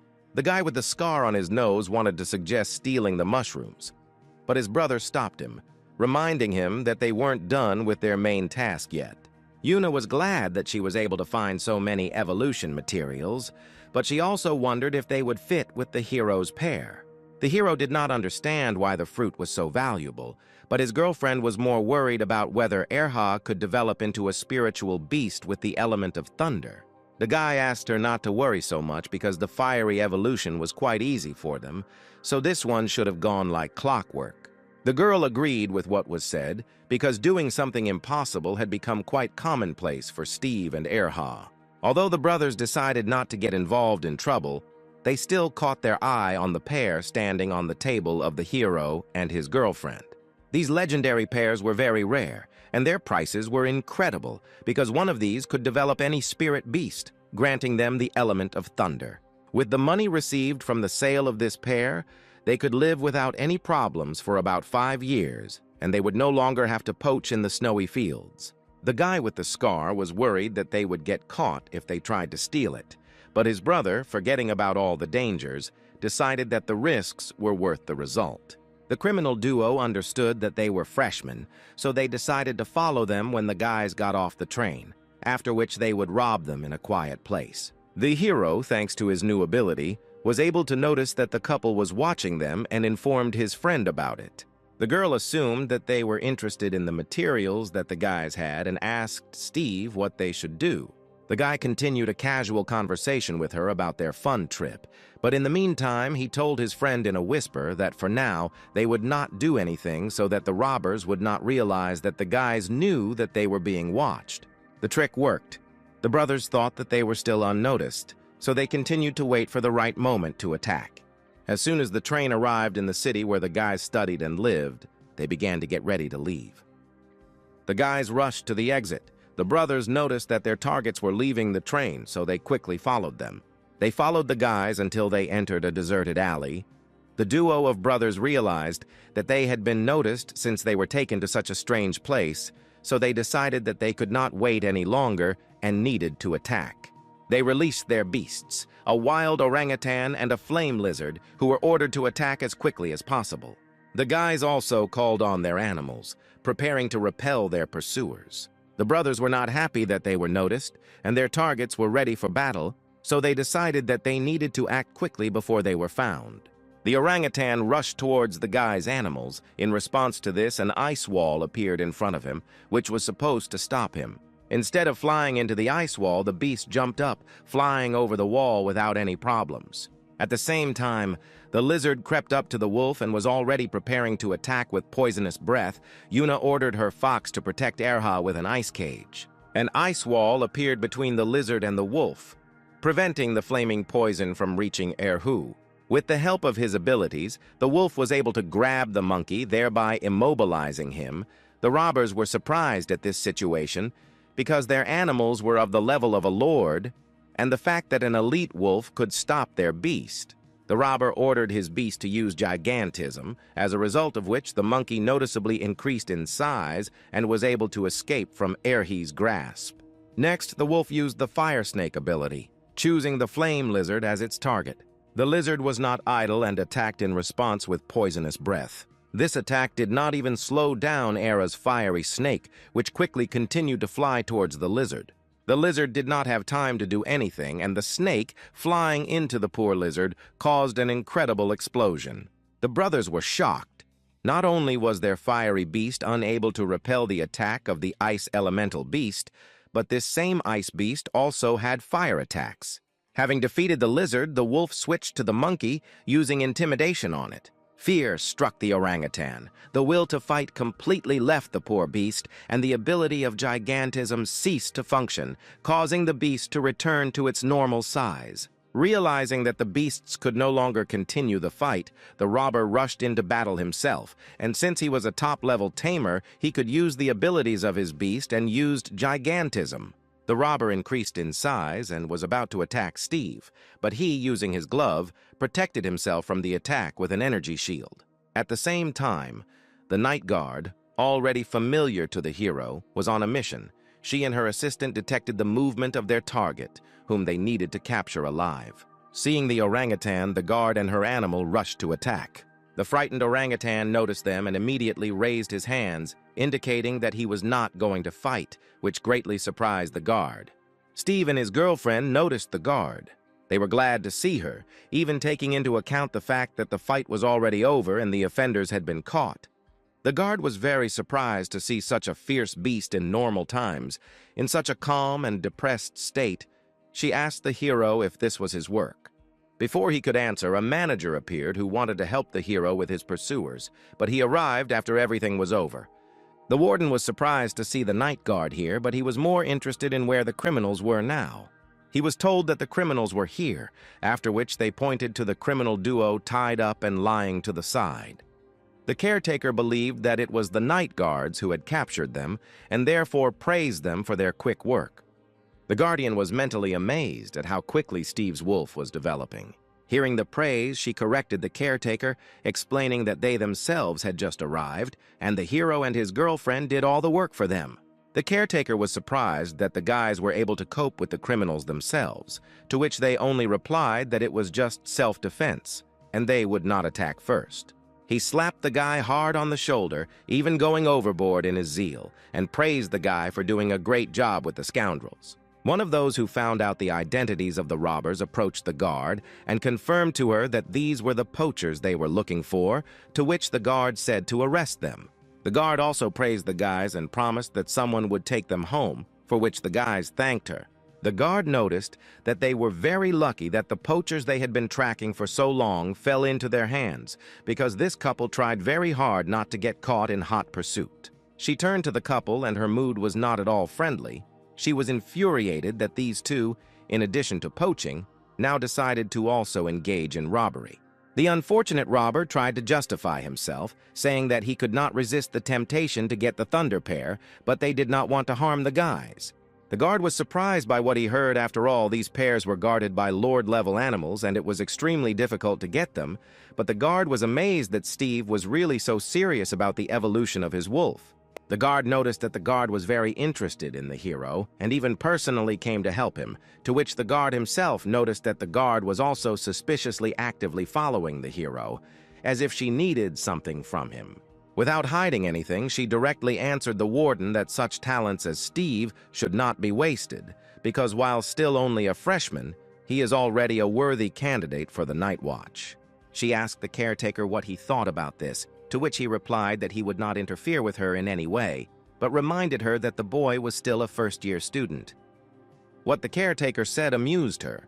She reminded him that in the second half of the year there would be a Yunjo League, and the hero could join the ranks of the guards, but at the same time continue to study. This alarmed the caretaker.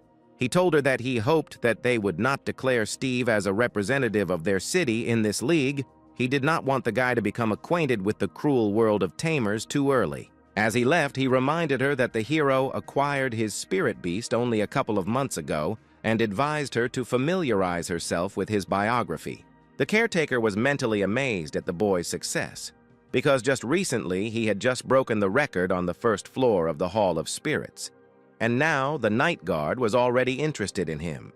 The night guard ordered her subordinates to pick up the criminals, because they also needed to go. After some time, already in her office, the guard remembered the caretaker's advice to familiarize herself with the hero's biography.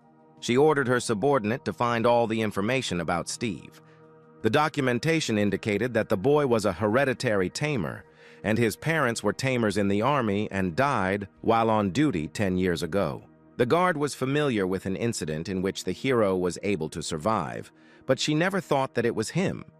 And besides, it was not customary in their service to take orphans into their ranks. This information greatly annoyed the girl. She decided that he should not follow in the footsteps of his parents, and therefore she needed to do something to help the boy.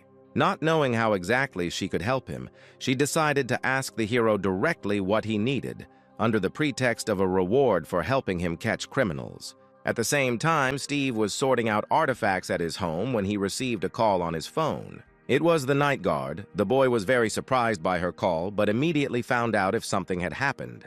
She told the hero that the guys he caught turned out to be poachers, to which he replied that they immediately seemed suspicious to him.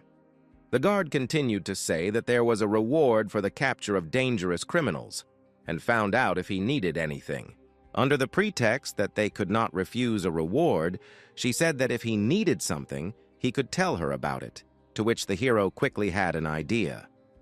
He asked to be taken to the alien kingdom again because he really wanted to develop Erhu as quickly as possible, and in such places it was the fastest to do this. She was surprised by such a simple request, because getting the right to enter was not something very difficult, but the boy said that this was more than enough for him. She heard Steve's request and promised that she would fulfill it, to which he happily thanked her. After finishing the conversation, the guard suggested that it was precisely such zeal that was the reason for the boy's rapid growth, after which she thought about how she could obtain the right of entry for him. She instructed a subordinate to draw up a document to transfer her quota for a quasi-night raid to Steve, which her employee was very surprised by. He asked the guard if she was sure of this decision, because if she did this, the boy would be able to apply for her position in the future. She was tired of her subordinate's unnecessary questions, but she replied that this was her place and she decided how to deal with him. She hurried her subordinate. She believed that most likely the guy would not even think about taking her place, so they would not replace her soon. But this way, she would at least be able to fulfill his request. Later that day, someone came to the hero's house. Indignant, he went to meet the uninvited guests. Army workers came to the guy to present him with an award, and how quickly the award was prepared for him was amazing. The envelope that was handed to him contained the token of the chief assistant to the leader of the Night Guards, which meant that the Night Guard Triss had appointed the hero as her successor. This news stunned the hero, because they were only defending themselves from the attackers, so the reward seemed to him too large. The army workers explained that this was a gift from their head. With its help, you can freely visit alien kingdoms and calmly leave them, and the guard also said that he would not accept refusal. The guy thanked the soldiers and asked them to convey their gratitude to the guards. It was unexpected for the hero that he could return to the kingdom so quickly, but he was incredibly happy about it. Thanks to this medal and his new status, he became even closer to his goal. He scratched the wolf and said that he would soon be able to take him home. The next day, the hero already arrived in the alien kingdom. To pass, he took advantage of the new privileges. The soldiers were not aware that such a young guy would come to them, but the token shown to them was real, so their doubts partially disappeared. Approaching the camp, the guy was introduced to everyone present as a recruit to succeed their head. This was immediately followed by laughter among the soldiers, because in their opinion, the hero looked too young and weak. One of the soldiers took the guy by the arm and began to explain that such young guys like the hero had no place here, because the rules here were very strict. There were no special privileges here, and only strength was respected. Otherwise, there would be no way to survive in these lands. The soldier brought Steve to the captain to introduce him to the newcomer, and at the same time asked permission to conduct their joint training. In the captain's eyes, the hero looked too young. He was not sure if he was even 18 years old, but he only asked about who sent him here. The captain was very surprised when the hero named Triss's name. He was also surprised that the main guard chose a successor for herself, and such a weak-looking one. He explained that for now they could not let him into the kingdom, even taking into account the quota, since they could not guarantee his safety inside, so they asked him to train with them for a couple of days. The hero didn't even think about arguing with the captain, so he agreed, but at that very moment a tall guy in a black cape approached them and asked to register him to enter the Level A underground palace, to which the captain only said that he understood him and called him by name Bogart. This tall guy wondered where Steve came from here and why he was wearing a badge, to which the captain told him that it was Triss's successor who had arrived recently. Bogart was surprised by what he heard but did not say anything. He was wondering why the main guard chose this guy and not him. However, questions about the hero did not bother him for long, so after moving away a little, he relaxed, not seeing competition in him, and went on about his business. The hero became interested in why this guy could move freely here, to which the captain told him that at the age of 20 he was already a professional level leader and had sufficient qualifications to freely visit dungeons. The captain called the boy along, saying that perhaps they would be lucky to see Bogart in action, and Steve thought that if he could show his strength, he would be recognized and he would also be able to freely visit the dungeon. The hero asked the captain what a Level A palace was, to which he received the answer that this is how they rank dungeons according to the degree of danger into levels B, B, A, and C, where C were ordinary, B were ordinary elite, A were elite, and special rank C were extremely dangerous. The Dark Maiden's Nest dungeon that Bogart went to was one of the most dangerous among the A level. Only due to the lack of a Monarch-level boss in it, it was still not recognized as a C level. The boy noticed that he was already familiar with this dungeon, but even so, before going, he needed to prepare in any case. The hero was forced to obey the order, but he really wanted to quickly raise his wolf to the level of a lord, and this particular dungeon was a suitable option. The commander received a call and was told that a dungeon, supposedly level B, had been opened nearby, to which he replied that he would send a team to investigate. The commander turned to his subordinates, checking with them whether their animals were rested and whether they themselves were ready. After which, making sure that everyone was ready, he gave the order to explore the dungeon. Steve seized on this as an opportunity to prove himself, so he asked the commander to send him along with the squad. Reluctantly, the commander nevertheless agreed, asking the hero to obey all instructions, otherwise he would get into trouble and they would not be able to help him. The squad moved through bad weather. The wind and snow did not allow them to move calmly towards the dungeon, but did not stop them at all. One of the soldiers turned to the elder with a question about the hero. He wanted to know whether they should even take him with them on their further journey, because if they encounter danger, they will have to save him. Until this moment, the guy had not complained and calmly overcame difficulties, but it was still clear that he was not very strong yet, because he had recently turned 18, and at this age, people usually have only ordinary or high-level animals with them. The soldiers were interested. Why he was chosen as a successor. In response, the elder only said that they would try to take care of him as best they could. After all, the chief guard Triss helped them a lot at one time. The elder summoned his beast Shakan to use his wind barrier ability. The hero noticed this, in his opinion. Using the beast to make his way easier was reasonable, but it must waste a lot of energy, so he assumed that the elder did this in order to help him. Steve immediately turned to the elder named Khan so that he would not waste spiritual strength on him, but the elder only told him not to worry, because the wind should end soon, and the boy should save energy. After some more time on the road, the squad safely reached the underground palace of Level B. Khan turned to the squad and outlined all their tasks, namely, determining the types of alien beasts, deeper penetration for detailed study. They had to avoid fighting, because if there was a clash with the enemy, the most correct decision was to retreat. The elder gave instructions to Steve to follow him. The boy did not contradict and simply replied that he understood everything. The detachment began their descent, but before even a minute had passed, the soldiers had already detected movements in the caves. A giant stone snake, Fang, appeared in front of the party. It was an elite 8-star level and was clearly not in a friendly mood. One of the soldiers reacted immediately, summoning his beast with steel claws, thereby taking on the enemy.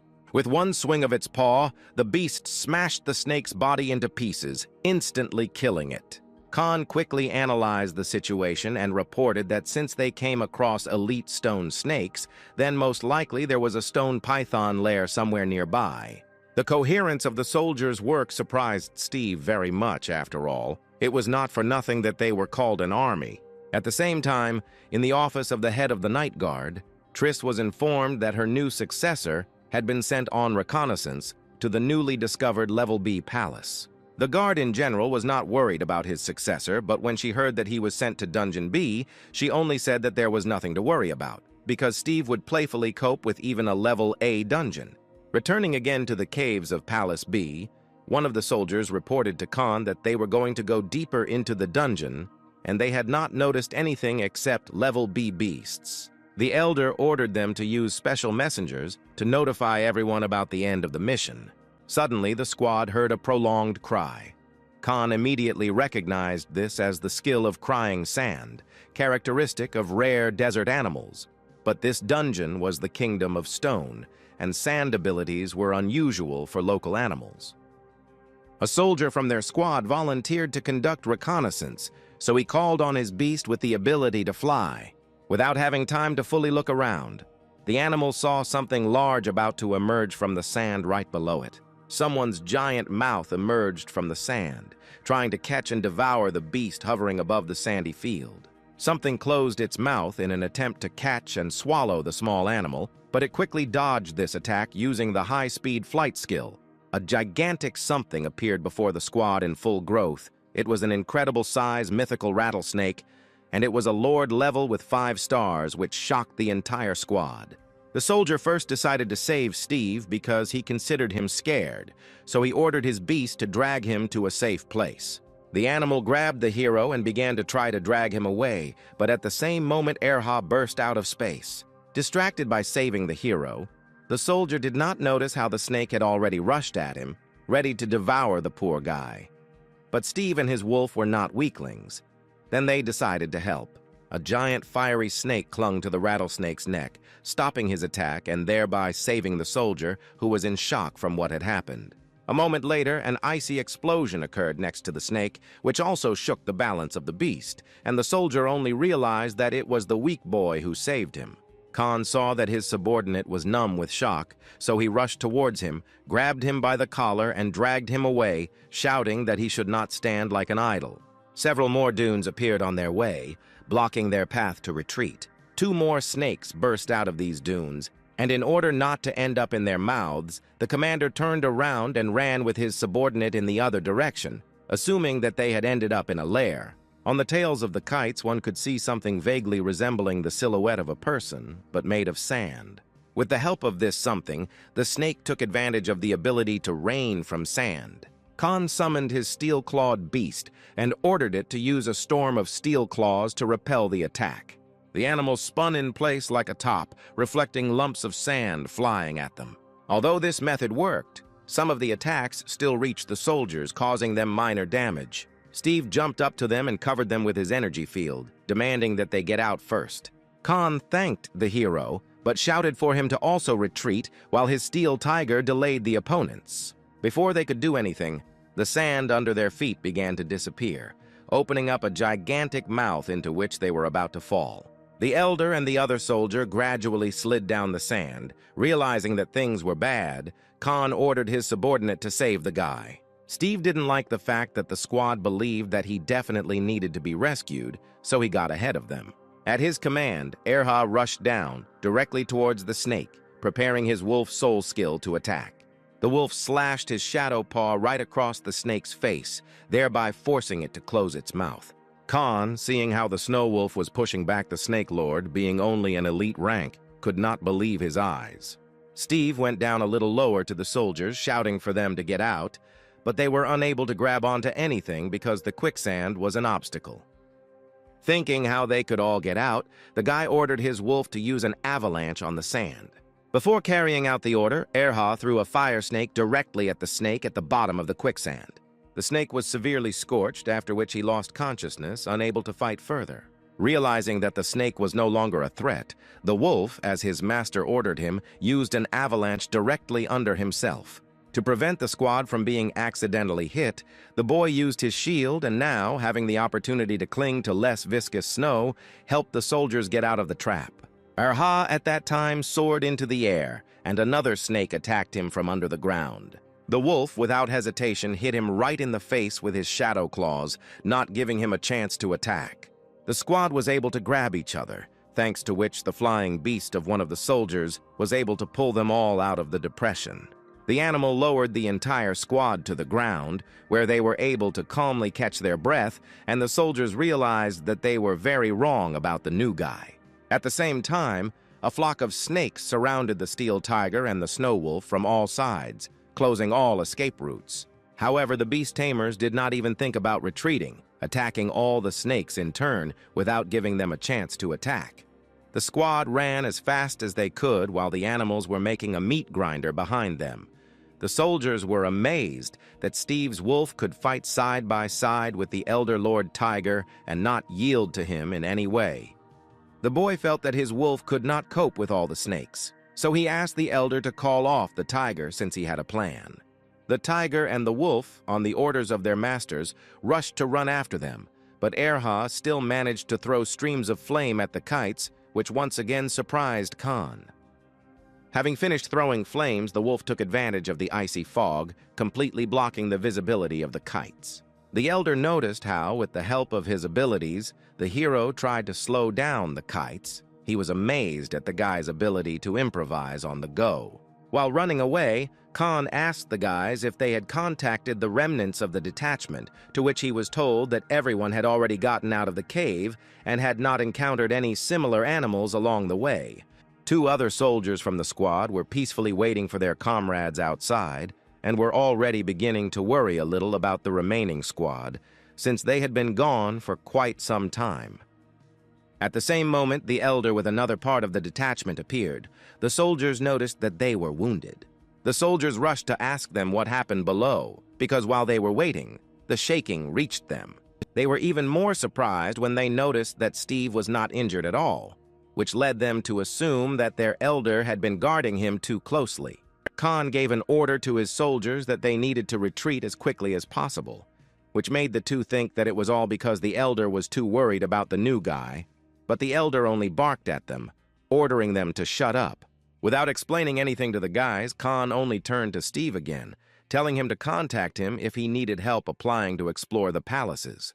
The two soldiers continued to grumble at the guy, even though he heard everything, for which the elder yelled at them again. After treating the wounds, the squad went back to base, and after some time they returned safely. Upon returning, Khan immediately turned to the commander, who first of all asked where the boy was who went with them. But Steve immediately responded himself. Having made sure that the guy was with them, he immediately asked about the dungeon, asking them if they had found out how dangerous it was. He was immediately informed that the cave was at least level A, but with a high probability it could even be level C, due to the presence of a cave with a pack of giant snakes of an average lord level, but even they, apparently, were not the strongest there. Hearing this, the soldiers who were engaged in external level reconnaissance were shocked because they only met a few elite beasts. They immediately turned to their elder, trying to find out from him whether these creatures had left him wounds, to which they received an affirmative answer. The commander asked them how they were able to get out of this situation with a couple of minor injuries, to which they replied that they were helped by Steve and his wolf, which greatly surprised the commander. The soldier who went down with Khan and the boy confirmed what was said, because the hero saved him and the elder several times during the battle, for which he was invaluable to him. The two soldiers who were checking the external level only now realized that the vibrations they felt were from the fighting of the squad below. Khan turned to the boy and said that they were very grateful to him, because it was thanks to him that they all got out alive and without serious injuries. The attitude of the entire squad towards Steve became completely positive, as a result of which they now offered to go on reconnaissance together next time. The boy was amazed at how quickly these guys changed their minds about him, and their commander finally noticed why Triss liked this nondescript child. After everything he had heard, the commander still recognized Steve and therefore informed him that now he would not refuse his requests to explore the palaces, and if he had any specific ones in mind, he could report it. Before arriving here, the boy asked the guard which palace he should go to first, to which she told him that the best option would be the Cave of Crazy Ants. He told the commander where he wanted to go, but Bogart came up with him again and, in unison with the hero, said that he wanted to register. The hero heard the voice of a tall guy already familiar to him and turned in his direction. The commander, hearing that they both wanted to go to the same place, suggested that they team up and go to the cave together. Bogart doubted the commander's proposal, coming closer to him and asking him if he was sure of this idea, to which he only replied that the guy had proven himself well. That's why he should have taken him with him. Although he did not want it, the tall guy nevertheless agreed, only hoping that he would not be disturbed. The hero himself was not against it. The most important thing for him was to quickly develop his wolf to the rank of lord. On the way to the cave, a conversation struck up between Bogart and Steve. The tall guy asked his forced partner if he knew what his title of night raid assistant meant. The hero replied that he was the successor chosen by the night guard. The tall guy confirmed the correctness of the answer and also noted that there is only one badge for each night raid. The boy realized the importance of the medal given to him only after Bogart's words. The tall guy himself continued to say that he did not know why the choice fell on Steve, but since this happened, it only meant that high hopes were placed on him. At the same time, somewhere in the valley a portal was opened, next to which stood 3 unknown people. After passing through the portal, the shortest guy with blonde hair noticed that the area was beautiful and asked if it was another world. The beefy guy to his left called the guy a master and replied that yes, this is another world, and it took them 2 months to find the secret passage here. The master noticed that with this portal it would be easier for them to engage in poaching, to which his comrade only replied that if their master called it that, then it would be poaching. The subordinate asked the master to tell them about his future plans. His main plan was to wreak havoc in the peaceful dungeons, which were already in decline. The boy's subordinate told him that the nearest dungeon was a cave of crazy ants, and that's where they decided to visit. At the same time, the hero and Bogart were able to get to the dungeon, The tall guy explained that mostly Lord-level beasts live here, and the bosses here could be 7-star beasts. He also asked the boy about the level of his beast. Steve replied that his beast was the 7th elite, which made the tall guy shocked and immediately regretted taking such a weak person with him. He said that they were not here to kill the boss, but only to kill a few ants and collect their fangs. Going downstairs, Bogart asked Steve why Triss chose him as her assistant, to which he replied that he simply helped catch the poachers. The guys didn't have to look for the ants for long, because literally just after going down, they immediately came across one. They explained to the hero that the weakest part of the ants was the stomach. Bogart summoned his beast to fight. It was a level 5 Phantom Mantis Lord. Noticing the movement, the ant rushed into battle, angrily clattering its mandibles and flying at great speed towards the hero and his comrade. However, unfortunately for the ant, the mantis was more agile and strong, so in the next moment it lunged towards the ant. With its attack, the mantis tore the ant to shreds, leaving it no chance of survival.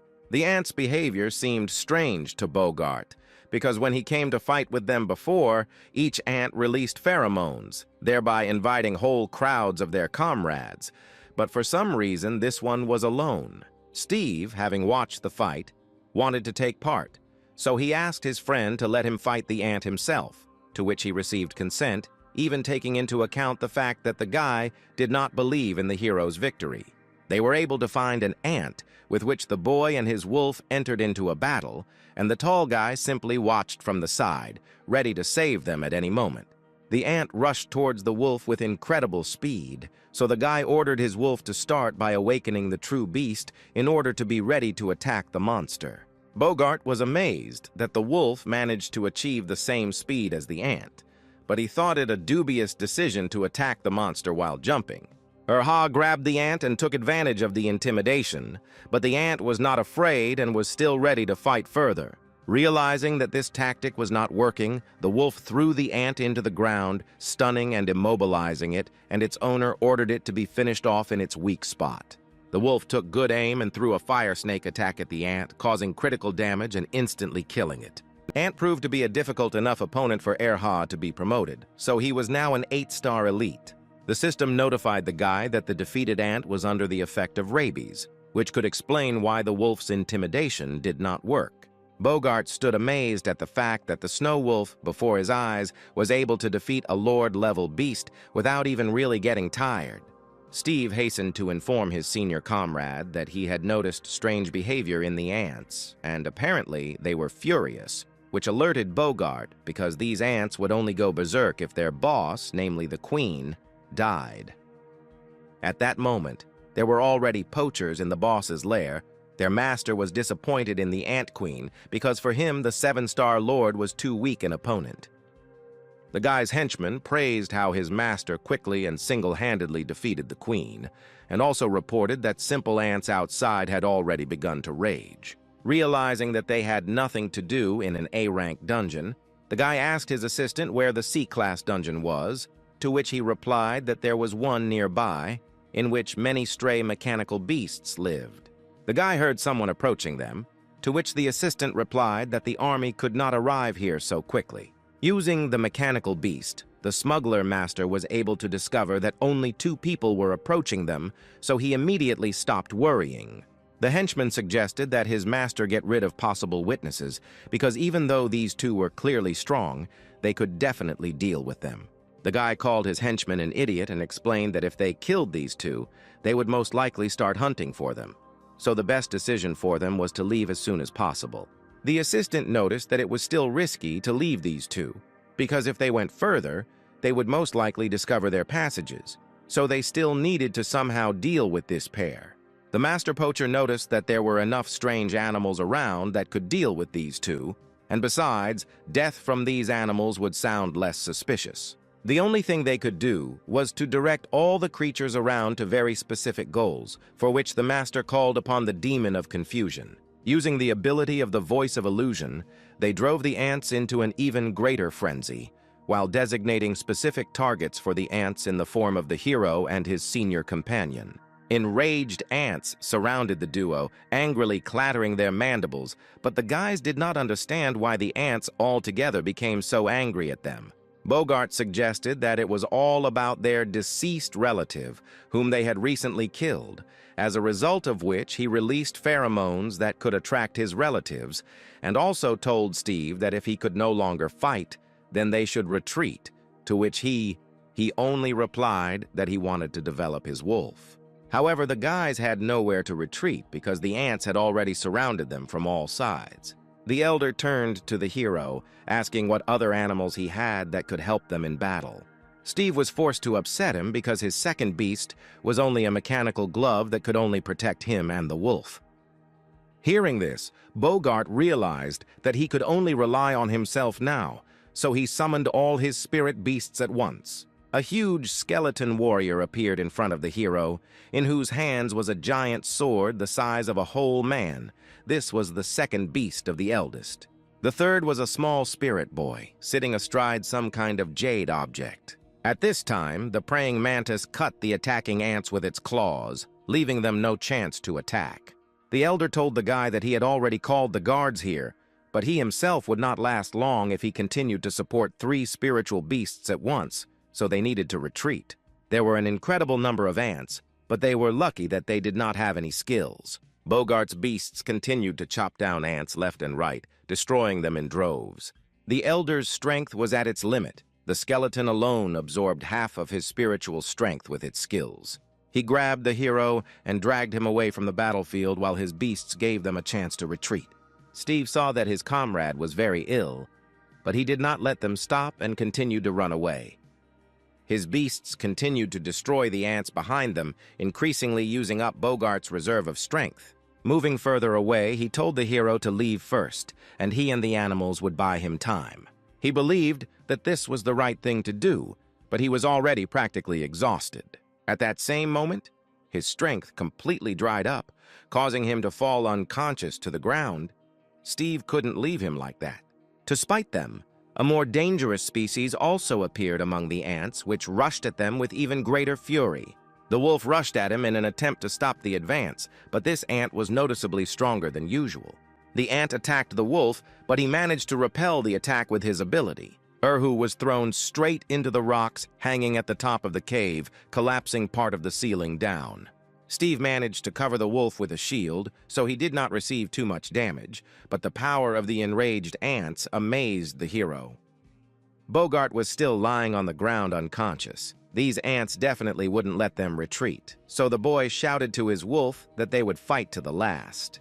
The guy shouted to the wolf that it was time for them to give it their all, thereby trying to cheer up his beast. Erha heard his master, so he concentrated all his strength, preparing not to restrain himself at all.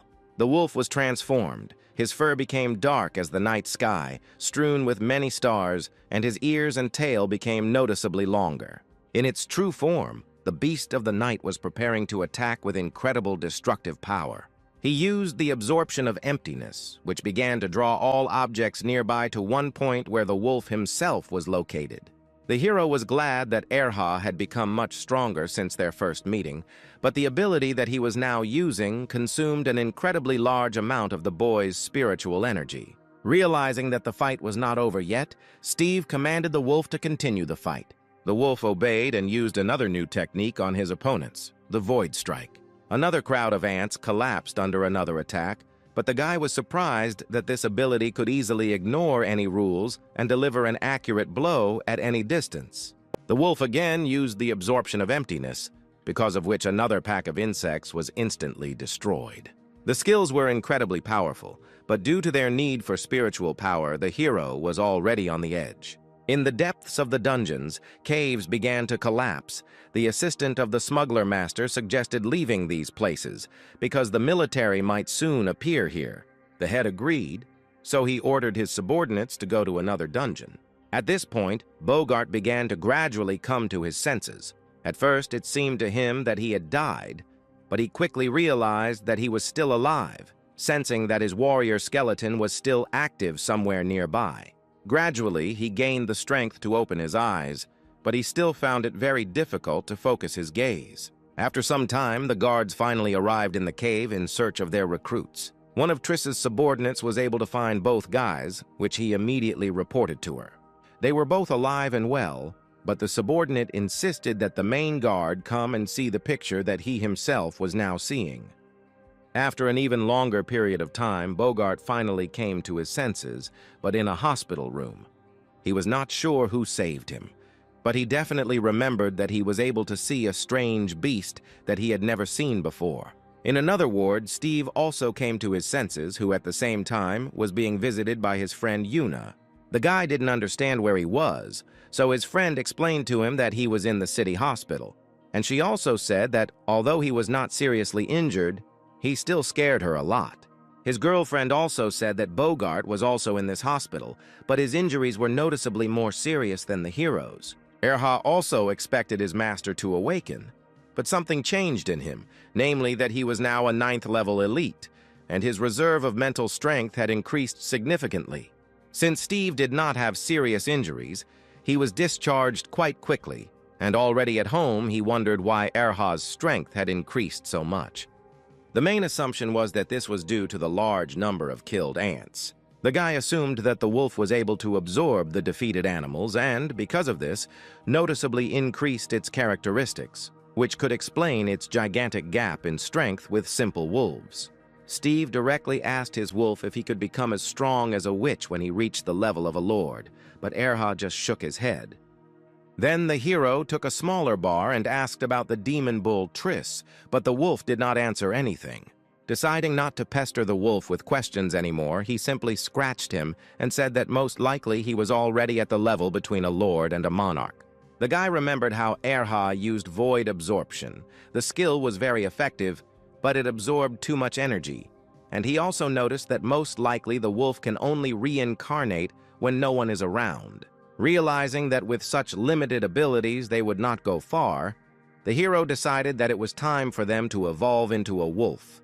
He gave the thunder pear to the wolf, causing the beast to sparkle a little, and the pear itself in his mouth began to glow. Erha swallowed the pear, after which electric charges passed through his entire body, scattering further throughout the room. Erha's spiritual power was at a very high level, so Steve's help in evolution was not required. The wolf could cope on his own.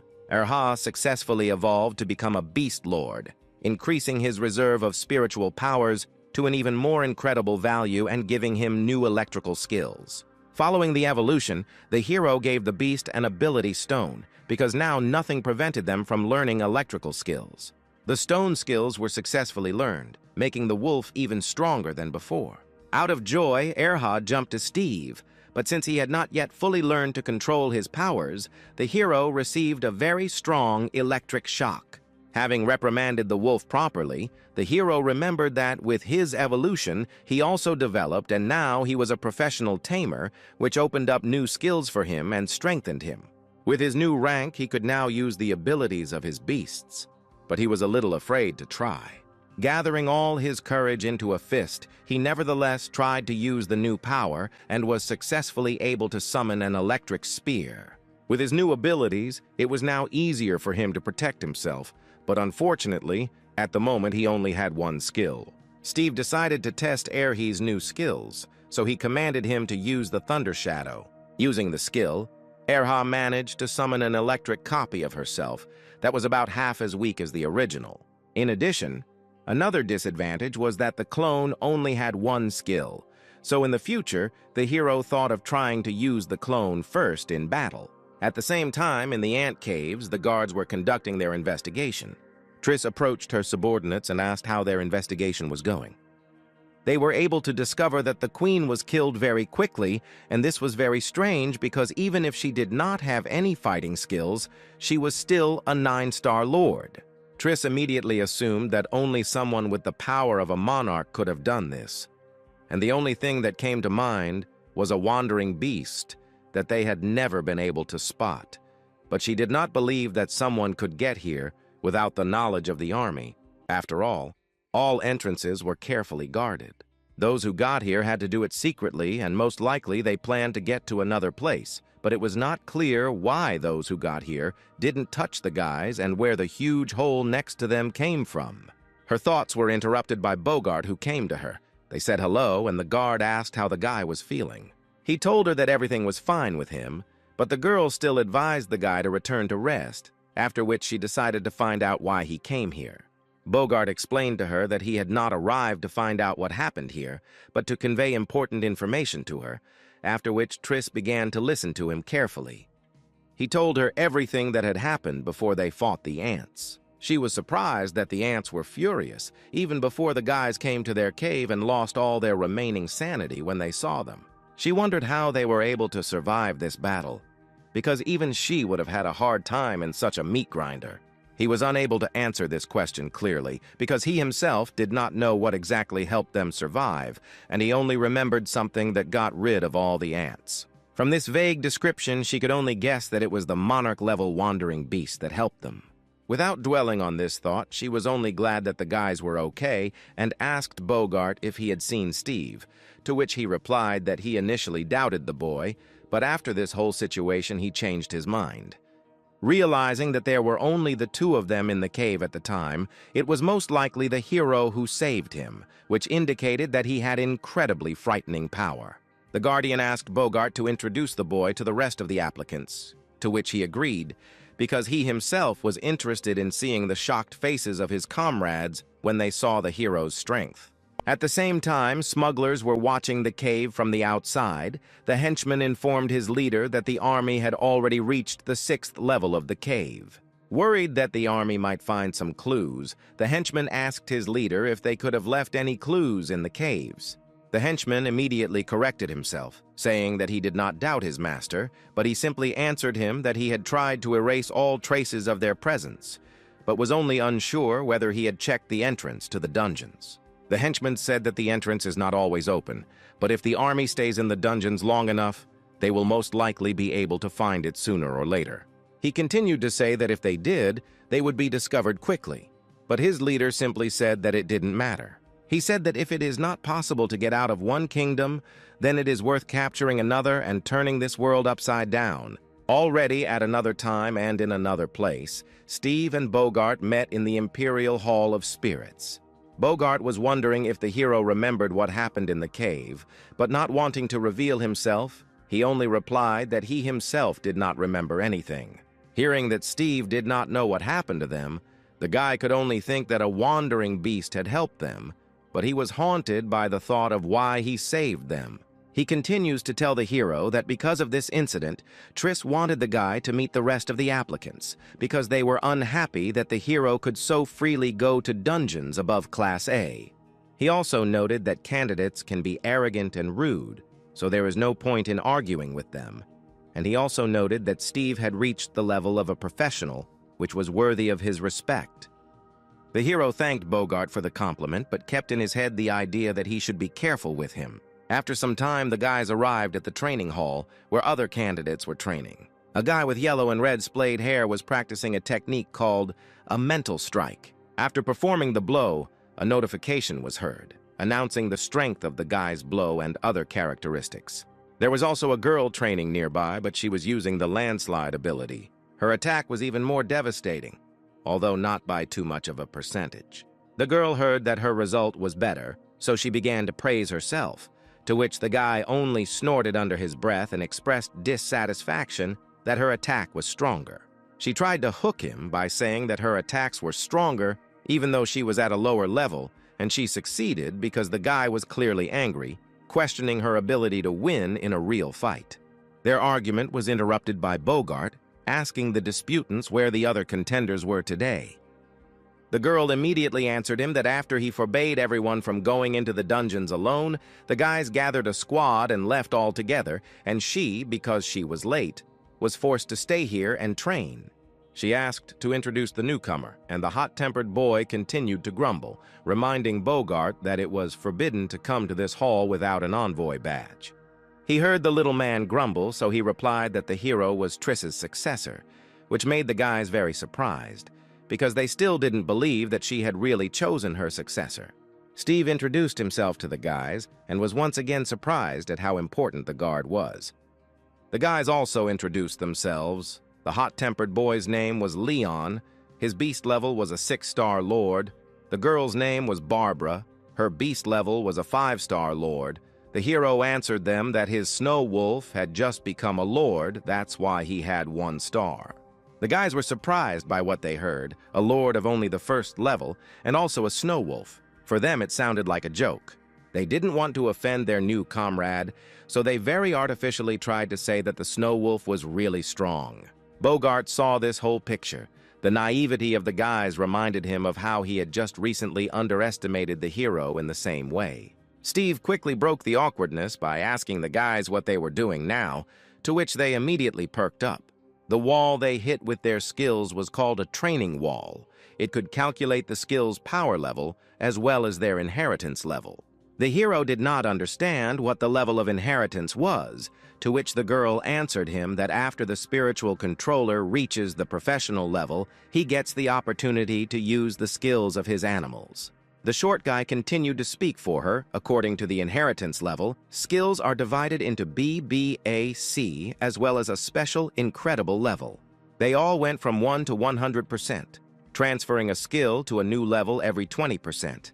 And of all of them, incredible was the rarest, if not impossible.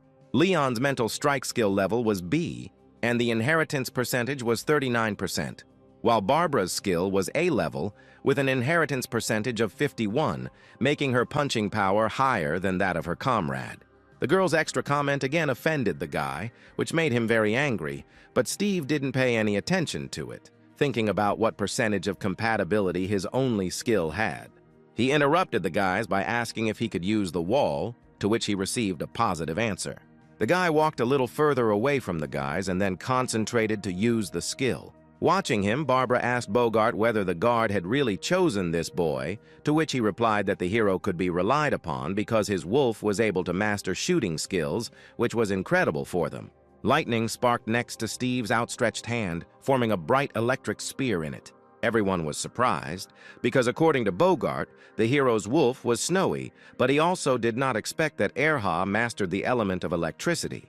The spear finally took its shape in the hero's hand, surrounding him with bright electric flashes. From the static around the hero, the hair on his head moved as if alive. The guys noticed what skill the hero was going to use, so their interest decreased, because the Thunder Spear was a very weak level B skill. Steve didn't care what level the skill was now. He was concentrated, preparing to throw an electric spear at the wall. He pulled one leg back and raised his spear, preparing to throw it away with all his might. One moment, and the spear in the blink of an eye from his hand turned out to be a lightning strike on the wall, scattering sparks in all directions. Leon was even impressed that the blow was stronger than he expected, because the skill was difficult to use by people. The hero walked towards the guys. The lightning around him gradually died down. The system announced the result of 7,700 points, but could not immediately determine the percentage of inheritance. No one in the room had any words. A skill that had never been considered strong was now showing the greatest results among those present. The guy, like the guys watching him, did not believe the announced result and asked Bogart if the wall was broken. To top off all the absurdity that was happening, the training system announced that the skill inheritance rate was 100%, after which the guys also thought that the wall was broken. Barbara ran to the wall. A stream of swirling vines burst from her hand, with which she hit the training wall with all her might. The system announced the same results that it had announced for the girl before, reporting that the wall was in good working order. Everyone was shocked, because this was the first time they had seen 100% compatibility. To this, Steve simply replied that his wolf had recently evolved and had just learned this skill. They still didn't understand how the snow wolf could have electrical skills. Leon even pinched himself to check if he was dreaming. Having seen enough of such an impressive performance, the guys still asked the hero to call on his amazing wolf. Steve granted their request and immediately summoned a wolf from spiritual subspace. The wolf revealed himself to everyone present, scattering sparks in different directions. Bogart did not understand how the hero managed to evolve his spiritual beast and endow it with the skills of completely versatile elements. Leon unsuccessfully decided to scratch the wolf, and the remainder of the discharge that was hovering around hit the guy with incredible force. The electric shock knocked the poor guy out. It's surprising that after this he escaped with only a slight fright. Barbara was amazed at the chosen successor. The hero in her eyes now looked like a real monster. Bogart was amused by the guy's reaction because he reacted the same way to Steve. The girl could not sulk for long. The desire to go in search of adventure was greater, so she invited everyone to unite into a squad and follow their comrades into a rank C dungeon. Among their comrades, a guy who went to the dungeon was the only Lord-level spirit beast cultivator among them. His name was Vance. The girl continued to explain that now, to go to the C-level dungeon, you need 4 people, and that's exactly how many of them there are now. Bogart noted that he was now wounded and was not ready to assist in the campaign, but she only said that they could protect him, because now they also had Steve. With their combined strength, the only danger for them can only be the boss of the dungeon monarch, but they are not going to fight him. But in this entire kingdom you can find many rare mechanical beasts. Steve was interested in the fact that this dungeon was connected to mechanisms, where he could get materials to improve his glove. He quickly agreed with the idea, but turned to Bogart as the eldest, to which he replied that he would not mind participating because they could join Vance and his squad. Without delaying for another minute, the guys immediately set off to prepare for their trip to the Mechanical Kingdom. At the same time, the kingdom itself was very uneasy. Something completely unusual was happening. Vance and his partner Irma were discussing a message they had received about a disaster occurring here. They had already been here several times, so if they didn't meet the monarch boss, then there shouldn't be any problems. The commotion that was happening here seemed strange to the partners. They had been here several times, and until now the local mechanisms were calm. The girl suggested that perhaps it was not the mechanisms, but this assumption seemed strange to the guy because they were precisely in the Mechanical Kingdom. She took out a tablet and, after double-checking the information on the local map, told Vance that their comrades had been in one place for a long time and were not moving anywhere. They assumed that most likely something had happened to them, so they both needed to rush to help. Moving forward to her comrades, Irma notified the guy that Barbara and her new group were going to go to them, but Vance told them to call off their raid. Unfortunately for him, the message had arrived an hour ago, so it was only a matter of time before their comrades showed up here. From the opposite side of the mechanical palace, the hero and his squad had already approached, full of enthusiasm to obtain new mechanical animals and materials for development. Barbara received a message from Irma. She asked them to be careful here. Bogart was immediately alarmed by this, so he clarified what happened to them. Unfortunately, the message did not contain accurate information, but the guys did not worry because Vance was in this detachment. However, Erha confirmed the leader's anxiety, telling the hero that he felt something foreign in this place, just like in the ants' cave. All this time, the detachment was being watched. The mechanisms went out to hunt for the strangers who had invaded their monastery. Something with a terrible clang bounced off the stone column towards the detachment, announcing its intention to eliminate the strangers. The mechanical squid rushed through the air as if it were not made of metal. No emotions could be read in the metal mask, but the beast directly communicated its intention to destroy the uninvited guests. Without even having time to approach the detachment, a bunch of vines pierced the beast from underground, leaving it no chance of survival. The guys in the squad had no hint of alarm. Barbara joked that she would fulfill her promise to protect Bogart. The hero was amazed at how easily the girl dealt with the Beast Lord, without straining at all. Another swarm of squids flew to the squad, but they still walked calmly. Leon asked Barbara to take care of the mechanisms because his skills were useless against the mechanisms. A forest of vines burst out of the ground, piercing every squid. The booms of explosions did not subside, illuminating the area around. One of the mechanisms was able to bypass Barbara, approaching dangerously close. An electric spear pierced the mechanism, catching it by surprise and throwing it away from the girl. Steve's reactions clearly improved as he became a professional handler, and he used the skill as if he had known it since birth. The mechanism was nailed to the wall by a spear. It screamed in a mechanical voice that its core was damaged and that it was ready to self-destruct. The beast would not have caused the girl much harm because she was much stronger, but she still thanked the hero for his vigilance and help. Leon noticed how effective electrical skills were against machines, so he decided that he would stay closer to Steve, although the real reason was only that he disliked the girl. At the same time, inside the mechanical fortress, Vance and his girlfriend finally found one of their comrades. It was Phil. He was covered in wounds and abrasions. He miraculously remained conscious.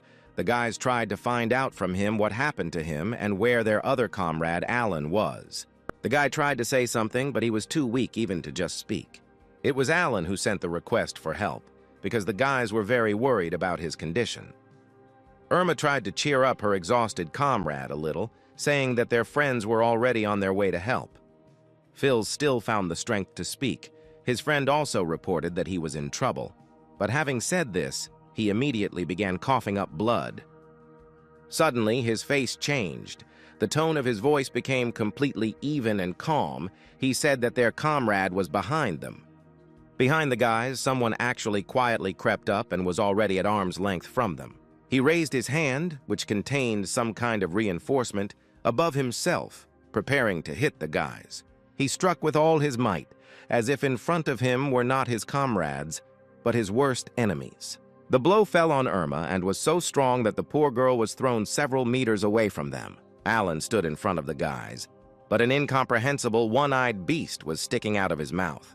It was the demon of confusion, the seven-star lord, who apparently controlled their comrades. After such a strong blow, Irma was still able to get up, but consciousness left her body, replacing her own will with someone else's influence. Vance was still conscious and in control of his body, but he felt that the connection with his spirit beast had been severed.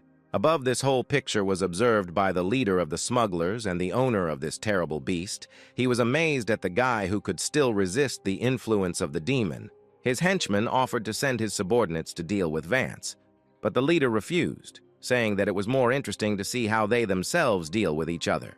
The guy below was still able to restore contact with his spirit and call on him for help, and a lizard swordsman, a seven-star lord, appeared before him.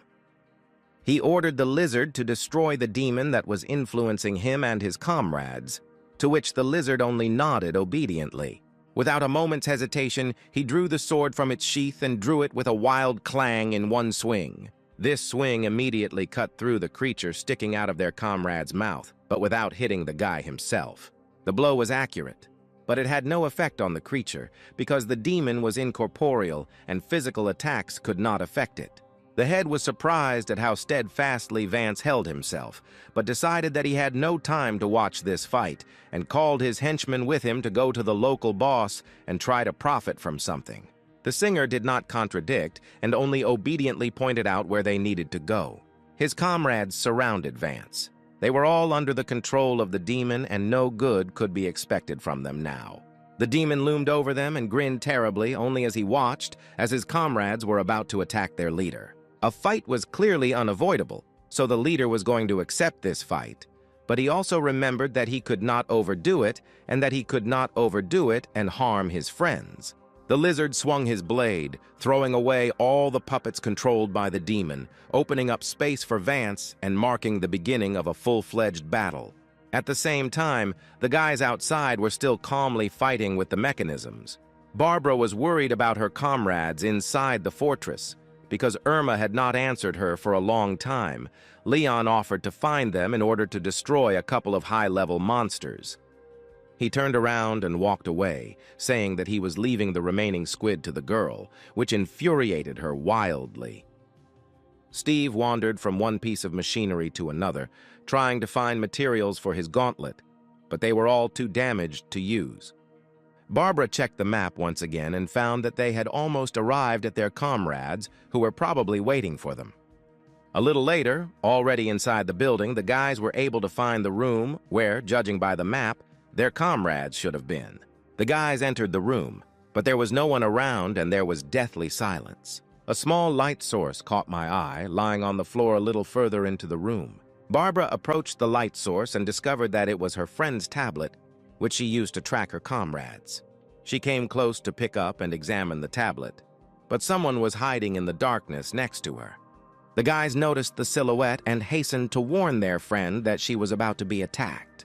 The girl was surprised, so she decided to just see what her comrades were worried about, but they were already preparing to attack her. The flame doused the girl, but she managed to jump away and cover herself with vines. The attacker was her friend Irma, which made Barbara doubly no longer understand what was happening. She ran back to her comrades, who worried about her, asking if she was safe, to which the girl only replied that she was fine. She didn't understand what happened to her friend who was standing right in front of them. The next moment, she rushed away from the squad. Barbara tried to call out to her, but it was to no avail. Steve noticed that there was someone else sitting on the balcony above, and he also didn't look too friendly. Leon immediately recognized the guy who had jumped on them as his comrade Alan, as well as his technique, which he was already preparing to attack. The guys dodged the attack, but they still could not understand why their comrades attacked them. Everything that was happening seemed very familiar to the hero, as if he had already encountered such a situation quite recently. Bogart also noticed this when he turned to Steve. It all reminded them of the same situation that happened to them during the fight with the ants. Alan swung his giant sword, not allowing anyone to approach him and trying to catch at least someone, and unfortunately, Barbara was exposed to the attack. A little more and the sword of her maddened comrade would have cut her, but something stopped the blow right in front of the girl. It was Vance. He held Irma, who was already unconscious, on himself, simultaneously repelling Alan's attack. Having fought back, the guy silently threw his girlfriend towards Barbara, after which he immediately rushed back into battle. The girl caught her friend, but still could not understand why her comrades were at enmity with each other. Vance quickly overcame his crazy comrade, after which he nevertheless turned to the arriving squad. His voice sounded cold, not at all characteristic of a living person. He turned around, presenting his face to the squad. A violet eye was visible on his forehead, and he grimaced an eerie smile, after which he told the guys that they would all die here. The next moment, an ominous aura surrounded him. He was clearly preparing to attack them. Just one moment, and he was already flying towards his comrades, swinging his sword and preparing to cut them with one blow. The blow fell on Barbara, but the girl deftly dodged the blow, which almost overtook her. Leon tried to bring her to her senses by informing her that their comrade was also under someone's control, after which he summoned his spirit beast as quickly as possible. Not a beast, but a book spirit appeared next to the guy, preparing to attack. The spirit rushed towards the distraught Vance, preparing to use a mental blow. The guy deftly dodged this attack and rushed towards the squad, again preparing to strike. Leon asked his comrades to help him detain the mad swordsman because he knew how to get rid of control over his mind. Barbara revealed her spirit, a mountain god who looked like a giant tree of roots and vines that vaguely resembled a person. She ordered him to grab Vance, after which the beast plunged its hands into the ground, from which writhing vines immediately began to appear. The swordsman deftly dodged the branchy thickets, but they still served their purpose, slowing him down. The distraught swordsman froze. The vines gradually surrounded and enveloped him entirely, blocking his ability to move. With one powerful and lightning-fast blow, Vance cut through all the vines that surrounded him, once again opening up the entire battlefield to him. Barbara knew that the swordsman's skills were level A, but after seeing how he cut off all the vines of her mountain god with one swing, she did not believe that he was that strong. Bogart stood aside, covered by his warrior's skeleton, because in his condition he could not help his comrades in any way. The spirit of Leon called for help from a small spirit in the form of a unicorn, who was preparing to attack their mad comrade. He rushed towards Vance, preparing to strike him while he was not looking. The guy reacted with lightning speed and simply cut the spirit in three, instantly destroying it. Steve noticed that the swordsman in his current state cannot accurately determine the target, so he attacks the nearest one. The next moment, he summoned an electric clone of Erhi, which he ordered to divert the swordsman's attention to himself. The electric clone appeared in front of the hero and obediently rushed towards Vance. What he saw greatly puzzled Leon, once again raising doubts about whether it was a snow wolf and not some other animal. The clone caught up with the swordsman and rushed at him in a frontal attack. The swordsman parried the attack, throwing the electric clone aside, but not destroying it. The next moment, the clone's thunder spears began to hit him, but he safely dodged all of them. The demon inside Vance went berserk. He looked back at the entire squad with a look filled only with pure hatred and the desire to kill. Barbara noticed this, which made all her desire to fight the swordsman in such a state disappear. The next moment, Bogart's warrior rushed at him, who nevertheless decided to expose himself, but to help the guys. He decided that, together with Erhi's clone, his warrior could distract and tire the maddened swordsman so that Leon would have the opportunity to stop him. As he had planned, the swordsman began to rush between the two animals, trying to overtake at least someone. The guy heard the leader, so he ordered his spirit to use the ability with which he could calm the swordsman. The wolf clone rushed around the guy, diverting all his attention and noticeably slowing him down. Leon and his spirit took advantage of this delay and were able to grab Vance, entangling him and completely immobilizing him. Bogart also did not miss this opportunity, so he summoned his mantis to disarm the swordsman while he was immobilized. The spirit, on the orders of its master, used another ability, which was supposed to destroy all the effects of subjugation imposed on the mad swordsman. An incredible mental blow overtook him, causing significant damage to the demon inside. Unable to continue to maintain control, the demon began to weaken and leave the guy's body. The demon finally left Vance's body, leaving him tied up and lying on the floor unconscious. The guys were glad that he realized that something was wrong with him, so he first immobilized his comrades and weakened himself. Leon also noticed that thanks to Steve and his wolf, they were able to distract their comrade, because if not for them, no one would have been able to cope with his speed.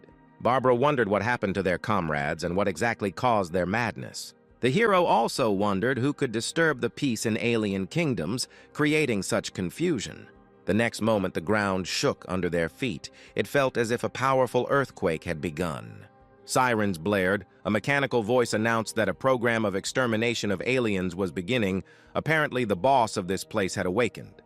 The guys began to panic because although the boss here was a mechanical monarch, which made him weaker and stupider than ordinary beast monarchs, he was still incredibly strong. Now, Steve understood for sure that someone was behind this, as well as behind the madness that he had experienced in the anthill. At the same time, the leader of the poachers and his closest follower were in the boss's room of this fortress. They were unable to fully study it, so their plans were about to fail. An incredibly huge robot appeared in front of them. He was the local boss, a one-star monarch, a divine mechanism. Behind the leg of this giant robot, a portal began to open, which was what the leader needed. Seeing this, the panic on his face was replaced by a solemn smile. He was lucky again. He was glad that the secret of the alien kingdoms was so close to him, so he called upon one of his animals to help him. To help himself, he called upon a shadow spirit, a 9-star lord, with whose help he was going to get into the portal undetected. The spirit enveloped him like a shadowy savanna, completely hiding their presence from the giant robot's sensors. His henchmen remained behind, watching as his master committed another act of madness. The robot noticed the henchman and loudly announced that he was launching a program to clean up aliens, which made the henchman very scared. The leader noticed that his subordinate was about to be destroyed, so he took pity on him, ordering the spirit to envelop him in a shadow veil. The spirit hid the presence of the assistant, for which he was incredibly grateful to his master. The assistant instantly disappeared from the robot's sensors, so he activated a new program to search for violators. He and the pack of mechanical squids that surrounded him moved forward, looking for anyone who disturbed the peace of this fortress. Several squids discovered the hero's squad, so their next goal was to eliminate or delay the intruders. Mechanisms hovered in the air, annoyingly circling above the guys' heads, squealing that they were able to detect targets. Taking aim, they opened fire on Steve, trying to burn him with lasers, but the guy covered himself with an energy shield in time. The attacks were extremely powerful, causing the gauntlet's spiritual energy to deplete very quickly, forcing them to retreat closer to their squad. The squids immediately rushed after them, shouting incessantly with their mechanical voices about their desire to destroy the intruders. Having regrouped, Erha turned towards the mechanisms and threw 2 thunder spears in their direction. Both strikes found their targets, short-circuiting the robots and forcing them to self-destruct. The hero was too close to the mechanisms, so the only thing he could do was cover himself with a shield, hoping that it would hold out. The shield shattered under the onslaught of explosions, but it was still enough to absorb most of the blow. As soon as the smoke from the explosion cleared, the hero was able to see that almost nothing was left of the mechanisms again. They didn't have to rejoice at the victory for long, because besides the squids, something else was approaching them, something much larger and more dangerous. Two giant metal hands grabbed the edges of the doorway and then began to pull back the metal walls as if they were made of cardboard. The giant-sized robot tore the entire wall to shreds, giving the squad a view of the giant himself and the pack of squids surrounding him. The guys were incredibly scared because the Monarch boss appeared before them, a battle with which they were not at all prepared. The robot fixed its attention on Steve and Erha, choosing them as its primary targets for attack. The next moment, a compartment opened on the machine's wrist from which missiles poked out, quietly humming and preparing to launch. Leon realized that the mechanism was preparing a massive attack across the area, so together with his spirit he began to prepare a shield.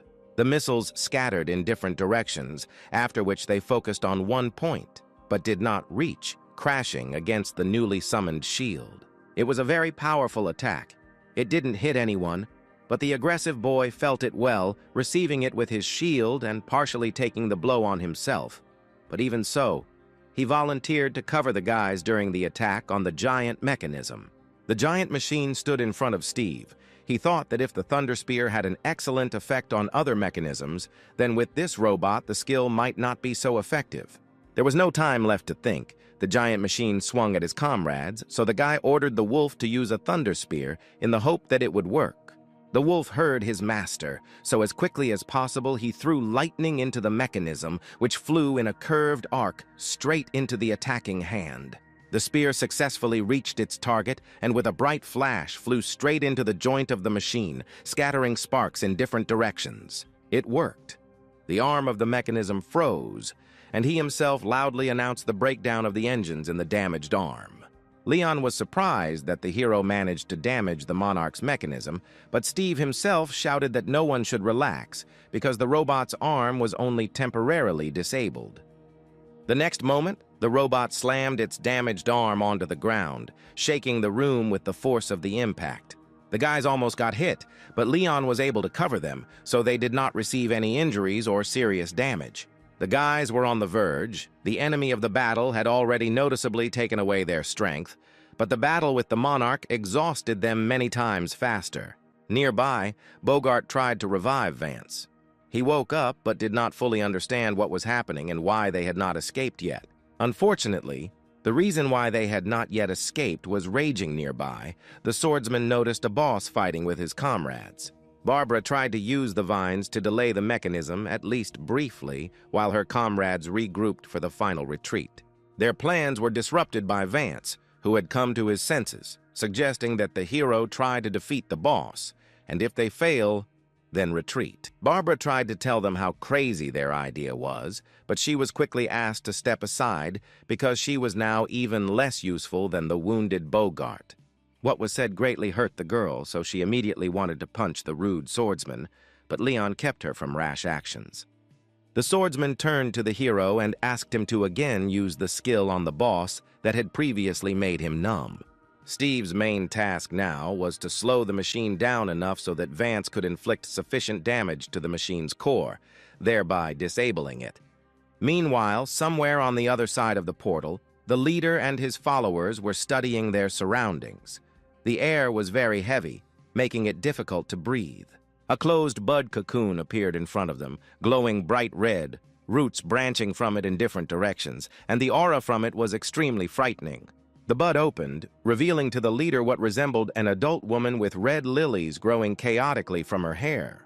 Taking a closer look, one could see her eerie grin made of many sharp teeth, as well as eyes black as night with completely violet pupils.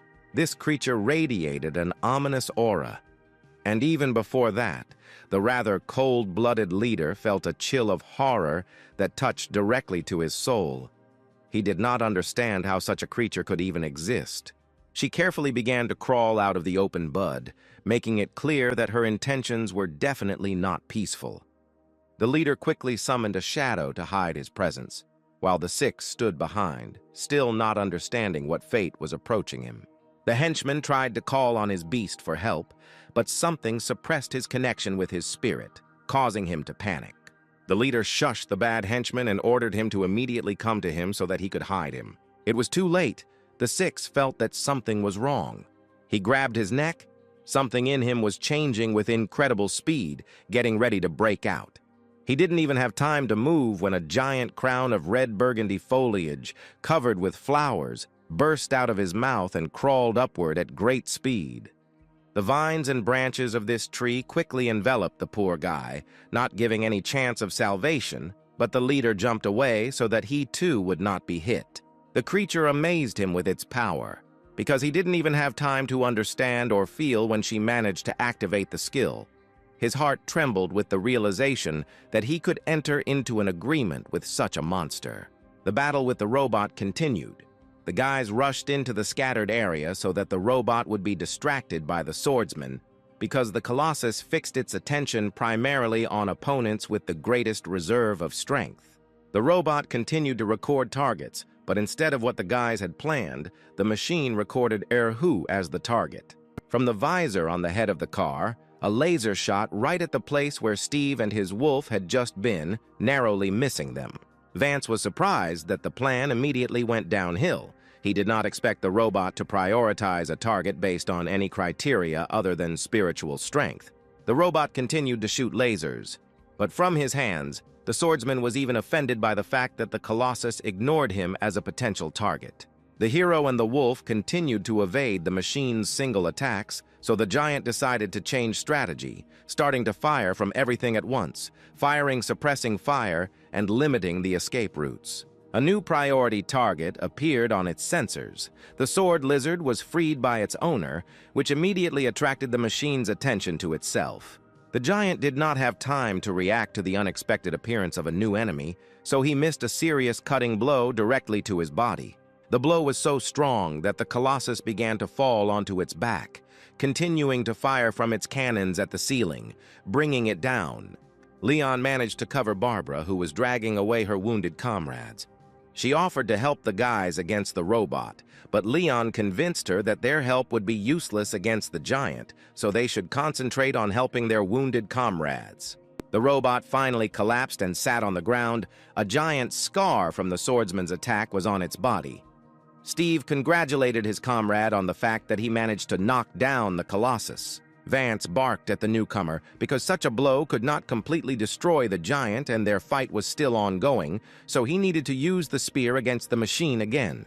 The boy was a little offended by such harshness on the part of the elder, yet he was just trying to be happy for him. Fortunately, he was not one of the touchy people. So he let the situation slide and, together with his wolf, prepared a joint attack with a thunder spear. A barrage of lightning appeared directly above them, after which each of the spears rushed straight towards the giant robot. The robot's sensors detected the resulting beam of energy, so the defense systems immediately began to activate the shield around the robot. The swordsman was very surprised by such a flurry of attacks, but after a second he realized that he was in the line of attack and he should have jumped to the side. A protective dome appeared around the robot and completely covered it, causing all the spears to crash into the barrier and explode into bright sparks. Vance commanded the hero to continue attacking while he began removing the barrier. With a series of blows, the swordsman got rid of the barrier, depriving the robot of its last defense. The robot loudly announced the loss of its barrier and its rollback in 2 seconds. The guys decided to take advantage of this time interval. Another hail of lightning appeared directly above the heads of Steve and Erha, gradually flaring up brighter and rushing towards the giant Colossus. This time, the machine had nothing to oppose such a barrage of attacks, so each spear pierced the robot, thereby immobilizing it. Short circuit after short circuit damaged the robot from the inside, and numerous warnings indicated that the circuits inside the machine were frying out one after another. Realizing that there would be no better moment, the swordsman rushed at the machine, preparing to deliver the final blow directly to the giant's core. Together with their beast, they slashed with all their might directly at the protective glass of the core. The glass could not withstand the pressure and shattered, making it possible to climb right inside the robot. The machine sounded the alarm throughout the entire area, but the swordsman was able to penetrate straight to the core and tear it out with his bare hands from the hole in which it was located and fed the giant. Steve stood nearby and waited for his fellow swordsman to finish with this giant. They were lucky that it was a mechanism, because an ordinary monarch beast is many times smarter and stronger. Vance did not have to wait long. He safely jumped out of the skeleton of the robot, which was laid to rest, now forever. In his hand was the very same core that could be used to improve mechanical beasts and mechanical equipment, so it could also improve his gloves. The swordsman noticed how Steve was looking at this core, so he asked if he wanted to get it, to which the hero only joyfully confirmed his desire to get this item. Vance wanted to assert himself a little, so the condition was that the hero now call him Big Brother, to which he obediently agreed, immediately addressing him as his elder. The swordsman was satisfied with the hero's complacence, so he recognized him as his younger brother and threw a cannonball at him, but it never reached the target. Their comrade intercepted the cannonball on the fly, after which he immediately ran away from them. This action puzzled the swordsman. He was surprised that their comrade was still under someone else's control, even though it seemed to him that Leon had already taken care of everyone. As it turned out, the guy was in his right mind and simply did not want to give such an expensive artifact to some unknown person, reminding him that all the loot should be handed over to the night hunters. The swordsman did not like the words of his comrade, yet it was thanks to Steve that they were able to get out of this whole mess alive. Phil didn't want his elder to look at him so disapprovingly, but he reminded that all materials received from dungeon bosses from level C must be handed over to the night guard. He looked at Steve and said that he could not betray such a valuable find to an incomprehensible strange guy whom he had seen for the first time. The hero did not start a conflict, so he simply agreed to give what he found to the guards, which surprised his new older brother. So he tried to cheer up the boy, saying that the guards would definitely give the core to him when they read the report about this incident. Steve asked his brother not to worry about him because if the rules were like that, then they should stick to them. Vance replied that he would help apply for this core. Leon and Barbara approached the guys. The hot-tempered boy was surprised that Phil had the core, to which the hero answered him that they would hand it over to the guards according to the rules. Those who came up were surprised by what was said, because according to them, they always shared what they found on their own, without any commissions. Phil continued to insist that this was the right thing to do and that he had previously made a big mistake by breaking the general rules, which caused even more misunderstanding in his behavior. Still doubting, the elder turned to Leon with a question whether he had brought their strange comrade back to consciousness, to which he was told that Phil's head had been properly cleared. Vance had no doubt about his comrade's ability to bring people to their senses, but the fact that their comrade wanted to do the right thing raised a lot of questions.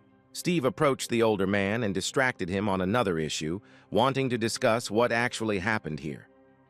He told about all his notes and guesses about mind control and the invasion of someone else, which forced the swordsman to think deeply. However, at the moment, no one in the squad had the strength to investigate. The battle had exhausted everyone. Vance would have been happy to help his new little brother with the investigation, but as the leader of the group, it was his responsibility to get everyone out of here alive.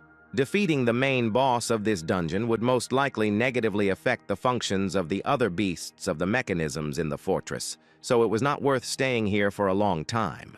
The best idea was to leave the fortress now and inform the guards that the place needed to be locked down for further investigation. The guys ran away from the fortress of the god of mechanism. The remaining machines flew around, almost not paying any attention to them, so leaving this place was not something difficult. But already outside they heard an ominous aura from behind them. This aura was difficult not to notice, so the entire squad turned around to find out what it was behind them that was emitting such an eerie and chilling cold horror. Behind them, they saw how the territory of influence of the unknown beast of the monarch was being formed. Apparently, besides the god mechanism, there was something else in the abandoned city, something more sinister and dangerous that was already consuming this place. A giant spider lily flower appeared in front of them, which was even more frightening with its size. The power that had just created this gigantic something in front of them was incomparably greater than that of the mechanism monarch, which frightened the hero. Steve knew that if he wanted to fulfill his goal and bring Erha home, he would need to work harder to be able to fight such monsters, so materials were needed to improve his mechanical beast. The boy hugged the wolf, promising that they would both try in the future. Erha suggested that the owner fight in order to quickly raise the level, but Steve understood that there was a completely different level, and entering into battle was mortally dangerous. Before all this happened, the leader of the poachers continued to observe the mysterious feminine monster. The monster that appeared before him was of the level of a monarch, which meant that it could change the surrounding area, increasing its powers and weakening its enemies. For example, lava beasts changed the territory so much that any beasts specializing in close combat simply could not get close to them. He did not expect to stumble upon such a beast, which was obvious luck for the arrogant guy. Continuing to hide in the shadows, he rushed at the creature, intending to attack and weaken this thing. The beast froze as if waiting, and the guy approached her as close as possible, preparing to attack her. He almost struck, but the creature somehow noticed him and looked straight into the leader's face with its black eyes. She parried the attack and grabbed the arrogant teenager by the throat, preventing him from attacking and immobilizing him. The guy was shocked by the fact that he was noticed when he was hidden by the aura of his shadow spirit. And the creature smiled from ear to ear, revealing its sharpest teeth. Using several skills, the guy literally disembodied in the hands of the monster, instantly becoming a shadow and quickly running away from the battlefield. The creature looked puzzled at its hand, in which it had just held the arrogant guy, not understanding where he had suddenly disappeared. The leader, in turn, scurried away from the battlefield, trying not to allow himself to be detected by the enemy. After thinking a little more, the monster realized that its prey was escaping, so it decided that it was worth doing something to catch it. She curled into a fetal position, after which ominous energy began to accumulate right around her, which she was about to release. The energy scattered in a wild burst in different directions, releasing the incredibly creepy aura of this creature. This aura began to spread over tens of meters, increasing the monster's territory of influence more and more. Having closed the distance sufficiently, the arrogant leader returned to his corporeal form and summoned his demon of confusion back. Behind him, that same ominous energy burst out of the portal, spreading in this world like some kind of virus. In the places where the dark energy settled, red spider lilies sprouted, from which a bone-chilling horror emanated. The reconnaissance drone watched as a giant lily, glowing an ominously crimson color, reigned over the former fortress of the god of mechanism. Triss's guard was conveyed information that a detachment of successors had told them the truth about the territory of a monarch-level beast, which already occupied about 300 meters in diameter. This indicator indicated that in front of them was none other than a monarch of at least 3-star level. The Guardian assumed that at this rate, her successor would soon be prohibited from going to the palaces, given that every time he gets into some kind of trouble or adventure there. Later, in the guard's administration building, Vance spoke with one of the people involved in the distribution of the loot and asked to transfer the core of the mechanism god to Steve. He was only told that they themselves would figure out how they would distribute the resources found, so his requests did not influence the decision in any way. After leaving the office, Vance met with his younger brother, conveying the sad news and offering instead a cash reward, which Steve tried to refuse and asked the elder not to worry about him. Phil came into the office a couple of minutes later with a cannonball in his hands, and he himself was telling the manager that his senior was messing around too much with this newcomer. The manager only noted that the core was now his, and he should quickly use it so that no one would know that it was he who got it. The guy thanked the manager, revealing the truth that he was his own father. After some time, Steve came to Triss to find out what plans the guards had for the core, to which she told him that they had no agreements regarding him. She clarified that the spoils would be distributed in accordance with how and who invested their strength during this task. The hero answered her that most likely he did not receive the reward, since the guards did not particularly notice his achievements, which she decided to find out in more detail. The guard also informed the hero that he should return to the city, since the general situation in the world had become not very stable, and she would report any results of the investigation. Steve asked her if the guards knew about what happened in the mechanical city. The girl replied that they had discovered a portal that led to an even deeper dungeon, the territory of which could be occupied by monarchs, but this information was still not enough. The hero asked the guard to be careful, and he went home. She then told him that a car was waiting for him and wished him good luck. Already at home, Steve and Erha sat down to find out how much they were able to develop after the fight with the mechanical monarch. The wolf began to develop right before our eyes, raising his lord rank to 2 stars along with his characteristics. Following this, the wolf continued to grow, becoming 2 more ranks higher, eventually receiving a rank of 4 stars.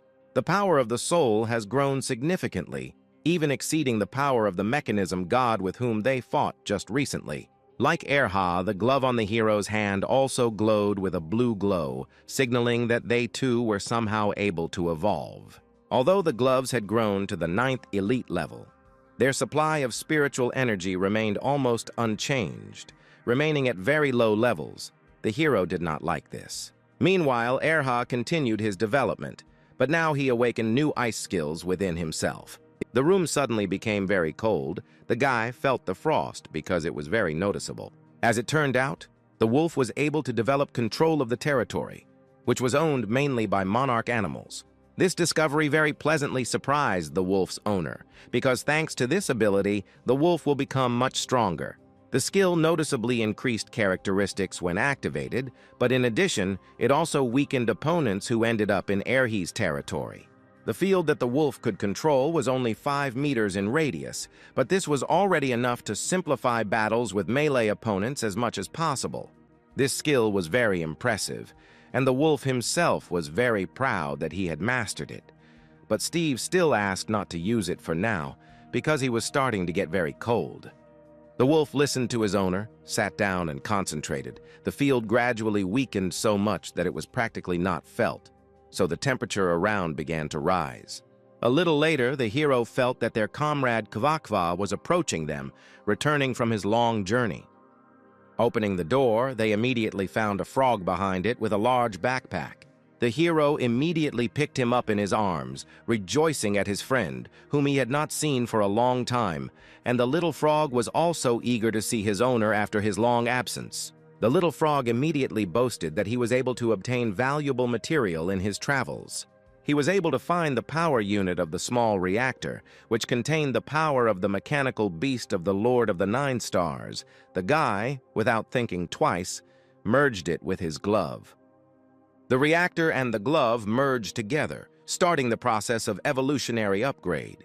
Everything went well. The glove gradually grew over the hero's hand, covering it with a thick layer of high-tech armor. The end result was an evolution into a mechanical arm that unlocked a new offensive skill and improved its defensive stats and spiritual energy output. This result was ideal for the hero because all the necessary parameters were improved even without the Monarch core. Steve thanked his amphibian friend with all his heart and also informed him that Erha was now a lord, so they should focus on the development of the frog. However, as it turned out, the skills of the hero and the wolf for general development did their job and showed that the frog also grew during this time to the elite with 5 stars. The boy was incredibly glad that all his comrades were developing so rapidly. The next morning at the university, there was noise and uproar in the classroom about recent events. Yuna sat and waited for her friend, at the same time very worried about his condition and health. Their rude classmate decided to tell her that someone with the same last name as Steve was involved in recent events. Yuna rudely asked him to shut up, but the harmful guy continued to bend his record, saying that even the contenders suffered during the battle. So if the hero was there, then it was probably fatal for him. He angered the girl even more, to which she jumped up and angrily asked what he meant, to which the guy only said that he would not mention him again, simultaneously hoping that he died. He continued talking, but this time about those who defeated the mechanical monarch, calling them role models and not those guys who end up in convenient places through connections. Yuna couldn't stand it and was about to beat the scoundrel, but Louis stopped her in time, asking her to just wait for their friend. She agreed with her friend, but still remembered that the hero told her that he was called on a small semblance of a night raid, which is why she was so worried. But her worries were quickly over as soon as Steve entered the audience, greeting everyone present. The sarcastic guy greeted him with obvious sarcasm and said that he could hardly believe that he could return in good health. He also noted that while he was in other countries, he sincerely hoped that he would not see Steve again. Yuna approached her friend and asked him not to pay attention to his bragging classmate, because he was so arrogant due to the fact that his beast recently became a 5-star elite. This guy again tried to tease the hero, saying that the qualifiers for the competition would begin soon, so it was interesting to see if the hero could improve without the help of others. The hero teased the guy back, telling him not to admit defeat before they met in the ring. The guy hoped that guard candidate Phil would help him develop in order to become stronger and defeat the hero. The guys left the audience while they were walking. Yuna grumbled that this guy better not come across her at competitions. Steve asked what levels her animals were now. She summoned both of her animals. The little fox was already an elite beast with 6 stars, and the night guard was an elite with 4 stars. Such strength should definitely be enough to defeat that brute. Remembering the guy who bothered her, she also remembered that he mentioned the new successor of the night guards, who was able to defeat the monarch. She asked the hero if he had heard anything about this. Steve only now realized that most likely the conversations were about him and his older brother Vance, because it was the two of them who defeated the monarch. The speed at which gossip spread surprised the guy. Yuna noticed that her friend had briefly fallen into a stupor, so she tried to bring him to his senses. Having come to his senses, the hero directly said that most likely the night guards meant him as a candidate. He and the other successors were there 2 days ago and defeated the monarch just because it was a mechanical beast. Yuna was delighted with her friend's achievements and felt that this was also more than worthy. After all, it was still the boss monarch. She immediately became interested in what rank Erha was at, to which the guy replied that after the victory, the wolf became a lord with 4 stars. Yuna was shocked, because her friend had already achieved strength levels that can usually only be achieved after graduating from university, while her friend still had 2 free contracts. She explained to her friend that since news of their exploits became public knowledge, the hero had become a role model in the eyes of many, and it would be interesting if they could find out who exactly their idol was. She also became curious about what the place he visited was like, and was upset that she most likely would not visit something like this in the near future.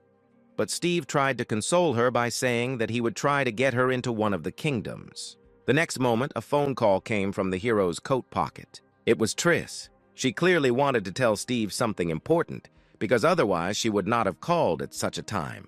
She immediately informed the hero that the issue regarding the core of the mechanism god had been resolved, but he definitely would not like what she would tell Steve at their next personal meeting.